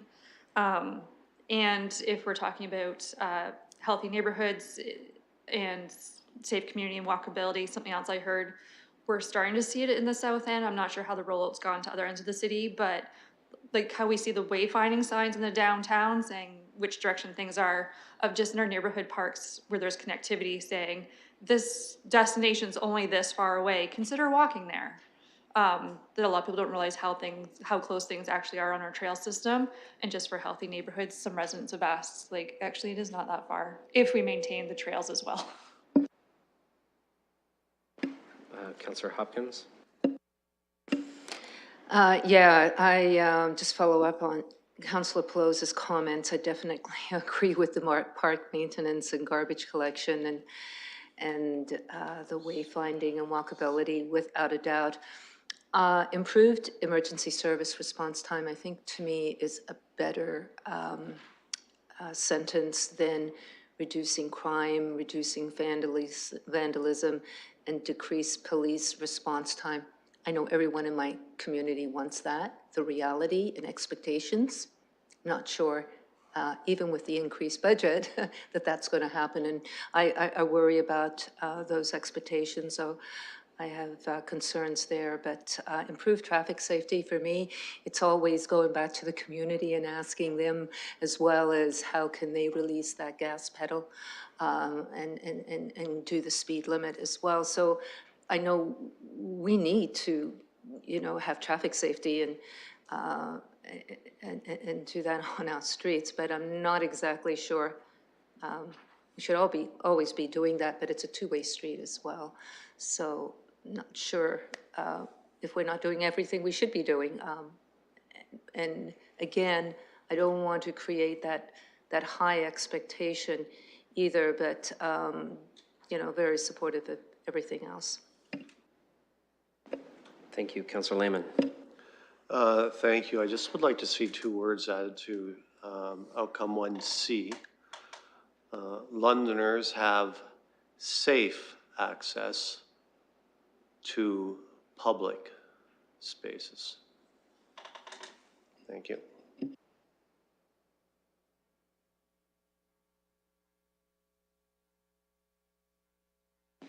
Councillor Trossau. I think I'm under the notes now. Improved emergency service response time and reporting, because I think it's important for people to know how that's going and whether it's improving since the city is funding it. That's one. 2, improved traffic safety. I'm not clear why we're taking out and calming, because I think there still are calming measures that are available that do create a safer, vibrant, and healthier neighborhood. So improved traffic safety and traffic calming measures, I think, should be that note. That's 2. Do you want to do all of them first, and then I'll get some response? Oh, sorry, microphone. That's a great idea. I'm glad to see that there. Park maintenance and garbage collection, but could we extend that to the streets, the boulevards, and I know this may be a LTC crossover, the bus shelters, because I'm hearing a lot of complaints about the trash accumulating in bus shelters, and it's never always clear whether that's the city's responsibility or LTC's, but I'd like to have that stated in there. Boulevards and bus shelters. Okay, Ms. Livingston.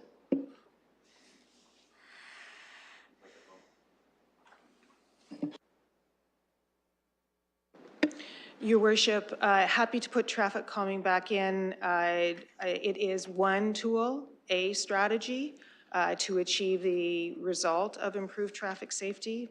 So I'm in council's hands if they want that level of specificity. Councillor Trossau? Yeah, one other that I forgot, and that deals with the noise from the racing. And while that's something that the police are constantly trying to deal with, I also think that that's a crossover to the noise bylaw, especially with respect to those special modifications that we're hearing so much about. So I do think the city has a piece there along with the police. So could we say something about it's not, where is it? Improved traffic safety, traffic calming, and noise reduction.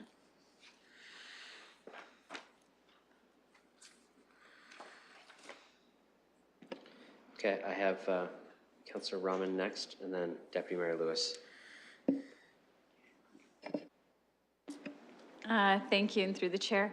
I'm just not clear as to whether or not these are all outcomes that are actually things that we can specifically and tangibly impact. So to Deputy Mayor Lewis's point around crime reduction, that was part of my concern, is how do we make them measurable? When it comes to bus shelter maintenance, I absolutely agree, but is it something that is notably an outcome that we can track and show that we have connection to and responsibility for that outcome? I think that would be important, is that we are able to show at the end of 2027, and when we're showing our final results in terms of what we were able to do, can we tie it to something that's measurable? I think would be helpful to keep in mind. Deputy Mayor Lewis. All right, so I'm going to be perhaps a little less diplomatic than I've been earlier in the evening. When we start getting into things like, and again, I don't mean any disrespect to the concern that the councillor is raising, because I get the noise complaints about the noisy mufflers too. But when we start getting into that level of notation in our strategic plan, I'm going to start voting against things, because this is not a measure that I realistically believe we can impose upon. Our bylaw enforcement officers cannot pull a car over on the side of the road and issue a fine. That's not within their power to do so. We cannot direct police operations. So as much as I certainly hope that the new chief goes on with another project noisemaker and issues hundreds more tickets for these things, it's also beyond our power to even stop the sale of them to London car owners, because they can go on Amazon tonight and order a part and have it there tomorrow and put it on their car themselves if they choose to do that. So I think, you know, this is an example of a situation where when we start getting into these kind of weeds, I'm going to start voting against things when they come up. I would respectfully suggest that noise reduction as a traffic calming and traffic safety measure does not belong in our strategic plan, and I'd encourage colleagues to have that one removed. I have a speaker's list. I'll come back to you, Councillor Trossau. Councillor Ferreira. Yeah, well, No, Councillor Ferreira first, and then I'll go back to you.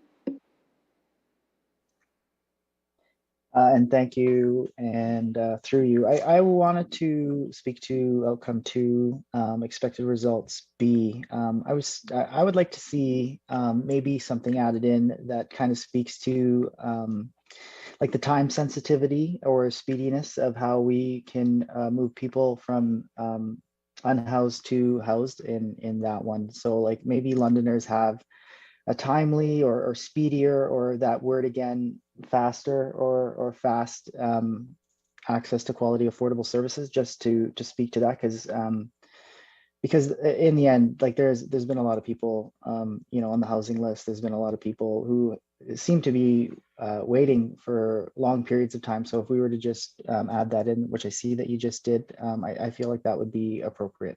Thanks. Thank you. Now I'll go to you, Councillor Trossau. Sorry, that was my mistake. You started speaking, but that's because of the way I said it. I should have used a comma in that sentence, but go ahead now. I was too eager to want to speak. I heard so much about traffic noise, and not just on the major streets, but in the interior neighborhoods too. You know, the police are asking us for a lot, and we fund them. We make a decision to fund them, you know? And I think it's not asking too much to let our citizens know that this is on our radar screen. Now, in terms of this being a potential bylaw issue, it most certainly is a potential bylaw issue, because we have a noise bylaw. And there are certain things that happen with these modifications.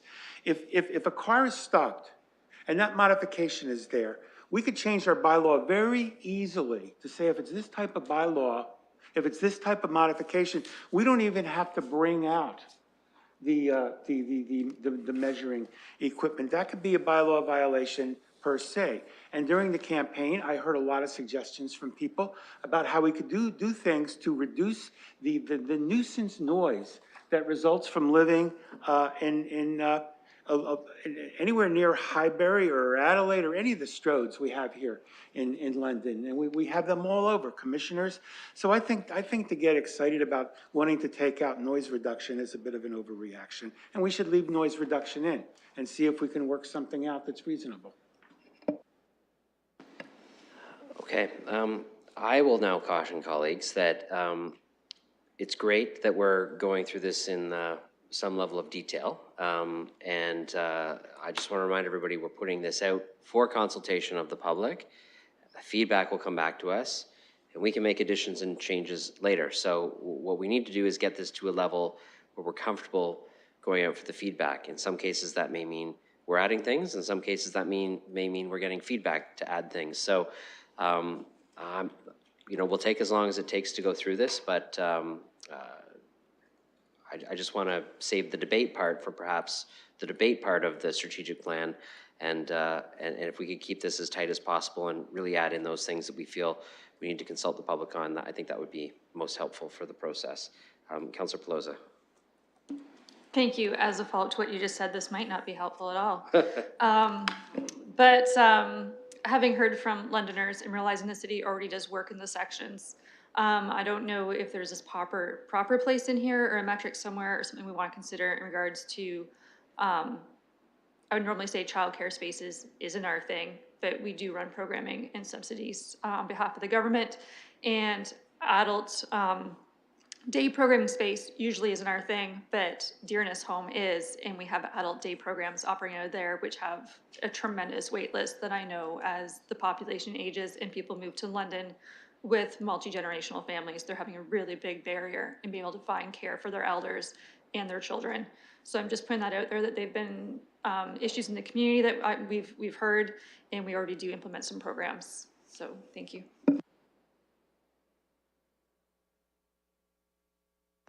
Go ahead, Ms. Livingston. Your worship, I would note that those are some of the strategies that you could expect to see in relation to outcome 2 and some of the expected results. That's where it starts to peel into the services we do have responsibility either for delivering directly or overseeing as a provincial on behalf of the province, such as childcare and others. Okay, so that's what I have for the speakers list, but we've got a bunch of notes.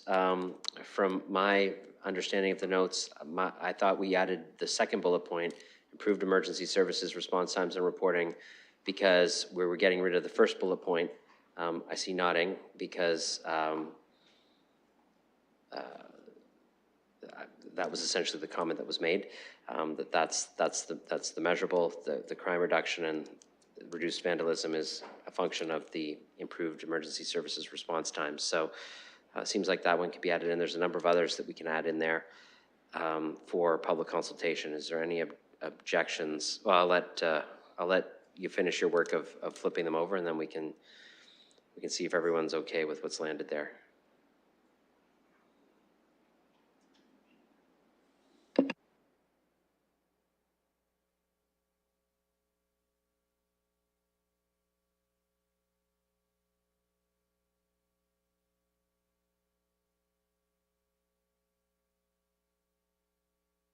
Your worship, we thinking we put improved in front of each of those?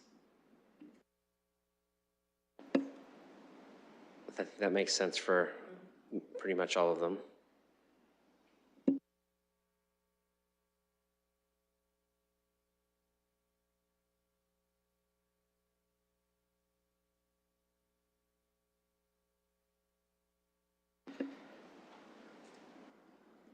Is everybody okay with this section? No? Go ahead. Thank you, Mr. Chair. Through you, question to our staff.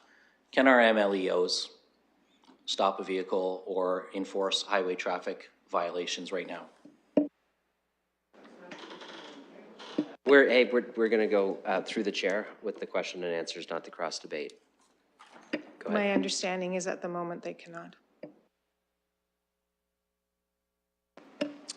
Thank you for that. So again, through you, this comes back to outcomes we can reasonably expect. So I will not support this section, while noise reduction, as absolutely annoying and frustrating as it is in there. Because again, we cannot direct police operations. They are the ones who have to do the enforcement piece on this, not our MLEOs. So, so long as noise reduction remains in, this is not one that I support. Okay, well, we can go through, when we get to the end of the process, making a motion to take things out when we put the whole thing on the floor. That way we can focus on what we agree on. So if this is going to be a debate, like that's going to be, there's going to be a motion made later and we can have the But debate that's just the there. point. We're not supposed to be debating this tonight. Put this stuff in and let the community respond to it. Councillor, we're going to go through the process, and I have to respect the council procedure bylaw, which means we're going through a process. At the end, we will make a decision, and councillors do have the right to move and second motions to change things. So irrespective of our opinions on the process, the process is what we're going to follow. So for now, we're going to leave things in. When we get to the end of approving this, colleagues can say they want to pull a section out, colleagues can say they want to pull a piece out, and we'll go through it in the way that we need to go through it so that we can put this out for public consultation. So is there any more general comments? Actually, not general comments. Is there any more things missing from this particular section? Councillor Trossau.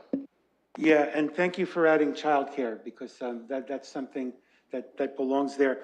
Along similar lines, I would like to add food security.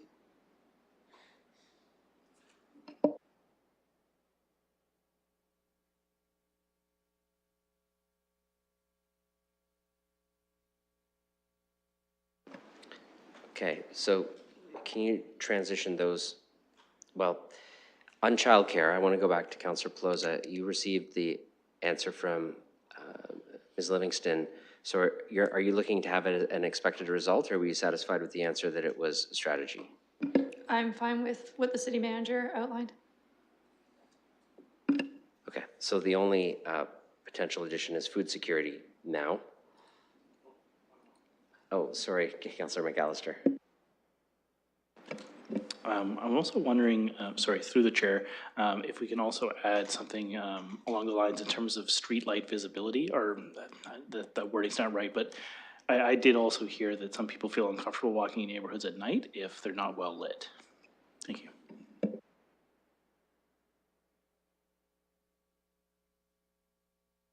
Your worship, is that an expected result under outcome 1 or a strategy to improve safety? It could be a strategy to improve safety rather than an expected result, I think. Yeah. Okay. Councillor Hopkins? Yeah, just referring to the food security, I agree it's important, but is that not a strategy as well? So do we need it?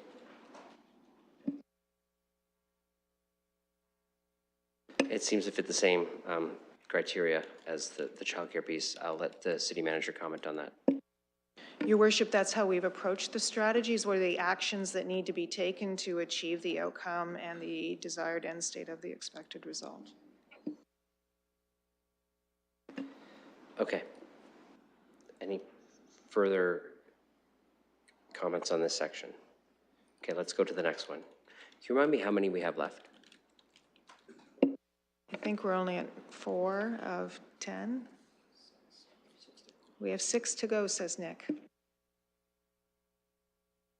I regret offering to give a speech at 7:30 a.m. now. But we'll take as long as we need to. This is no problem. We're on Safe City for Women and Girls, gender diverse and trans people. Oh, sorry, go ahead. Your worship, I would just like council to understand that, was that it? That what was prepared here was done in consultation with the sector. So I just want council to appreciate that that work was done, and that is literally word for word where this information came from. Councillor Pelosa. Oh, okay, thank you. Councillor Hopkins.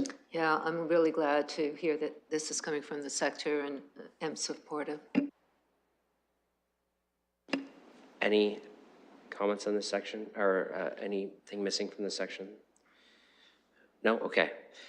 On to the next one, economic growth, culture and prosperity. Anything missing from this section?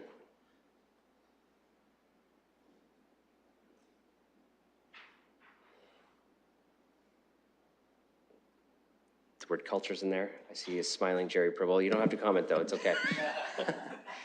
Councillor Stevenson. I'm wondering if we could have something, I'm just reading this super quick, but something that says that we're welcoming to new business, industry, and development. Help me on the wording on that, but that's sort of like that we're saying yes to.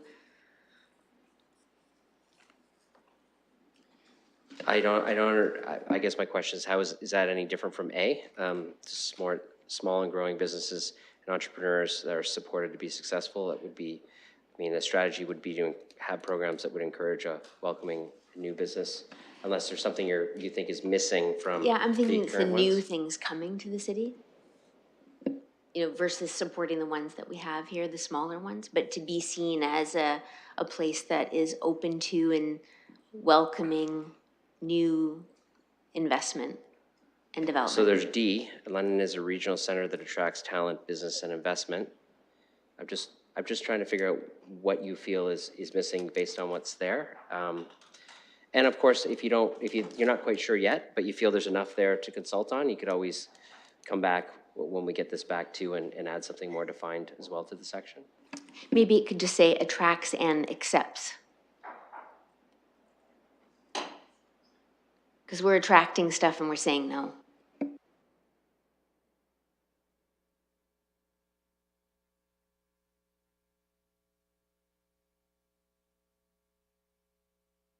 Yes, go ahead, Councillor Pelosa. Just a little bit concerned about where the wording on that one goes, as I believe, in my opinion, a reference could be reptilia, and that's still before us as a matter of council. That hasn't been decided or come back, and sometimes other things just don't coincide with our plans. Okay.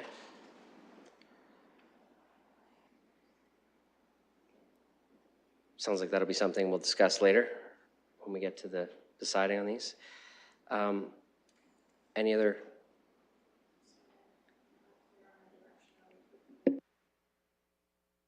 Sorry, go ahead. I apologize, Your Worship. I'm unclear on the direction. Are we keeping and accepts in or no? Well, just like the other change, I kept it in, knowing that we may go through a process of having a motion to remove stuff. So I'm trying to be consistent with the earlier decision on the noise piece. Okay, Councillor Ferreira.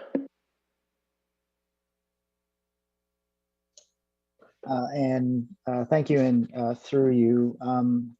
So there's something that was in the staff agenda in the report that was sent to us that I think that may be something that we should consider adding, and that was the one with our growth. Our growth and development is well planned and considers use, intensity, and form. I feel like maybe that's something that we may consider putting there, or if it's already listed in the lines. I think we moved that there. up. That was the one that you captured earlier and moved up near the top. Oh, okay. All right, then. And it said it belonged it was from that section. It might belong to both. So if you scroll up or down, sorry. There, outcome 3. Is that the one? The infrastructure? Your Worship, we were actually moved it under core area and community regeneration. If it should move up to whatever it is we're on right now, then we can do that. It probably works there as well. I'm indifferent on where exactly that falls. I was just, because it does say growth, culture, and economic prosperity. I believe what the heading was. I just thought that we should add that somewhere. But if the rest of council is okay, I'm good with that being there as well. Thanks.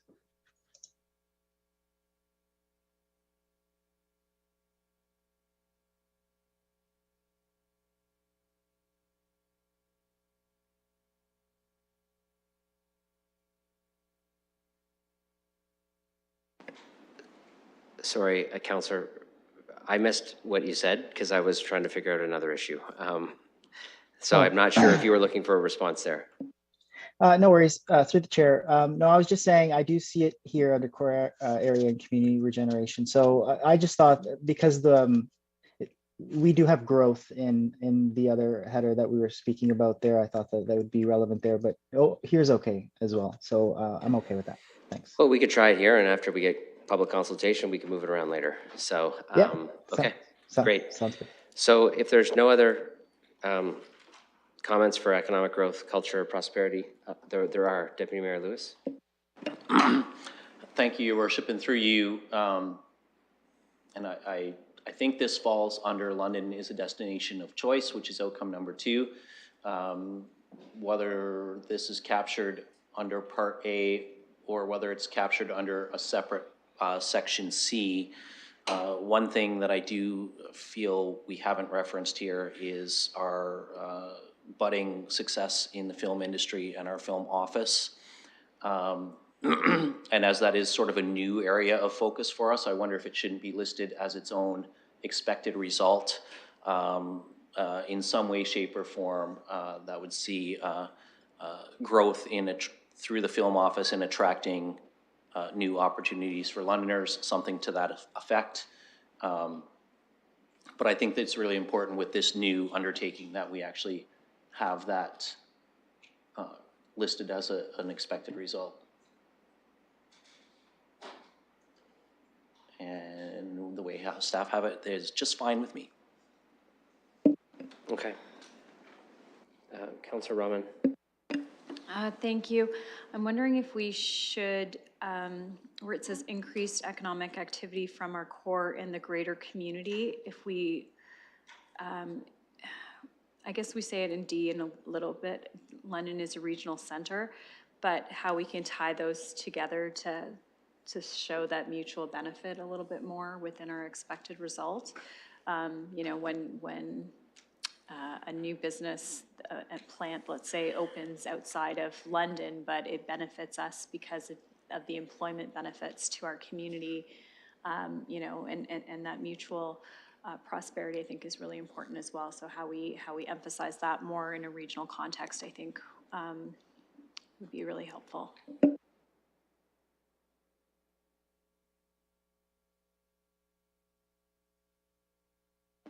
If I can be clear, I think we're saying in D, we're saying it in a way, but I'm just wondering how we say that we're going to seek out or we're going to engage more in that. And I think we're trying to in a way, but I think we need to be explicit, and I hope we'll also see that more in our transportation and our shared responsibility there as well. So are you looking more to bolster D in that we're proactive in our approaches to attract? Yeah, so maybe we could add that word that proactively attracts and accepts, which we'll debate later, talent, business, and investment. Does that help? Okay. Councillor Trousseau? Yes, I see that London is a UNESCO City of Music, which I think is really important to have in here. But the other thing I want to say about the music scene in London is there's a very strong, and I almost hate to use the term amateur, because a lot of these bands have a lot of people in them who are not really amateurs, they're retired teachers. There is a volunteer band scene here that I think is very strong, and I would like to see, maybe it's outcome 3, foster more opportunities for local artistic and musical talent to perform and music, perform, art, display, another outcome. Because while the UNESCO City of Music piece is important, and that is going to bring people into town, into hotels, into expensive concerts, I also want to recognize London's art culture, where we have a lot of smaller artists who are trying to run small studios, and volunteer musicians. Local talent. And that could be its own outcome, really. The local talent. Hmm? The local talent. Yeah, local talent. And that's why I think it's not under destination, because the people that are going to engage in this are already here. Yeah, I think there's certainly a couple approaches to that. One is a new one, and I think we might have to build out some expected results under that.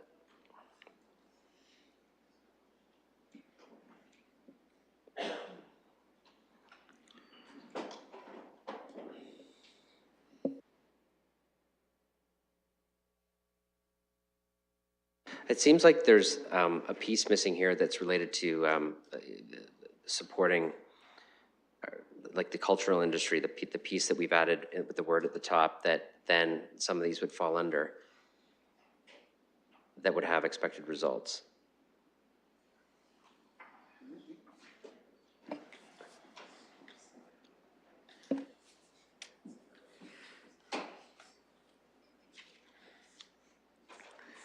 If I may, Chair, we certainly can measure the number of local performances in parks and small venues that the volunteer bands are doing, and the number of small artistic installations and shows. That's something we can measure.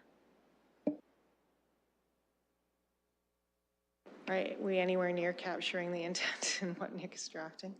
I'm not sure yet. Industry is the wrong word. Artists. It's not an industry. People are doing this to engage the community, to keep, a lot of seniors are in bands that cater to seniors for their own health and well-being. It's not an industry. Talent. Is it local talent and artists then? Local. Rather than local music industry? Local talent, artists, and creativity, but it's not about, it's not an industry. This is not gonna fill hotel rooms.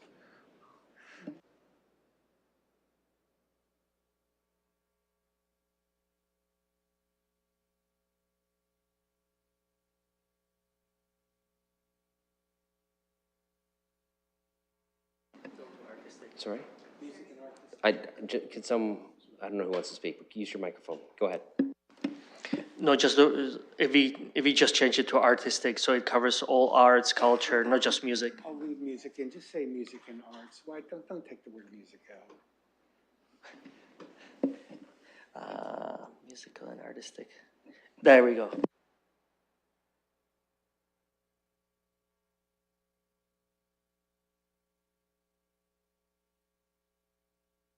Okay, so there's no expected results under that one that we'd have to build out.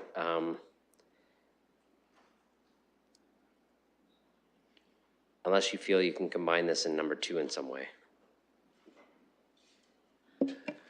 No, because it doesn't go to a destination. I'm talking about people who are local here in London who enjoy certain aspects of the local nonprofit culture.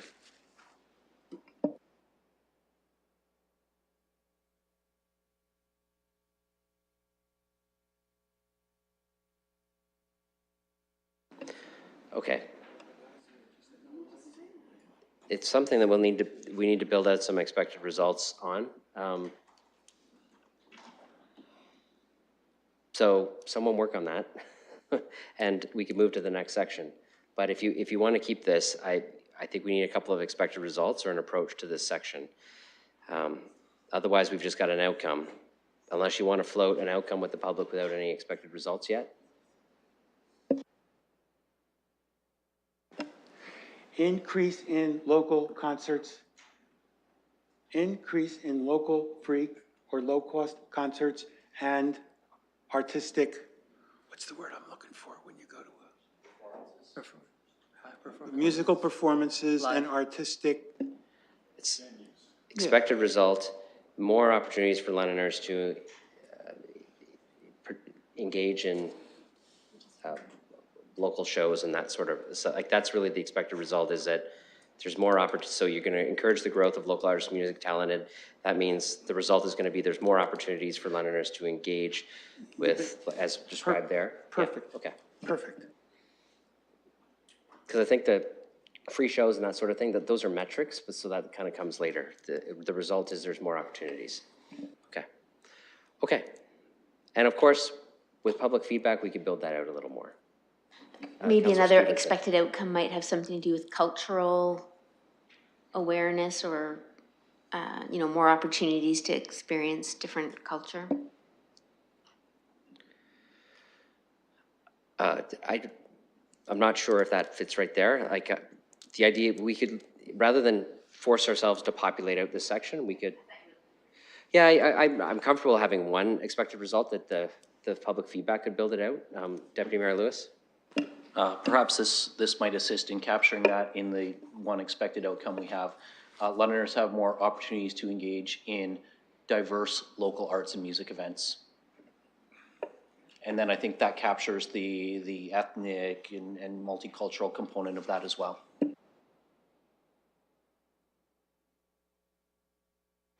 Okay. All right. Any other comments on this section? Okay, let's move to the next one.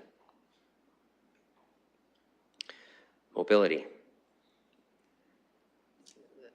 Your Worship, as we move to the next couple of sections, I just want to highlight that we've done our best to put the outcomes in the right place, but you'll see that Nick has noted where we've also put it in another strategic area of focus. I strongly encourage Council to make a choice about where these sit.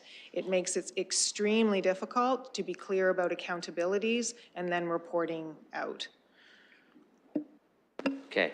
So this is outcome 2 is also in climate action and sustainable growth. So could you just scroll down so we can see how many outcomes are in that section? Just to give, so that's a fairly built up section.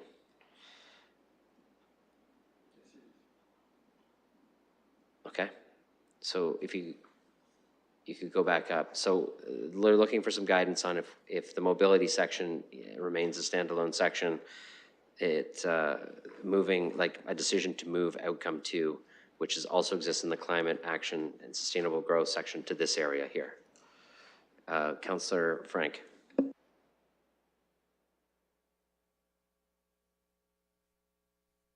I'd suggest moving outcome 2 to the climate action one, and then maybe making that outcome 2 something about transit reliability and paratransit, since we don't have it.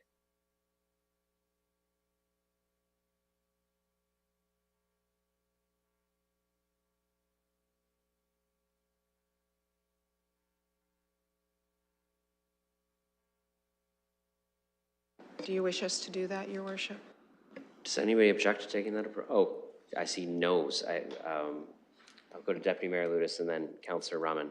So don't change it too much yet. Thank you, and through you. Yes, I do see the value of keeping it as separate. I do think that people, from what I was hearing, they expect to see this as a separate piece to the strategic plan, because it isn't just housed under the other area.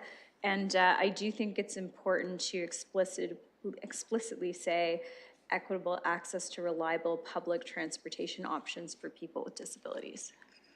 Thanks. Okay. I apologize. I'm not sure we know where you want that said. Can you just clarify? Thank you. In the expected results. So under mobility, outcome 1, and then maybe C, just to be explicitly clear. And we missed the words. I apologize, Councillor. Sorry, I talk fast. Equitable access to reliable public transportation options for people with disabilities.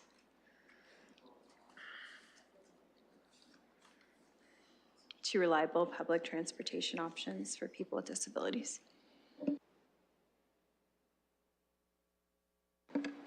Yeah, I think you can take the improved out in front of that.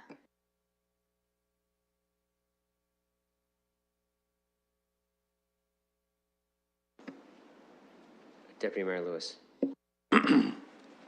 Thank you, Worship. Well, I agree with the expected result C that Councillor Rahman added. That's great. I wanted to see some language like that myself, so thanks for not making me wordsmith that on the fly. I agree that outcome 2 probably belongs in the climate action and sustainable growth section. And as we look at these, where I will disagree with Councillor Rahman is that I think perhaps this mobility piece and the outcome and the expected results we've outlined might belong in well-being and safety, because I think it speaks to the well-being of people and their ability to safely move around the city. And I think when we look at the other components of the safety and well-being, the vital, vibrant neighborhoods and those pieces, I think the ability to travel around safely between them fits in that area. So I don't feel strongly about keeping it separate or putting it together, but for right now, because I know we are going out for some public consultation, but I do feel like I can see where these dovetail in, and when we've got an area with only one outcome, that to me is an indicator that maybe it belongs under another section and heading. So I think just for food for thought for people, that perhaps this actually belongs as part of safety and well-being. I have Councillor Hopkins and then Councillor Ferreira. Yeah, just following up on the Deputy Mayor's comments, I too agree, especially outcome number 2. It should be back in the climate action and sustainable growth. And I'm saying that just wearing an AMO hat. When we talk about climate change at AMO, we talk about our infrastructure. It's a key component of the climate action plans that many municipalities have, but infrastructure always is within that component. It's not separate. So I would, if it goes out to public comment for now, I'm okay with keeping it in, but I do think it should be back in the climate action plan. Councillor Ferreira. Thank you, through you. I want to comment on, I think Councillor Rahman put this one forward, for Part C on expected results. I'm really happy to see that. The language looks good to me on that one. I hope you don't hate me on this one, but I was just wondering if you could just scroll up to the last area of focus that we're doing, because I tried to get on the speakers list. I did have some recommendations for the expected results for outcome for 3, just kind of focusing on the development of homegrown talent. So these are just considerations that maybe we could add there, but we could have expected results to increase the opportunities for performances and displays, or we could maybe even consider an expected result where we could see an increased use of municipal and cultural spaces for local talent. Thank you. Okay, I think it would be increased opportunities for performances and displays. I think makes more sense the way other things are worded. An increased use of municipal and cultural spaces for local talent. Yeah, is there any objections to sliding those in as under expected results? No? Okay, so we'll slide those in. I don't hate you for doing that. I apologize for missing your hand. If that's good, then we can go back to the section we were at. Okay, excellent. Where we are is there's some suggestion by a number of colleagues to move outcome 2 back to the climate and action and sustainability, sustainable growth section. Is there anybody who has significant objections to doing that? Oh, Councillor Trossau, go ahead. Well, I mean, it could be there. It's just that section is going to start getting very long. And my worry is the section that is called mobility, which I would prefer to say transportation and mobility, might just get lost. And I think that there are 4 aspects to the transportation and mobility piece, and it's enough to populate an entire area. And 1 is the public transit, which I think is captured here. 2 is the active transit. And when we're talking about active transit, I would want to use the terms that are used very much in the cycling community, all ages and abilities. I'd want to say all ages and abilities. 3 is paratransit, which I think is somewhat covered here. And 4 is intercity transit. And those are 4 aspects of our transportation and mobility piece that I think there's enough there for it to stand alone. But if it's collapsed under sustainability, that's fine too, just that'll be a long one. But I think for now we should put some of those other things in here. And the terminology, all ages and abilities, is really important to the active transportation community.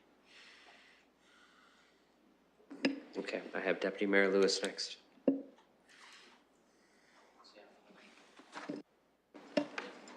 So I think we're actually maybe talking about two different points and mixing them together. So the piece that Councillor Trussow just raised, the notes are in outcome one, and I think that they belong in outcome one. When we're talking about the piece to be moved back into climate action and sustainable growth, that's outcome two, which is London's infrastructure systems are built, maintained, and operated to meet the long-term needs of our community. I think it's really important that that actually goes back into the climate area, because infrastructure is not just transportation. Our water and sewer infrastructure is under there, and in terms of climate and sustainability, water, wastewater plays a huge role in our sustainability on that side of things. So I think that that is actually a broader area than just mobility. And so I think that outcome two does need to go back in climate action. Outcome one, whether it stands alone as mobility or whether it moves into well-being and safety, like I said, I don't feel that strongly either way. I'm fine with consulting the community in two separate parts or together, but I think it's that second outcome that I want to focus on right now. The infrastructure piece should go back in climate and sustainability. Okay, Councillor Rahman. Thank you. Yeah, I agree with that actually. And I agree that I think having an expected result tied to intercity transit, I think would be also beneficial. But I just wonder how this fits in when we are in the process of a master mobility plan as well. So the second piece, I could go to our staff on. Go ahead. Thank you, Your Worship. I think it's actually a nice parallel because we will be completing the master mobility plan in the earlier phases of council strat plan. So they kind of co-inform each other. I think it works quite well together. Okay, so it doesn't sound to me like there's anybody really objecting to moving outcome two now. You are still objecting? No. Oh, no, you're good. Okay. That's fine. And if you're going to do that, then I think for mobility, which I'd like to see phrased as mobility in transportation, I'd like to see outcome one, public transit, outcome two about active transit, outcome three about paratransit, and outcome four about intercity transit, because I think they're all different pieces that are important to different people at different times. And we have four nice outcomes there, and that section is filled in. Okay, so that is not a small amount of adjustment to this section because we would want to build out expected results for each of those. That's something that we could try to do now or something that we could do later. I could rattle off an expected result.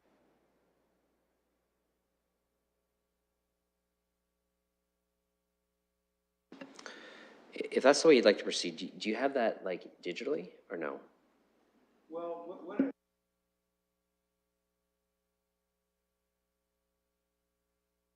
Can you turn your microphone on? Sorry.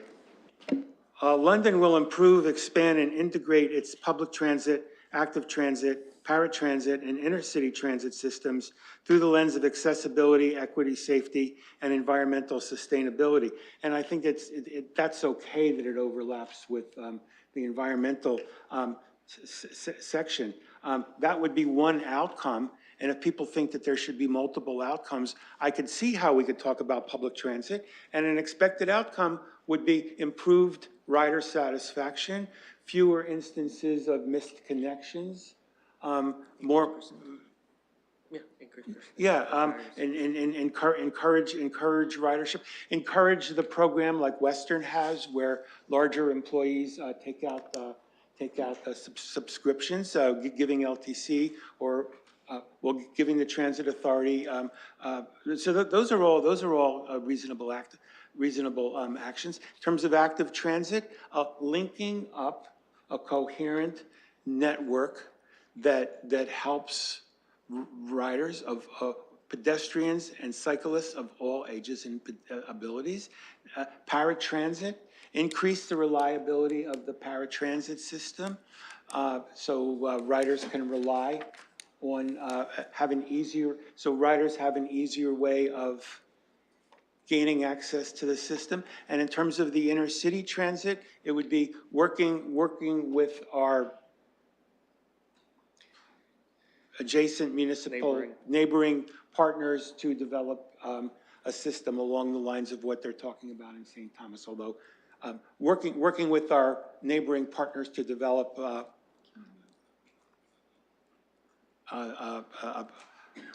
Transportation link? transportation link to other adjacent cities, other nearby cities. I want to go to Stratford. Yeah.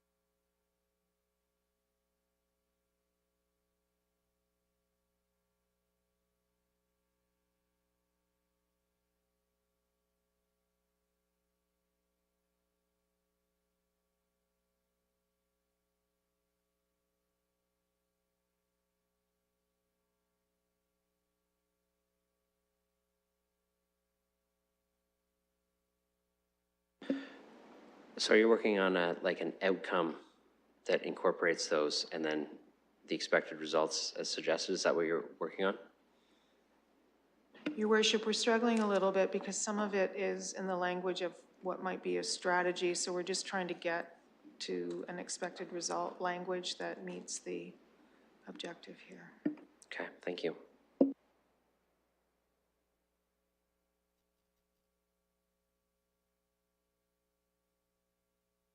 Yeah, I would agree some of the things that were mentioned are really strategies and not necessarily expected results, but I think what our staff are doing is taking the intent of what the counselor suggested and creating an outcome on the improvement of those pieces and then a number of expected results that align with his comments for consideration. But I do agree some of the comments that were made are very specific strategies that would support such an outcome.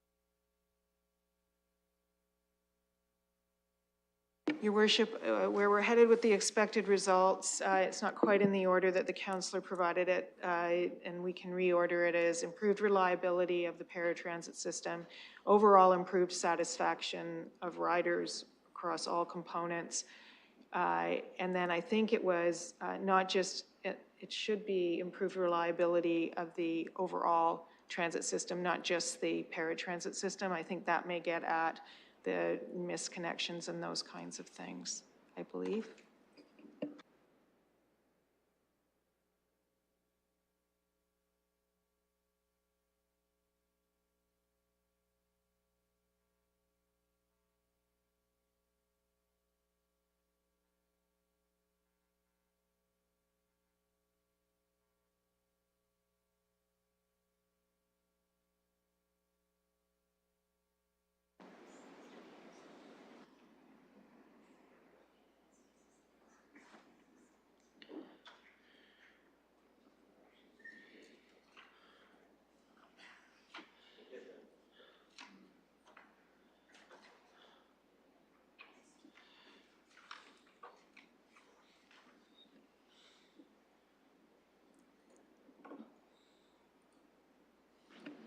Your worship, this is where I think we've headed, but maybe it gives folks something to work with under that outcome number 2.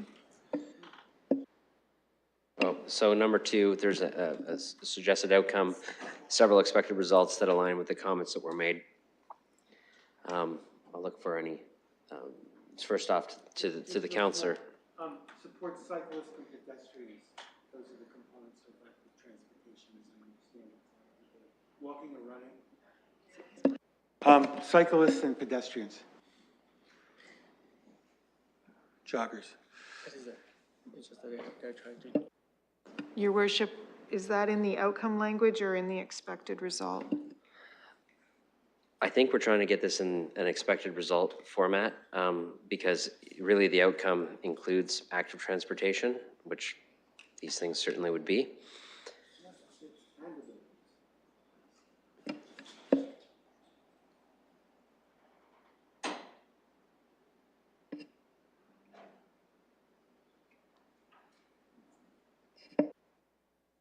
It might be something like increased access to mobility options for active transportation modes of travel, like cyclists and like something like that.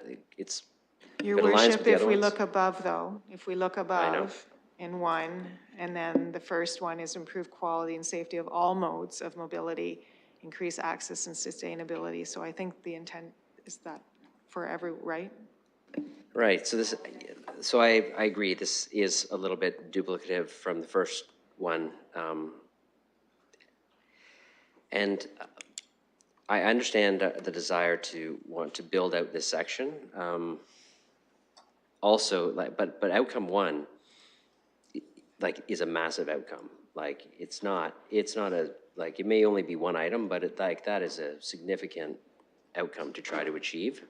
And so it may be that the items that we're trying to craft out in a separate outcome are actually captured in the size and scope of the first outcome. And maybe there's a couple of expected results that need to be added to capture the scope of what that's saying. But the first expected result, improved quality and safety for all modes of mobility, that's not a small expected result. So, Yeah. go, Councilor Trossau. Yeah, that's right, and I think that's fine, but I think that by adding, improving these other ones, better connected active transportation network serving persons of all ages and abilities would be the last one there. And I think that makes it more explicit, and these are the exact things that people are talking about and asking for. Could we not just move these under outcome one with the expected results there, since they kind of fit under the same outcome? Like the outcomes seem duplicative to a certain degree. Well, I think the A through E expected results gives much more information to the reader than outcome one, but sure, it could go under the same outcome. I think it fills this out into a very serviceable and useful standalone strategic goal. Okay, Deputy Mayor Lewis.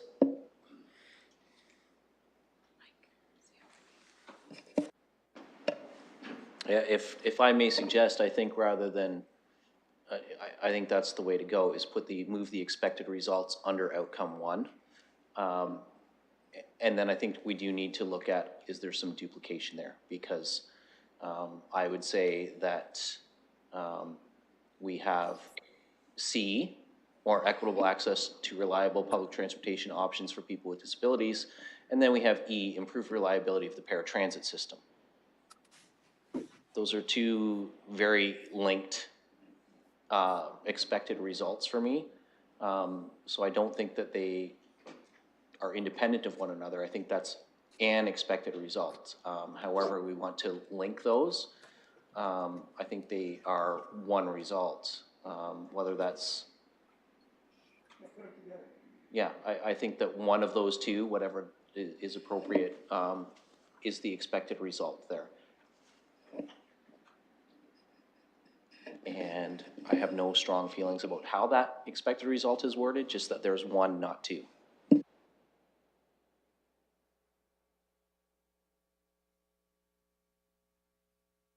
Increased ridership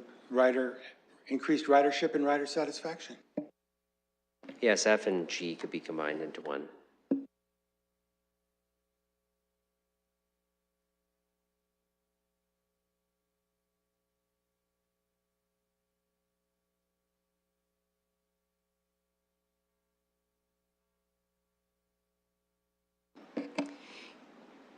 Can you add reliability to A and take out D?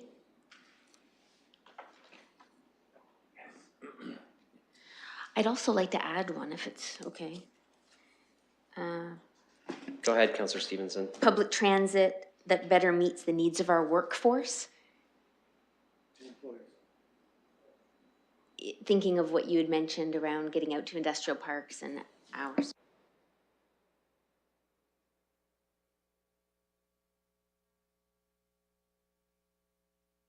Yep. Okay, that's quite a excellent build out by everybody there. Anything further? Did you lose is the inner city one?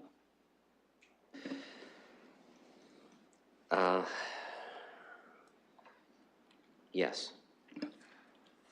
I'm not sure it was ever there in the expected results. Improved connectivity to neighboring communities in the region.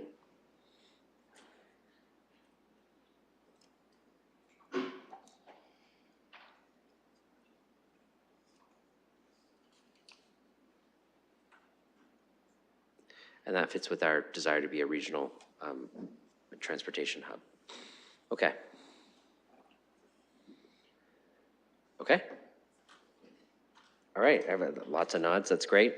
So let's go to the next section. So core area and community regeneration. Is this another item one where we have to make a decision on where it lands? I see there's a couple that way, or is that just where it came from? We've placed them in both places, Your Worship, at this point. Councillor Pribble and then Councillor Hopkins. Go ahead, Councillor Pribble first. Through the chair, I think that we need to include here safety crime or something, because that's the concern of core area number one.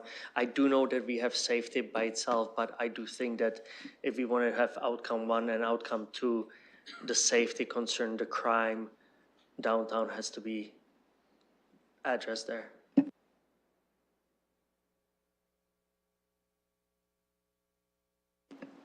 That goes back to the city manager's comment about if you start putting the same thing in multiple sections, it creates accountability issues for tracking. So we'll have to see how to adequately do that. Okay. Deputy Mayor Lewis. Just as a point of order through you to our staff, I think on this one, is outcome number one also not now in housing and homelessness? Can we just double check that? I think that's now in 3 places. Yes, and outcome number 3. And I know we did a little word smithing of the second expected a result, but that one's now in 3 places. So I really think we do have to decide where that lives. Go ahead. Your Worship, if council's prepared to decide this evening, that's fine. If also because of the hour you wish to leave it where it is for the sake of getting something out to the public, we could do that and then try and bring you something back for the 7th that streamlines things a bit. Are you suggesting leave it in 2 spots or for consultation? 2, or in this case, 3, Or depending on 3? what you'd like to do. I mean, I'm very happy if you want to make the decision on where it belongs, but I also am mindful that it's been a long evening. Well, I think it's easier to get feedback on a specific item when it's only out there once, but I don't know the format of how it will land, but there could be a note to say this could also be considered in the following sections, right? And then people could provide their feedback on saying where they feel it lands, rather than put it in 3 different spots and then have to collate all of the comments on them. So I think my preference would be that it's there once, even though we could make a note to say, this could also be in these 2 other sections. People could give the feedback on what they think there. Well, I'll just say from a perspective of doing community engagement, it's my experience that when people start to see things repeating, they stop completing the surveys. So I say this very respectfully. I know people have made a lot of passionate arguments about why things should be in separate columns or in separate headings, but this is what we get down to, is I feel like if we put this out in a survey, and people say, I already saw that question, and then it pops up a 3rd time, well, I'm done, I'm not. they can't even get the questions right in the right areas. I'm not going to continue to participate in the survey. That's my worry about what we're doing when we're duplicating things. So I would really encourage colleagues, and I look at core area and community regeneration, and I really argued for community regeneration to be in there. But every one of these outcomes is already listed in another area. And that leads me to believe that perhaps this category itself actually doesn't belong as a pillar of the strategic plan, because we have outcome number 2 in prosperity and well-being already. We've got outcome number 1 and outcome number 3 already in climate action and sustainable growth, and outcome number 3 also in housing and homelessness. So I think your point, Your Worship, would be fair to indicate to people that these could also be considered to be part of another area when we're preparing the piece that goes out to the public for consultation. But as we're looking at these right now, I would really encourage colleagues to, I know it's getting late, we've been at this a long time, but think about, do these things now, as we're seeing them appear in multiple buckets, really need separate categories? And I would argue that we've just identified a category that shouldn't be a separate pillar. Councillor Hopkins. Yeah, thank you for your comments. I do agree that they are similar. I would like to, if we are going to have the consistency, outcome number 3, expected results, we did change the wording at a past pillar, so it should be consistent. I don't think it is even consistent. But I do think we should give it out to the public. I did hear quite a bit that a downtown core is important to Londoners. Investments that we make in the downtown core are very different to the investments that we make in our community, in our wards. I would prefer just to go out to the public. We can always, if we don't get any response or get negative feedback, it will tell us quite a bit if we keep it in. I understand the comment, Councillor. I think the challenge we have is we don't want to list the outcomes in multiple sections, because it will create a confusing ability for the feedback to come in. People may comment in one section, drop it in another section, or do what the Deputy Mayor said, think it's a mistake in the process and maybe just give up on the consultation altogether. So I think that's the challenge we're facing, is that these may belong in different sections, which means we don't really have any outcomes or expected results under the area that we've created. It's not to say that the public feedback might not necessitate that, but it's a function of what we put out to the public. And I would say I would be strongly against us listening to the same thing in multiple sections. Councillor Stevenson. Could outcome number 1 be revitalized downtown? Because the heading is core area and community regeneration, but we've not, like, an outcome really is, we want to revitalize downtown.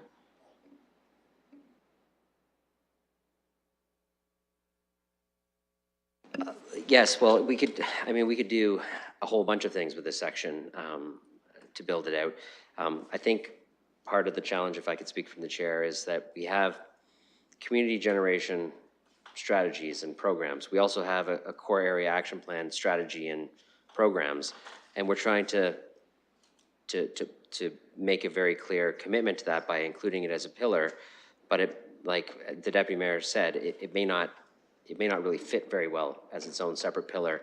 That doesn't mean we don't have to have very important and robust strategies to address them, because the challenges we face in the other areas of our strategic plan and the opportunities we have definitely impact, like, the core, as well as all the areas, all the community areas across the city. So I think the point's being made that although we would really desire having this as a separate piece, it may actually fit better as plans that are, basically achieving the goals of a number of other strategic initiatives, which I know is not the preference of a number of councillors when we went through the discussion of identifying the strategic pillars. But I think the point is, it's becoming evident as we build out the outcomes, and that's why we've done the process the way we have, that we don't have a lot of components here to work with yet. So an option would be is we leave this pillar out, and of course, if the feedback comes back and people say, you don't have a downtown pillar, that needs to be a pillar, like, we could certainly build one back up again, but we don't have any content for one right now, given these are in other sections. So I'm kind of in council's hands on how you want to proceed here. Whether you want to drop this area for now, in knowing that they'll land in other sections and address the core and community generation later if necessary based on the public feedback. So I'm going to look for some comments on this. I'll go to Councillor Pribble and then Deputy Mayor Lewis. Jordan, I know some of it is repeating, but I'm going to tell you kind of the things that are top 6 priorities downtown. Crime, parking, vacant retail space, vacant office space, construction, accessibility, public transit, crime. I know there are 4 or 5 of them that are, I would say, specific to downtown. Public transit, crime, parking, accessibility, vacant office space, vacant retail space, construction.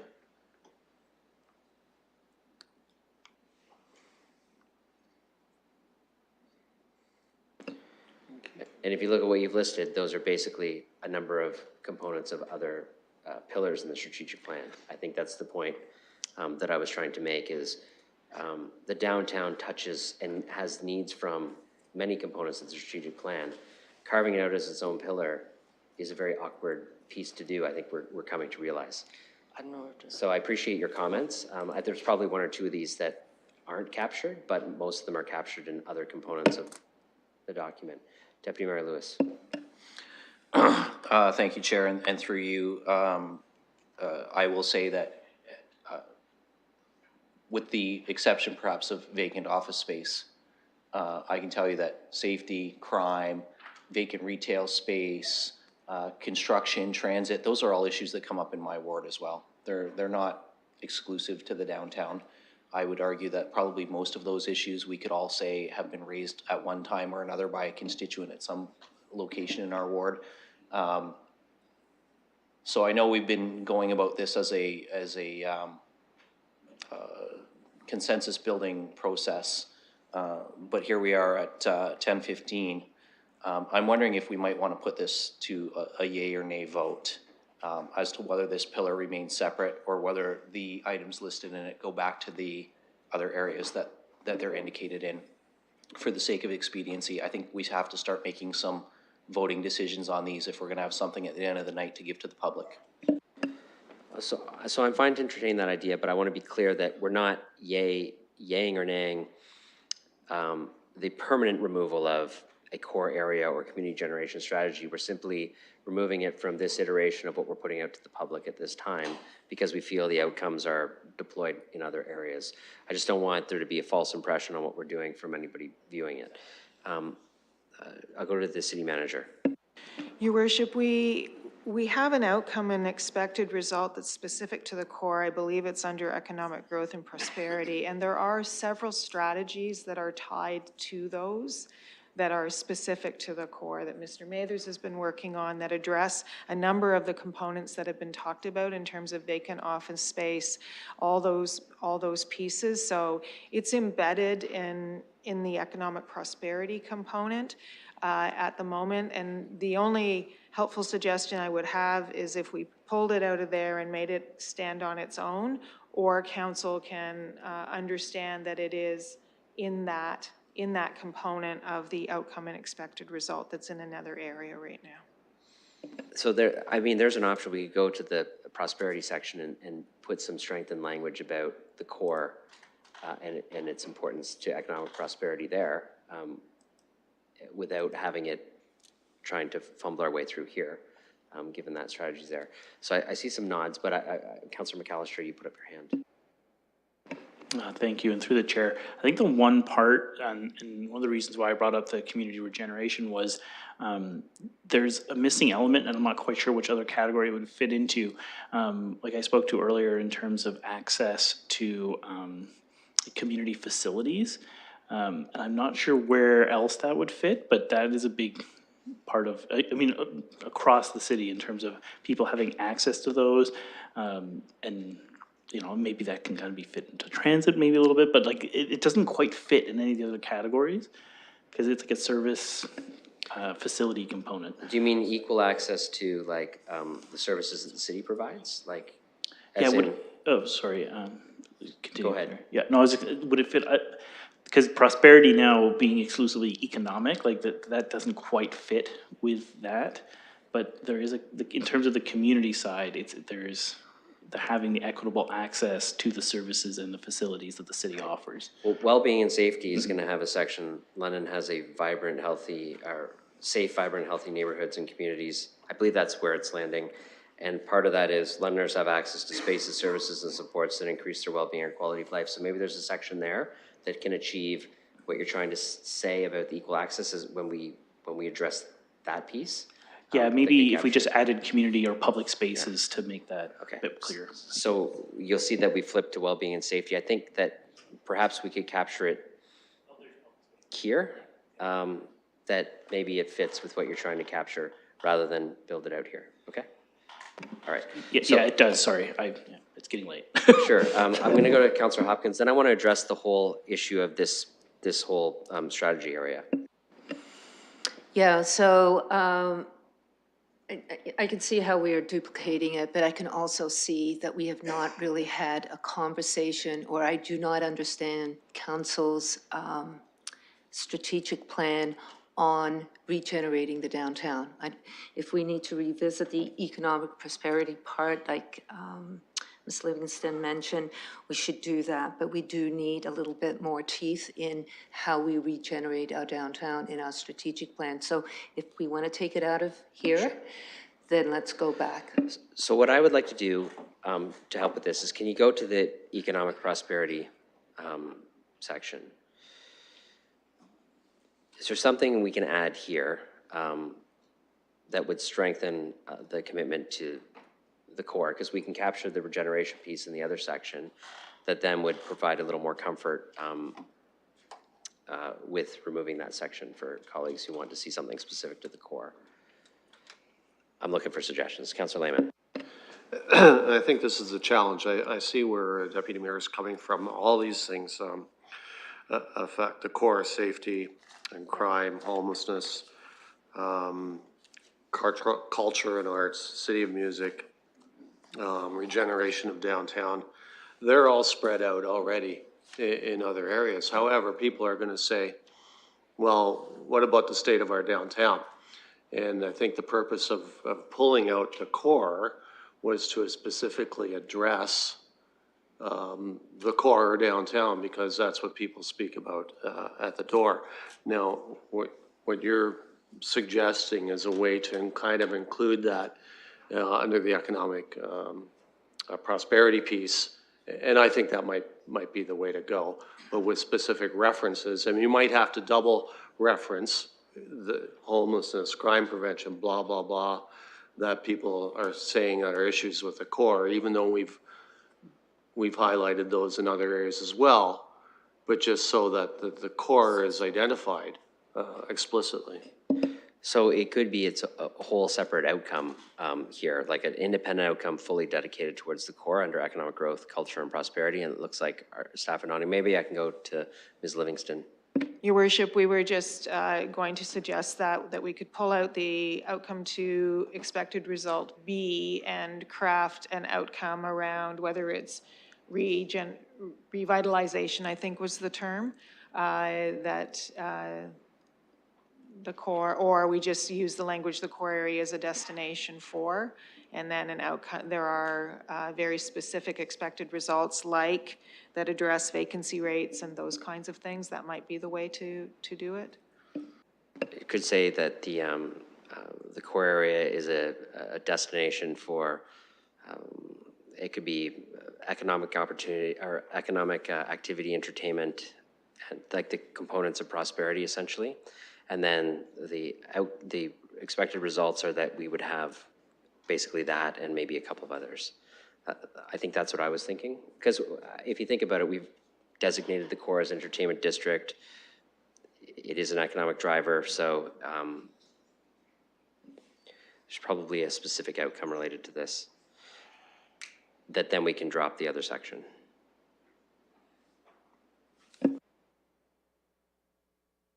Councillor Rahman. Thank you, and through you. I think it's important to include revitalization in there. I think it captures the word that we were looking for. So London's core area as a destination for revitalization, economic opportunity, et cetera, et cetera.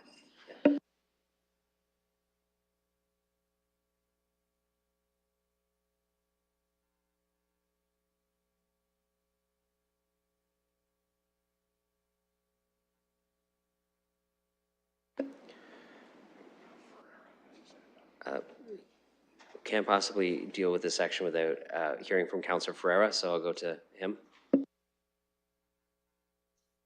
And thank you, and through you. So yeah, I see everything that's being discussed here. And I do see that there should be some specific language that highlights the core area too. As a destination and revitalization, economic opportunity for Londoners, visitors, and business. I like all that, but I would also like to see something in the language that references that people do live in the core as well. So not just a destination for other Londoners, but also a place to live as well. So I just wanted to include that. Thank you. Okay, Councillor Hopkins. Yeah, and just adding to the councillor's comments, really creating neighborhoods. You know, neighborhoods are downtown as well. And so as we revitalize and regenerate the downtown, it's not only looking at our buildings, how do we convert them, having those conversations about vacancies, but also developing and creating neighborhoods, I think is really, really important. And how we are going to do that and how we work and live and play in the downtown is going to be a different conversation that we've never really had before as we come out of the recovery and try to revisit our downtown. It's almost like a revisit of our vision of our downtown. Deputy Mayor Lewis. Thank you, Worship, and through you. If I might just suggest under outcome 4 then to capture that under part C of the expected results, an increased residential occupancy in the core area.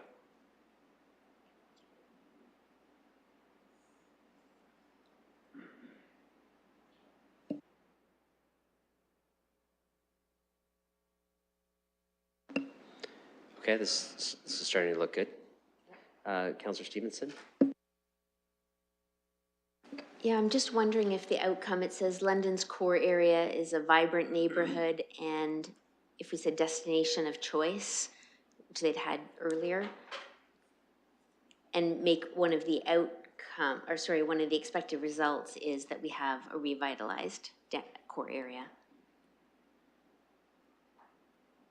Because if it's a destination of choice, that's our overall outcome, right? That people want to go downtown, they feel good about going downtown to live and to visit.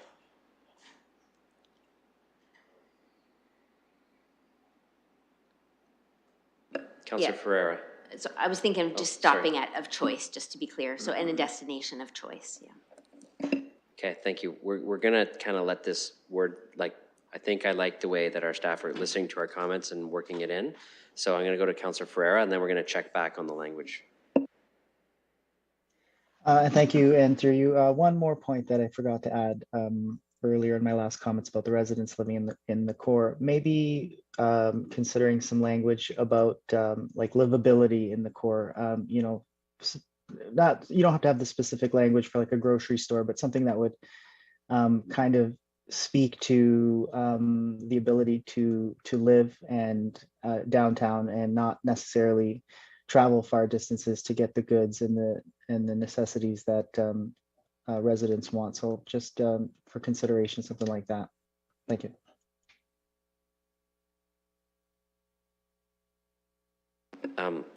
With respect, I think some of those things like grocery stores, obviously something that we wouldn't build, but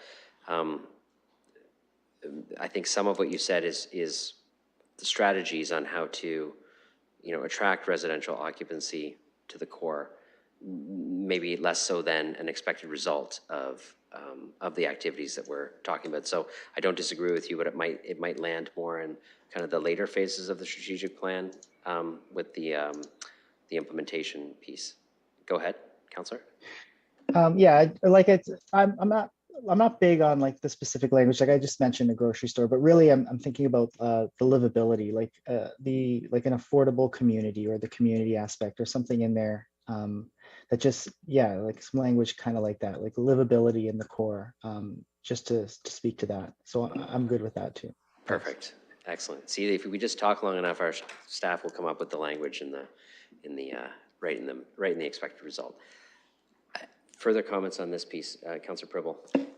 I would just add two more, excuse me, cultural events as well, cultural and maybe even sport events. And if we did go with increased residential occupancy, even though we have the economic activity, I would go increased commercial occupancy as well. So commercial occupancy, sports and cultural events.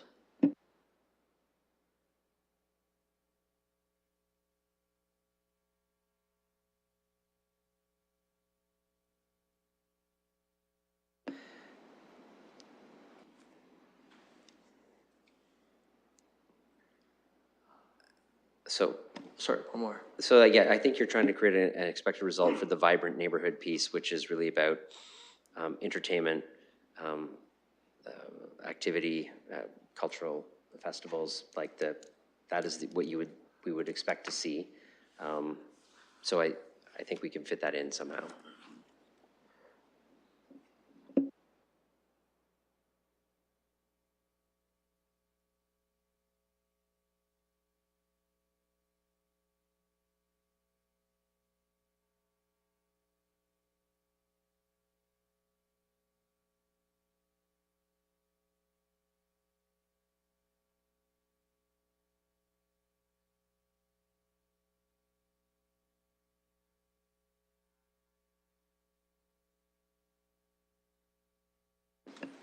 Go ahead.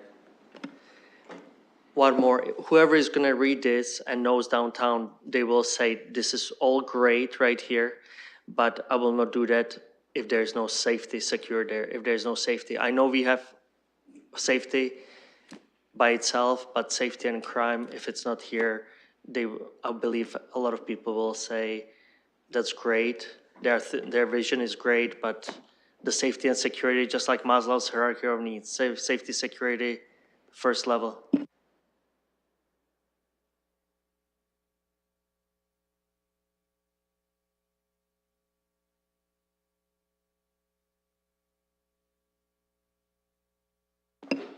Councillor Stevenson and then Deputy Mayor Lewis.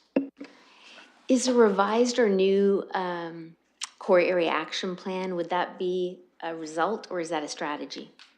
That's a strategy.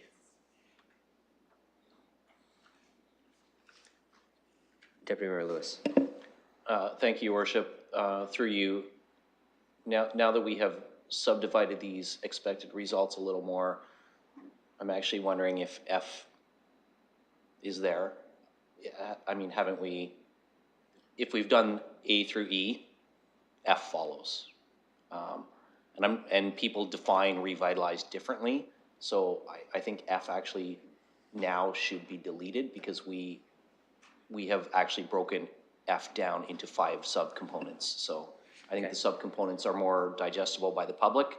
I think F's got to go. I see nods from the person who inserted revitalized, so we'll take it out. Okay, that's starting to look pretty good. So does that mean if we're good with this section, we can go back and just delete the whole other section? All right, so we're gonna leave these components. So these things will all still be in the other areas of the plan, but we're gonna remove this whole section.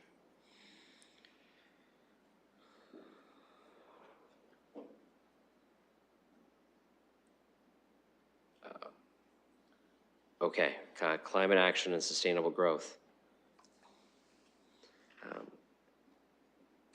So there's 4 outcomes here.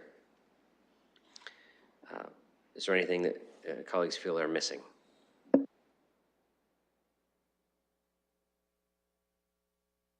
Councillor Rahman. Thank you, and it may be somewhere here, and I'm just too tired to see it. I think talking about and I know it's a strategy as well, but I did hear it quite explicitly around tree and canopy cover.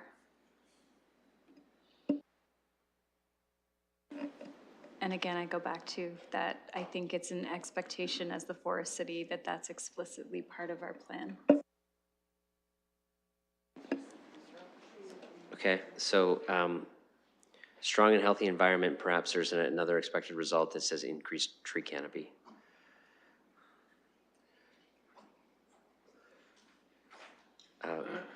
Councillor Frank.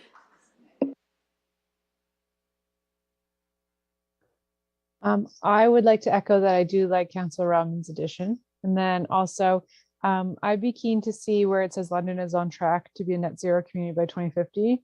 To say like London is on track to hit our 2027 emission reduction targets, comma, to be a net zero community by 2050. But I want to be real specific that we actually hit some targets by 2027, because I think we can do nothing for 4 years and then still hit our 2050 target if we do something in 10 years. Do you know what I mean? So I'd really like to be explicitly including that we're going to hit our 2027 target.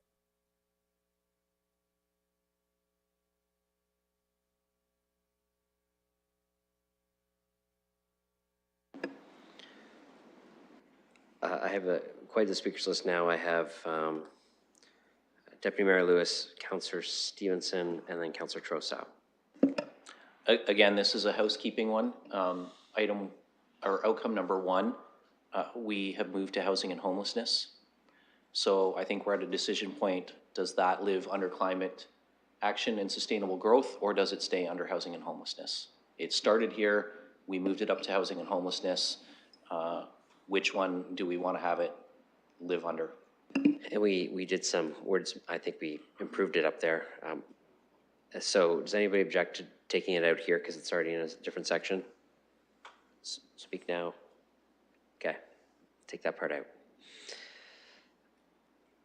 Next on the list is Councillor Stevenson. That was my first point as well, was that one, but the other is to put as a expected result under outcome number 2, waste reduction. It's outcome number 3, but now it'll be 2.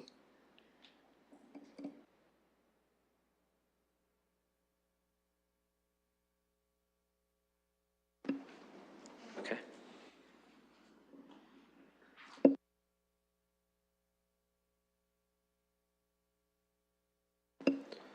Okay, we'll reword that up. I'll go to Councillor Trossau.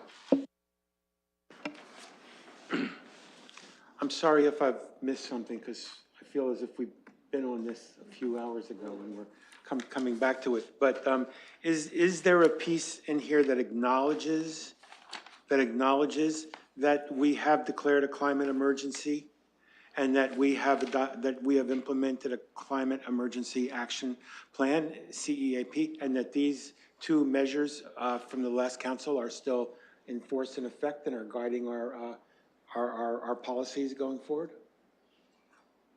I'm going to go to our staff for that, how that incorporates in with the strategic plan.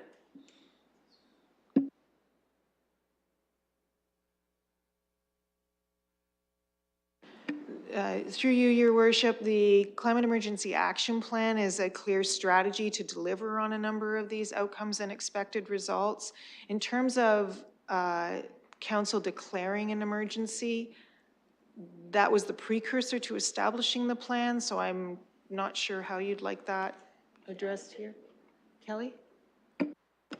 With your indulgence, Your Worship, we could add that to outcome 2, either through the outcome or result A, in alignment with the council declared climate emergency, to either one of those, which would acknowledge that declaration was previously made.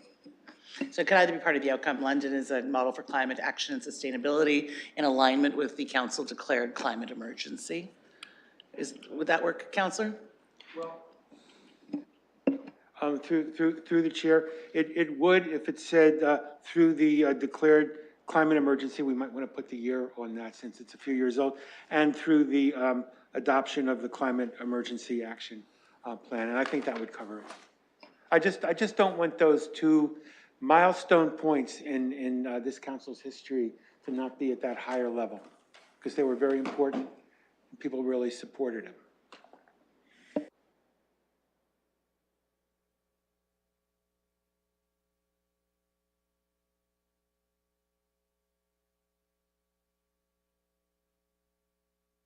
Okay, we're just slightly tweaking that language to make it a little smoother. Okay, go ahead. Okay, any other? Oh, Councillor Frank, go ahead. I just want to maybe highlight the greater waste reduction and diversion and the circular economy.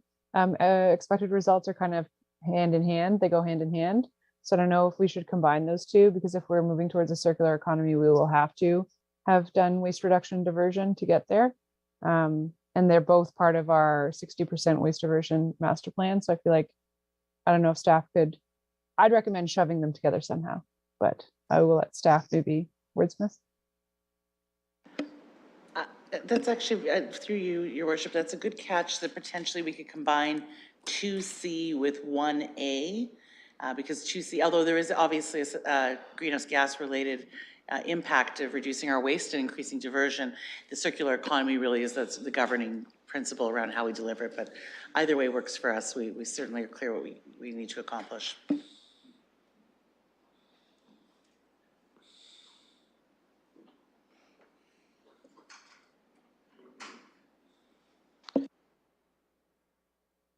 Councillor Frank, just watch the language if you can see it there as it.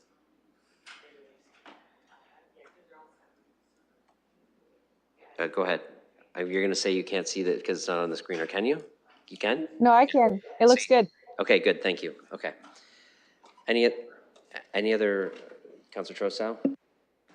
Yes, so under outcome 1, expected results, you have protection, protected and enhanced, then you have it underlined again underneath. Is there a reason for that? I think because it was in there, and then a councillor suggested that we should add it in there, but it looks like it's already there. So I think that that's just a duplication. And then under outcome 2, reducing emissions should show up under the expected results, because that's an important piece of the climate emergency action plan. And I think that's what B is. So let's add that a little clearer there. Yes. Okay, excellent. Okay, and then of course, B and C will turn to A and B.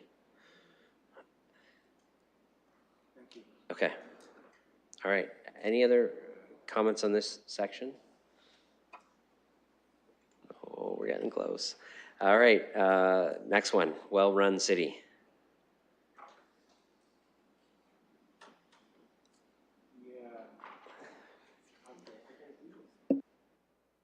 Councillor Trossau.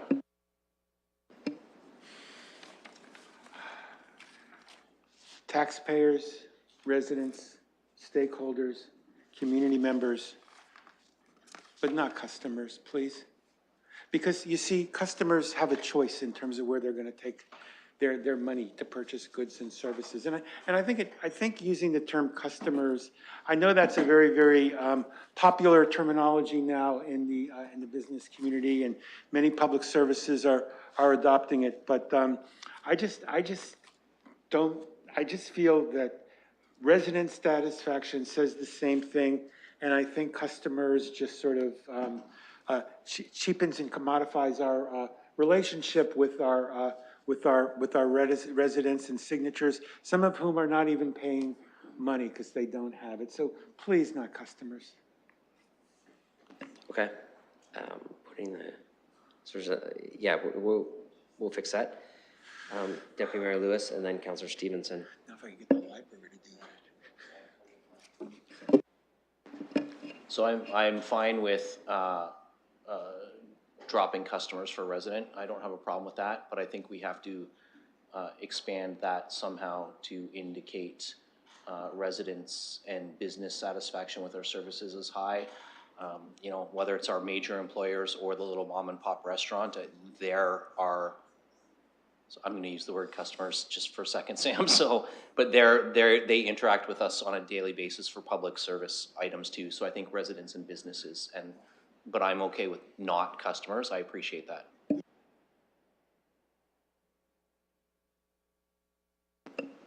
Okay, Councillor Stevenson. Yeah, so I like outcome number 2 and everything there. For outcome number 1, I just feel as though it's part of outcome number 2 that to provide an exceptional experience and valued service, we get to do those things. And I don't think it's going to be easy to measure something like trust and confidence in the government. I know what I heard at the door was 2 things. One was providing like some sort of fiscal responsibility, some kind of acknowledgement that we will hold the inflationary pressures with fiscal responsibility here. And the other is around planning and communication for construction projects, because that's something that comes up quite a bit as well, as in terms of a well-run city, that we are the planning and communication for them, and also the timing and holding them to budget as well. There's concerns about the overcost. I'm unsure if those are expected results Yeah. or strategies that we So would I'm use. wondering if the outcome could be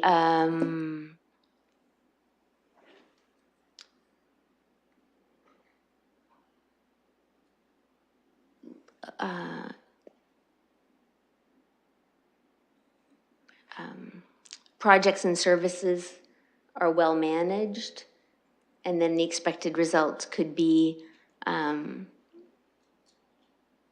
help me with the wording, but basically to say that we are looking to keep property taxes, you know, as low as we can, and that construction projects are well planned and communication is good. I'm not saying this right, but anybody help me there? Yeah.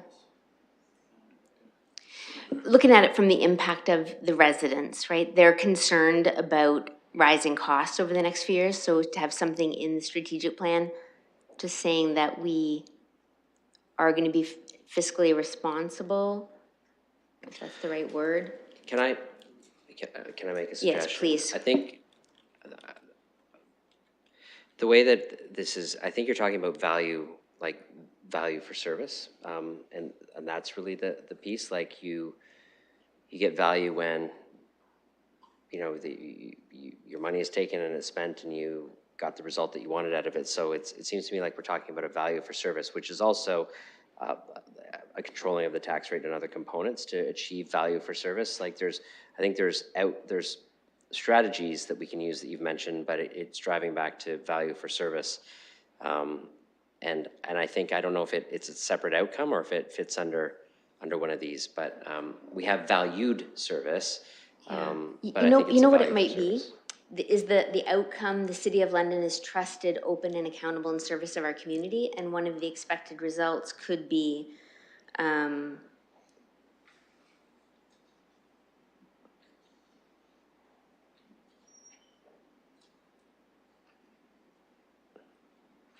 well-planned and well-communicated construction projects? I think it goes back to value for service, like that people feel value when those things happen, right? So I think if we can incorporate a value statement, that probably captures much of what you're trying to say. Like all of these components, I think you could end up listing dozens of things that people might either complain about or want to see. But if it's value for service, people feel their money is going somewhere, it's doing something good, they're happy with it. So if we're trusted, open, accountable in the service to our community, perhaps there's a piece here about value for service that might work. We'll work on that. I'm just trying not to end up getting into a big list of components. at this stage in the evening. I do have a speakers list. I have Councillor Hopkins, then Councillor Cuddy. I think, did I see you have your hand up? Okay, good. And Councillor Pelosa. Yeah, thank you. Hopkins, you're first. Maybe just following up on Councillor Stevenson's comments, I have a few, and it might be where outcome number one is. It's about how we can better inform the community when it comes to all kinds of things like notices and better communication. And I think with that, we will have better participation from our community as well. The other thing I heard this evening, it was quite earlier on, about using plain language. I don't know where it can fit in here, but as we communicate with the community, encourage engagement, we do need to use plain language, not less language, but plain language. I think there's a difference. Those are my comments. Okay, Councillor Cuddy and then Pelosa. It's getting late. Thank you, Your Worship, and through you. We had the word, the phrase stewardship in here before, and we've removed it. I don't remember where it was. But I like the phrase stewardship because it reflects or suggests that you've taken good care of something and you've passed it on. And I think financial stewardship may be maybe a result as a leader in public service or something like that, because I just think it's a reflection that we take care of something while it's here, and then we pass it on in good condition to the next. And that would be a reflection of, for instance, the good credit rating we have here. It's been passed on down through years, and we'll do the same thing. The only other suggestion I would make is that if you don't want to use the words residential and business, you use the phrase stakeholders. That might cover both. That was the other suggestion. Thank you. Councillor Pelosa. Thank you. So I don't know if there is a spot in there of maintain the city's AAA credit rating, which of course is always our ambition. I was thinking about maybe outcome one, that residents are aware of the services the city delivers on their behalf. A lot of the time, people are familiar with the provincial and federal government and don't actually know what we do. Thereby, they can't know if we're doing it well for them or not because they don't know what they're supposed to expect from us. I'll let Nick type before I go on. Okay, under outcome three, perhaps the city seeks to reflect the diversity of the community in its workforce.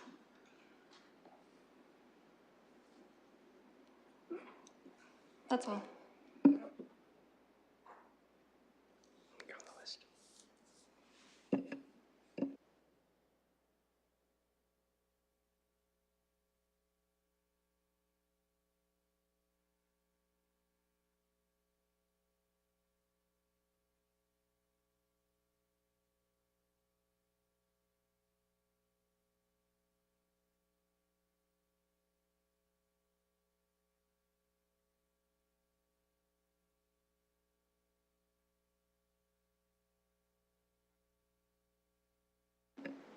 Are you good, Councillor Pelosa? Or are you just waiting? Yeah, no, when I said that's all, I Oh, was done. sorry. That's okay. I was prepping Unless we can these. go home I after was we move just a motion. worrying but- about the motion that I have to make in 5 minutes. So, Deputy Mayor Lewis. Thank you, Your Worship, and through you, and picking up on what we just heard from Councillor Pelosa, and to incorporate the stewardship piece. I'm going to suggest that outcome two read, Londoners experience good stewardship, comma, exceptional and valued service. And that would be in the outcome piece.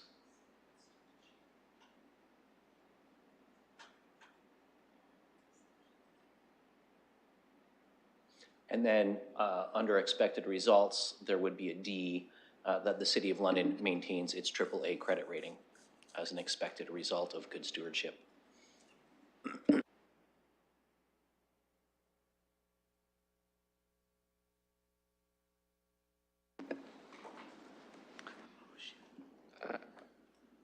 I'm going to put my put myself on the list on that one.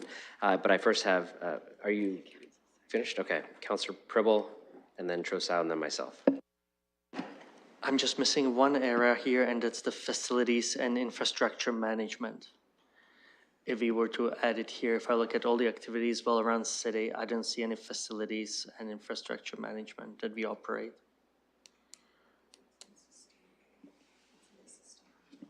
Where were we? Okay.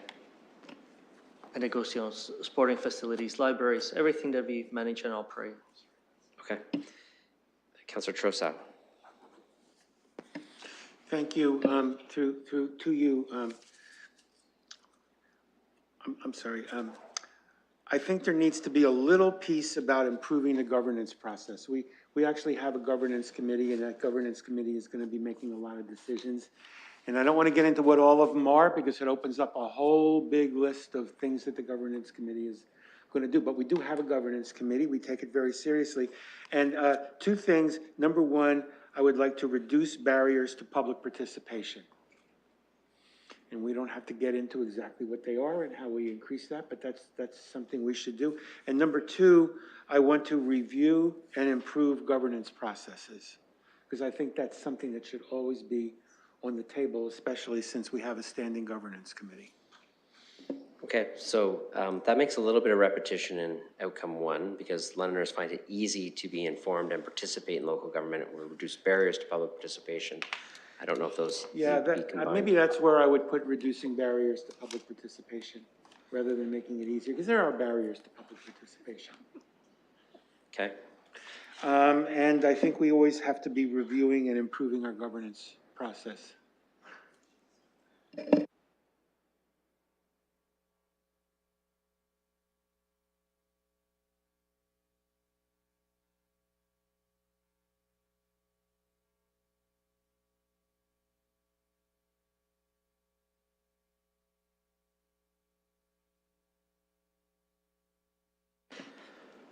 Okay. I apologize, Your Worship. We added D. I don't know if we missed anything else there. Reviewing and improving governance processes.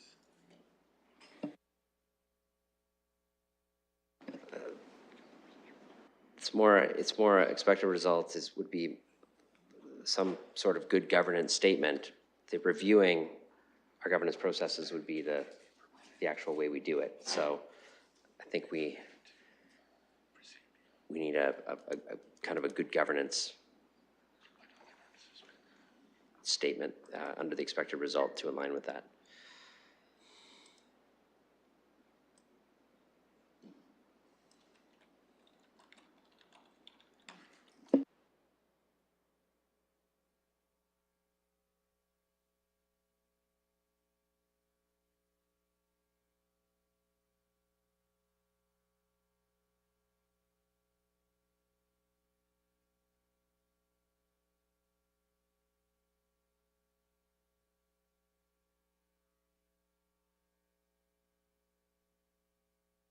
Okay, I'm gonna have everybody switch to their voting screens for a sec.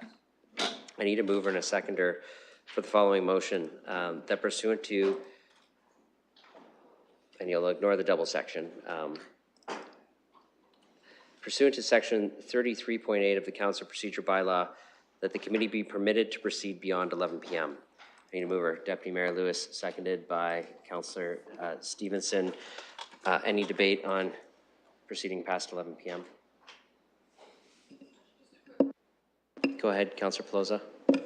I think we're almost done, but at what point could we have a bio break, or should we just start leaving independently? It's a bit much. We can take a break whenever. Let me get this motion done first, because I have a time limit on it. Is there any other questions on the motion? Okay, then that'll open for voting in your eScribe system. And this requires 2/3 of the members present to pass, just so you know.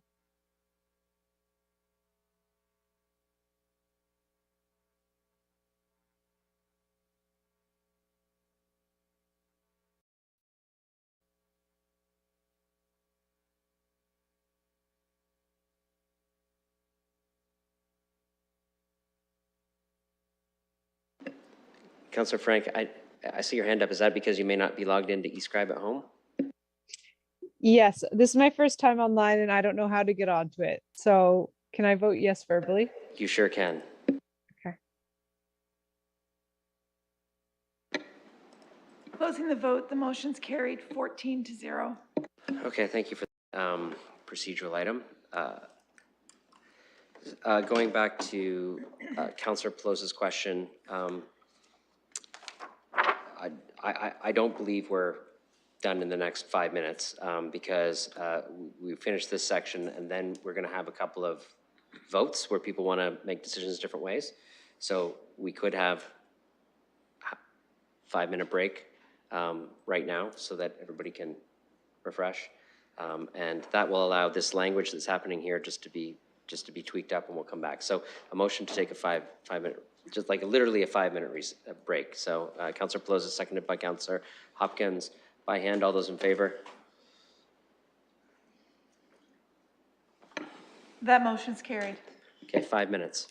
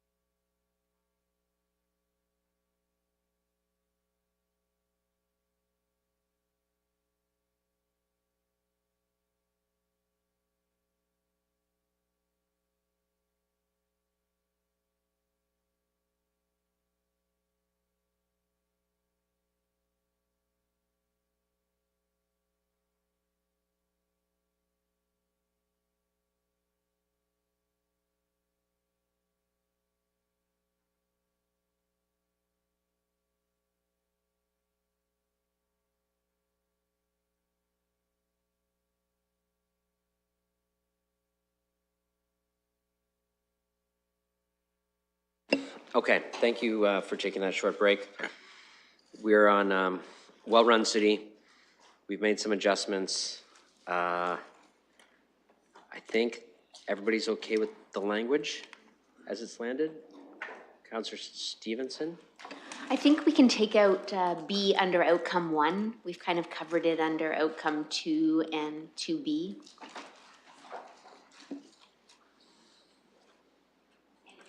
Okay, no, we don't have to leave that in. I only put that in because I thought you wanted it, so.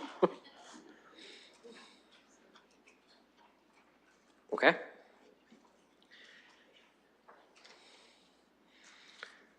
All right, I have myself on the speakers list. I'll just speak from the chair. The only concern I have about including E, the city maintains its AAA credit rating, is that irrespective of our good stewardship of our money, there are provincial forces because of the way that we're tied to the province and market forces that are well beyond our control to ensure maintenance of the AAA credit rating.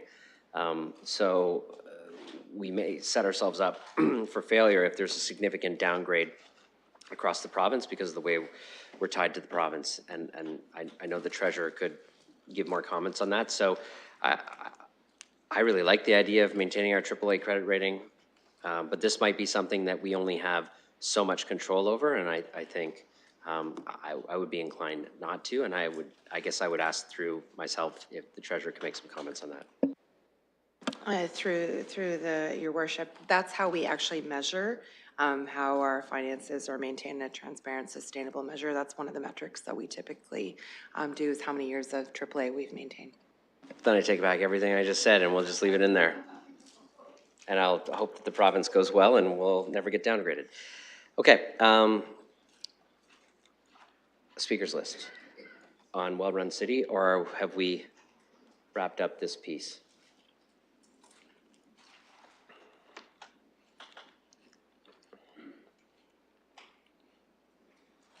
Councillor Hopkins? Yeah, I know I mentioned plain language there. Is there any way we can add that in when it comes to communicating with the public in plain language, really sort of making sure we communicate in the right way, not in a municipal government way? If I'm not sure where to If put we're it. reducing barriers to public participation in government, Yeah. not using plain language would probably be a barrier, so it might be more of a strategy than Okay. something in the strategic plan. All right, so, okay, so I'm fine with that then, thanks. Okay. Councillor Stevenson? One more thing, outcome 3, number C. I think we have it in diversity, equity, and inclusion.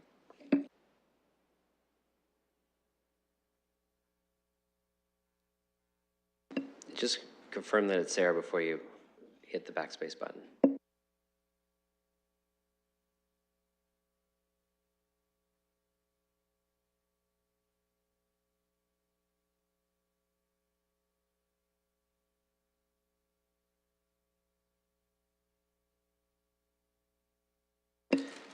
Yeah, it's not quite the same wording, so.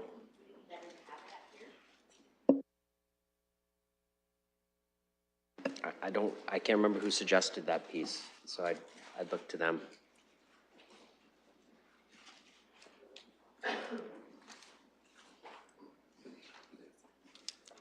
Councillor Pelosa, I think you suggested that piece. So there's a piece up in the first section and there's a piece down here that are similar but not quite. So the question was, do we need both? That was on the diversity in the workplace. Yes, and then we increase, if you remember in the first section, we added language about employment opportunities at the City of London. So I know they're slightly different, but the question is twofold. One, do we combine them together? I think it's a two-part process. That first we have to recruit them and show them that there is a place for them in the workplace, and then actually hire them. And then if staff wants it in just one, that's fine. This is not the hill I'm dying on. Okay.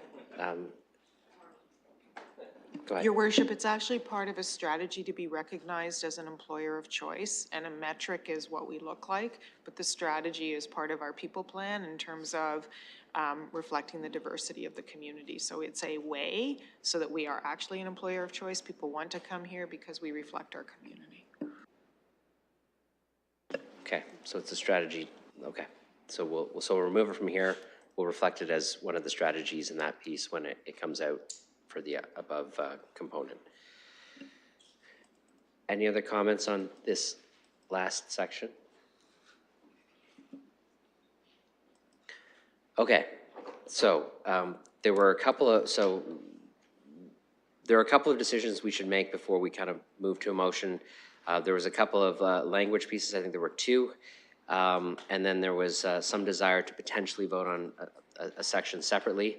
So I think I'll do that second. So I want to go back to where there were some language disagreements and just make some decisions one way or the other on them. I believe one was related to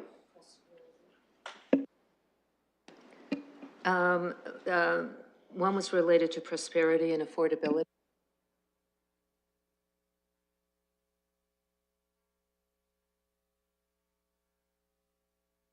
Accepting businesses.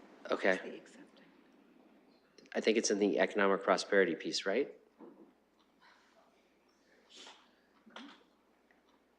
Okay. Yeah. Go ahead, Councillor Hopkins. Thank you, Your Worship. If I can speak to that, I'm speaking to outcome number 1D. London is a regional center that proactively attracts and accepts talent, business, and investment. I just want to go back to the word accept.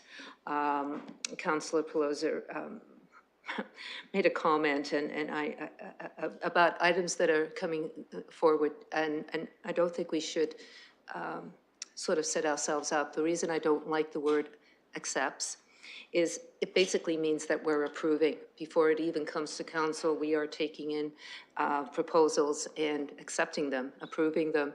Maybe a better word could be a receive. I'll just put that out there. But I am not at all supportive of the word accepts. And I would like to have it removed.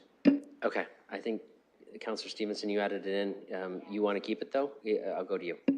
I'm not hung up on this one. I just wanted something that said, you know, that maybe supports, you know, I see the opposition to accepts, but, and it can come out for tonight. So that's a removal of accepts. Thanks, that was an easy one. I appreciate that. The other piece is about noise. You know, up in the, what section was that in? I think it was Councillor, or Deputy Mayor Lewis. Yeah, that would be under well-being and safety, I believe. Okay, so there was just the term noise reduction that was the issue. That was something Councillor Trossau wanted in. Councillor Trossau, I assume you want to keep it in? Yes, I do. There's no motion, but we could, to do this, we could make a motion to take it out and then we could have a discussion about it. So Deputy Mayor Lewis, go ahead. Councillor Trossau, we need your mic. Thank you. Yes, and you know, the points that I made earlier stand, and whether folks feel that we could or couldn't do something, I think the important question is to ask, will we? And will we do so effectively?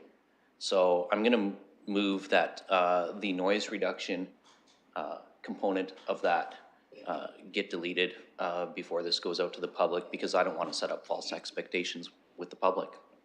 Okay, is there a seconder to do that, Councillor Stevenson? So that's on the floor. Now we can have discussion about removing it. And Councillor Trossau, you're on the list. We have a variety of laws in this city that regulate noise. And we have a variety of laws that are in effect in this city that regulate the operation of cars. And some of them deal with when the car is moving, and some of them don't. There is a potential interaction here between the role of police and the role of bylaw officers. We also have an anti-idling bylaw. We may as well abandon that. on the grounds that it's difficult to enforce. We also have an anti-fireworks ordinance where you're not supposed to set off fireworks at certain times. We may as well abandon that because it's hard to enforce. And just because a certain problem that's been raised by residents, and believe me, this is a problem that's been raised by residents. It's been raised by residents. I heard it at the door. I saw a lot of activity online about it. And there were 3 or 4, not just one. There were 3 or 4 media presentations where there was quite a bit said about the problem of noise. Now, I don't know if we're going to amend any bylaws or direct bylaw officers to do this or that. And we're not putting other segments of this strategic plan elements to that test.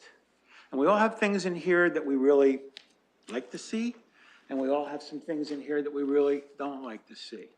And I think to pull out one thing that has been raised affirmatively by citizens, because someone thinks it would be difficult to enforce, I think is not good. I'm not even sure that anybody's going to show up at the public participation meeting or engage with the website on this issue, but maybe they will. And I want to err on the side of giving people the opportunity to do that. Now, I have a particular problem in one of my neighborhoods in Old North, where I hear a lot of complaints about people, about street noise on Adelaide. And I have another section of Old North and part of the rest of the ward where I hear complaints about street noise on Oxford. And then I have yet another part of my ward that I share with Ward 7 and Ward 8 that deals with problems in Wonderland. And I think to just cut off the ability of people to talk about it, and by the way, this won't cut off the ability of people to talk about it. If people want to talk about the need for noise reduction, they can come in and do it. But why would we not include that if that's been identified as an issue that's of concern to members of the public? And I think we owe it to them to at least acknowledge that it's a concern. Councillor Frank. Thanks. Yeah. I'm happy just to leave it and we can let it be interpreted as it will, because I do know, for example, we have been looking at eliminating 2-stroke lawnmowers and leaf blowers, and those are super loud, and there's been lots of community complaints about those. So I do think there are ways for the city to do noise reduction. Maybe it's not regarding cars. So I'm fine to leave it and let staff kind of maybe figure out the implementation of it if it remains after all the community consultations on this. Other speakers? Councillor McAllister. Well, thank you, and through the chair. I think it speaks to, like, when we were speaking about in terms of like improving emergency response, I think you have to look at the time that bylaw is spending on it. Like, do we have the capacity, like the resourcing that goes behind this? And I agree, like, I think we've probably all heard in terms of noise complaints, but it's putting the money where our mouth is. Like, are we going to invest in an expansion of bylaw? And is this something they want to take on? So I think we have to think about, I know we've been trying to avoid the strategies and the tactics of how we're going to approach these, but like that will be a part of this. Do we want to take this on in terms of increasing our bylaw resources? Thanks. Any other speakers? Councillor Trosal, go ahead. There's not a bylaw amendment on the table right now. And I think the point that you just made would be very relevant if there were a bylaw amendment on the table. And I'm not sure we really need a bylaw amendment on the table because we already have provisions in our in a variety of different laws to deal with this. And I'm not really sure that taking away that tool is an effective idea. It's going to get enforced as well as it gets enforced. And right now it's not being enforced, although the police often do say that they will stop somebody that's engaged in that activity. And I don't want to send a message that we don't want you to be engaged in that activity because it's an important enforcement effort. So I really urge people to just leave this alone for now. I'm not sure how much it will even come up in the discussion on the strategic plan that's coming up. But to pull this out, I think is just sending a very bad message. Councillor Pribble. Just to add, I don't know noise reduction, so we don't mislead if it's noise reduction or if it's noise level control. But in my ward, I'm dealing, for example, new development with large AC units, and the neighbors had issues with them. So I don't know if this, because I thought actually we were first dealing with the traffic. But if it's anything else, and if it's potential, I don't want people to expect that we are doing some noise reduction, that there's a certain decimals level that we are going to be decreasing. But if it's noise level controls and it's past traffic, then that's certainly, for example, an issue I'm dealing with right now.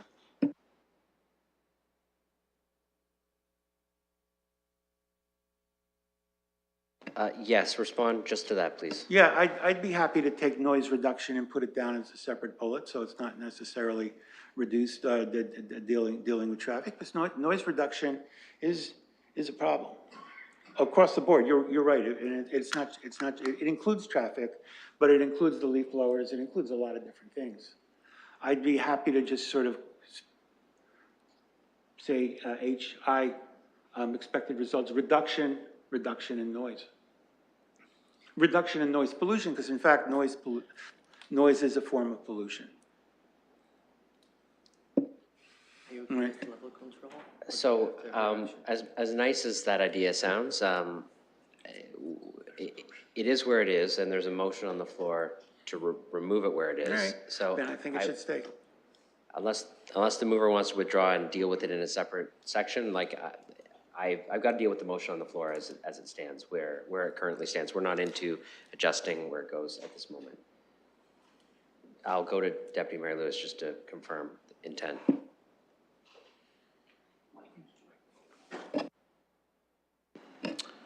So I'm not going to withdraw the motion, and I know you've got another speaker on the list before me. I'm hoping to wrap up when it's my turn and we can call the vote on this. But the suggestion that it could be pulled out and used as another bullet, respectfully, 4 years of experience around here have taught me that we will have people complaining about basketball courts in their neighborhood parks. We will have people complaining. When you just say noise in general, you're opening up a whole different can of trouble. We've got pieces in economic prosperity about increasing music events and cultural events, and every time one of those happens, we have noise complaints. Every single time. So I'm not prepared to withdraw the motion. I'm going to let it stand. That's all I needed for now, because you can debate again later. I have Councillor Pelosi next on the list. Thank you, Your Worship. Was in agreement with Councillor Lewis that noise reduction as part of the modified muffler systems, that we can't, the police do them. We've had talks of individual ward councillors. So I am in favor of it coming out of the improved traffic, like the traffic area, and being on its own line, recognizing even as the councillor doesn't wish to remove his motion, that another councillor might put it forward with the idea in mind of leaf blowers, as we've heard, loud parties and other things happening at people's homes. But it's also the issue then of, as we talk about noise reduction, I think it's really just looking to see more enforcement hours of those complaints, as we brought bylaw in-house for enforcement issues, that we know they're out there, and I want residents to report them. So for me, it really is like how many warnings were given, how many fines were issued. Like, as we see things come through our counselor's office, was the issue ever resolved? I have some residents that back on to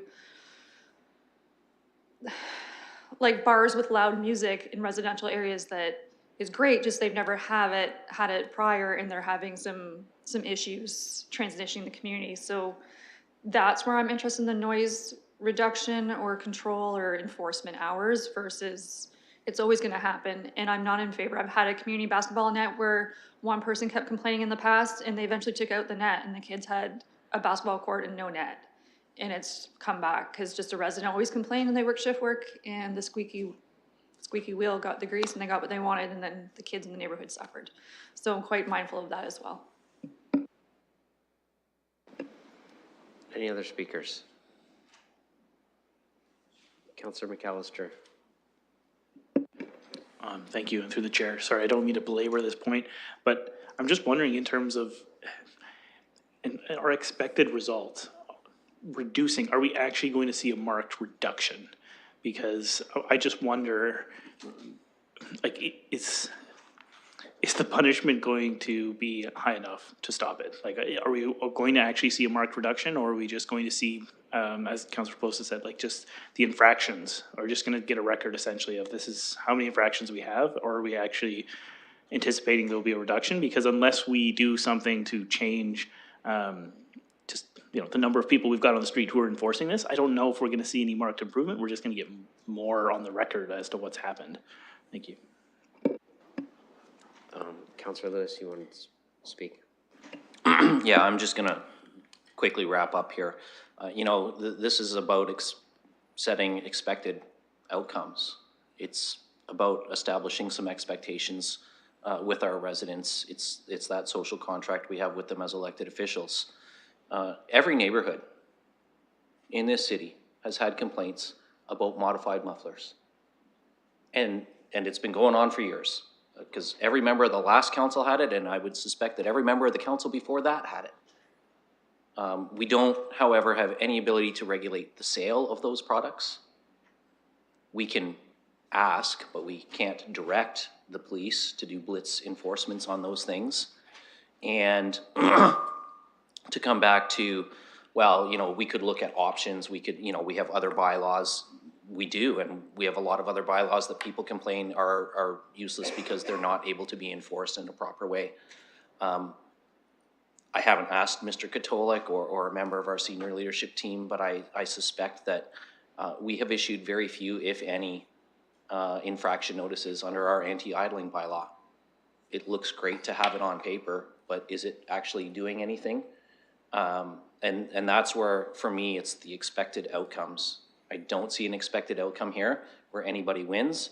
And even if we were to put it off on its own, I think there's a whole bunch of unintended consequences, both on, the economics in the downtown, the neighborhood basketball courts and the neighborhood decision-making kind of projects, those kind of things. So, I'll just wrap by saying something that a former Ward 6 councillor said in his time here, which is it's not our responsibility to police every interaction between the residents of this city.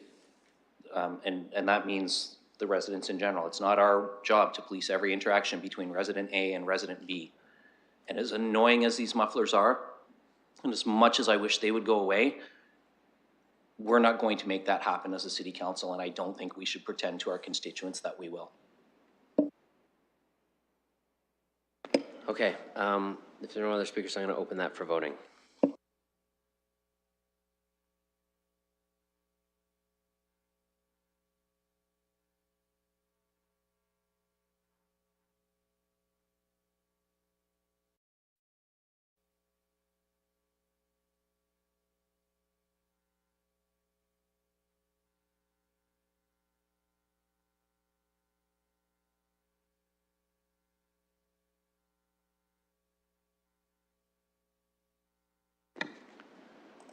Closing the vote, the motion's passed 10-4.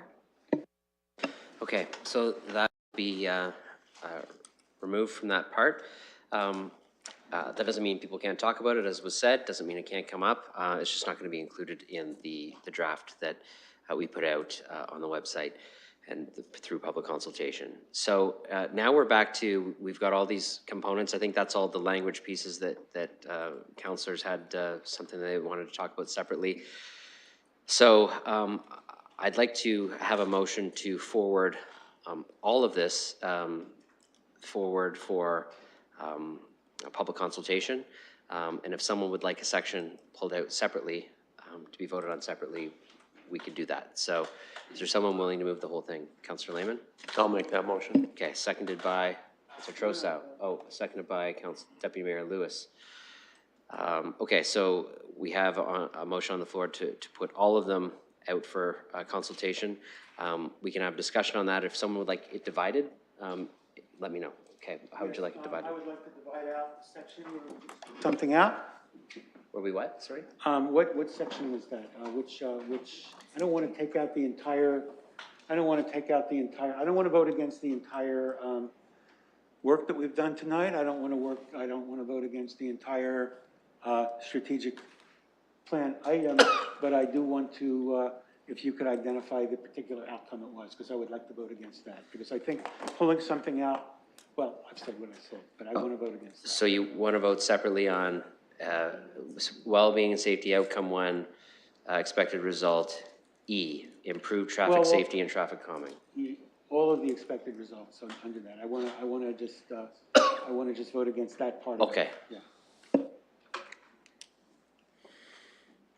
And We're just going to deal with well-being and refer safety my, separate, just to complaints make this a lot easier. Okay, Pardon me? so we'll deal with well-being and safety separate for now, and I'll break it out as you see fit. So, so that'll be a separate motion. So I'm assuming the mover and seconder are going to be okay with the way I divide this up.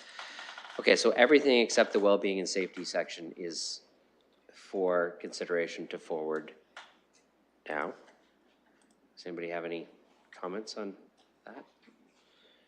Okay, let's open that for voting then.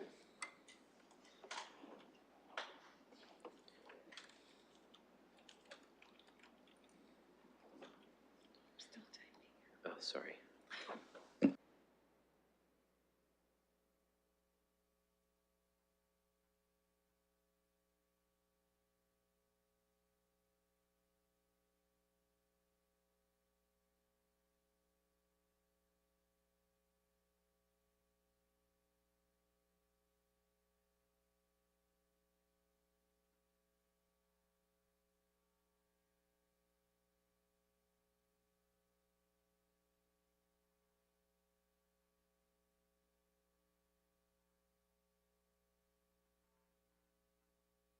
Okay, so this is being in safety strategy focus area.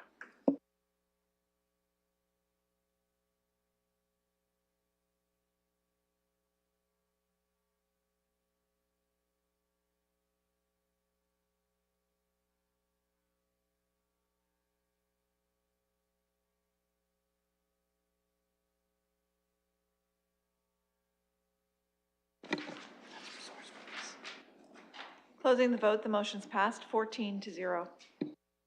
Okay, well, if I could just ask Councillor Trosal just for clarity so I can divide this way, you'd like to vote on just the expected results, but all of them as a separate block in well-being and safety?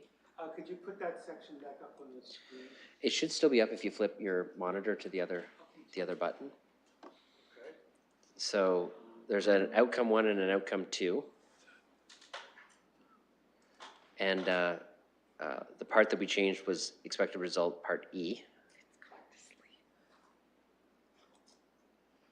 So how do you want me to divide it separately? Do you want to? I would just pull out part E. Okay, so. Noting that that's what it was. Everything else is fine. Okay, so.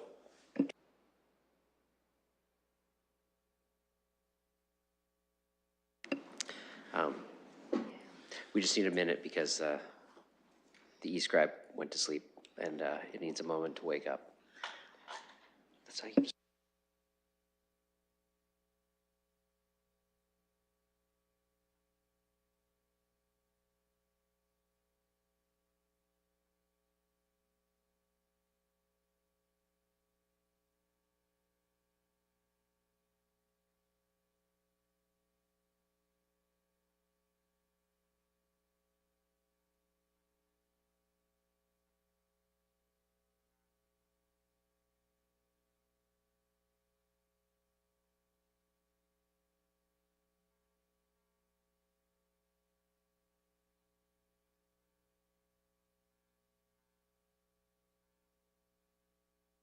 Okay, so we're going to do everything in well-being and safety, all of outcome 1, all of the expected results in 1, with the exception of E, and all of outcome 2 and all the expected results in 2. So everything except E, which we'll deal with separately. So I'll need a mover for that. Councillor Rahman, seconded by Councillor Cuddy. Any discussion on everything but E?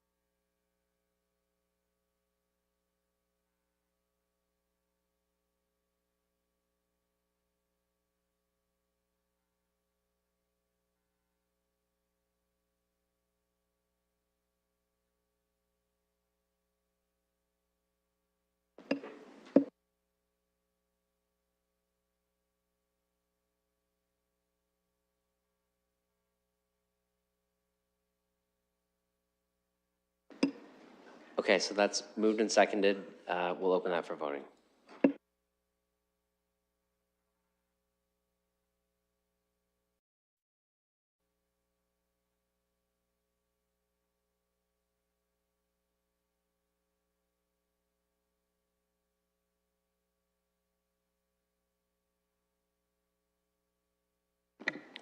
Closing the vote, the motion's passed 14-0.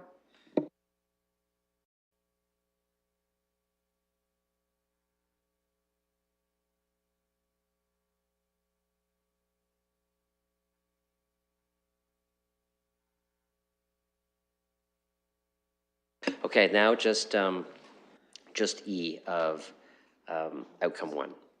So I'll look for a mover to put E on the floor. Deputy Mayor Lewis, seconded by Councillor Pelosa. Any discussion on E? Okay, seeing none, we'll open outcome 1, part E for voting.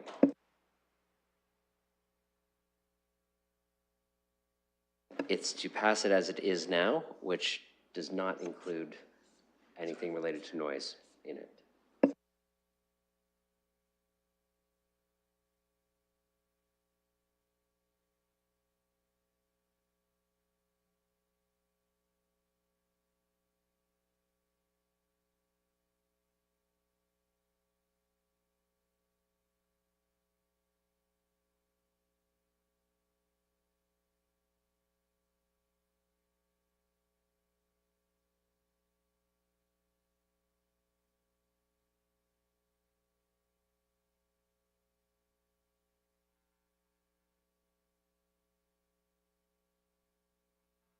Okay, that's open for voting.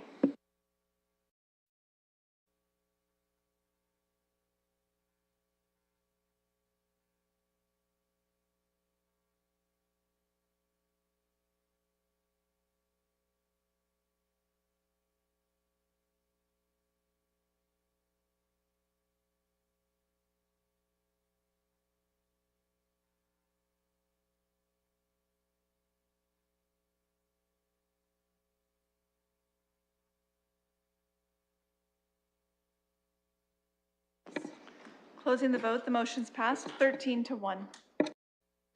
Okay, so that concludes item 4.1, which was developing the strategic plan, setting the strategic areas of focus, outcomes, and expected results. I don't think staff have anything more to add at this time, unless you want to talk briefly about the next step. Or okay, go ahead. Your Worship, I don't want to prolong this. I just want to confirm next steps with council so everybody is clear about what will happen. So staff will undertake to take this evening's work, get it up on the Get Involved site as quickly as we can. It is then open for feedback. We will return to you on February 7th with all of the feedback that's been received on vision, mission, values, and tonight's work.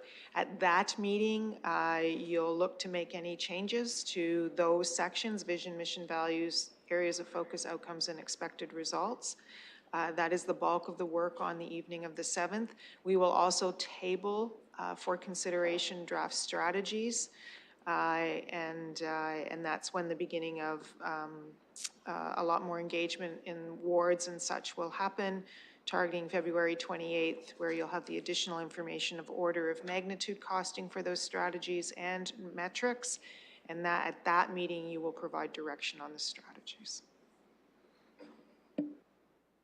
Okay. I just want to end by saying thank you to our staff. Don't worry, Councillor, I've got you. You're going to be under additional business. But with respect to the strategic plan, I want to thank our staff for the work they've done, both in prepping the documents for us, as well as the really great, very quick turnaround on incorporating all of our discussion and comments and changes into a document in pretty much real time. Really appreciate the work that you've done today to support us through the process, and looking forward to the next steps. So that ends item 4. Item 5, deferred matters, additional business. I'm going to go to Budget Chair Pelosa, who wants to make some comments just under additional business on what to expect later this week. Thank you. I know the hour grows late. I also not belabor this, but now that you've seen how today went, Thursday is a full day meeting. discussing the budget. You've had the public participation meeting, you have the documents in front of you. So our next step is for us to discuss it amongst ourselves. My request to you all, always wanting efficiency and transparency and things going as quickly as possible. Tomorrow morning, Mr. Schultz will send out this in writing to you, realizing the hour is late. Thursday, we meet all day, ideally in person. It helps the conversation go, but it might be a snow event. You might have issues escaping your residence or not.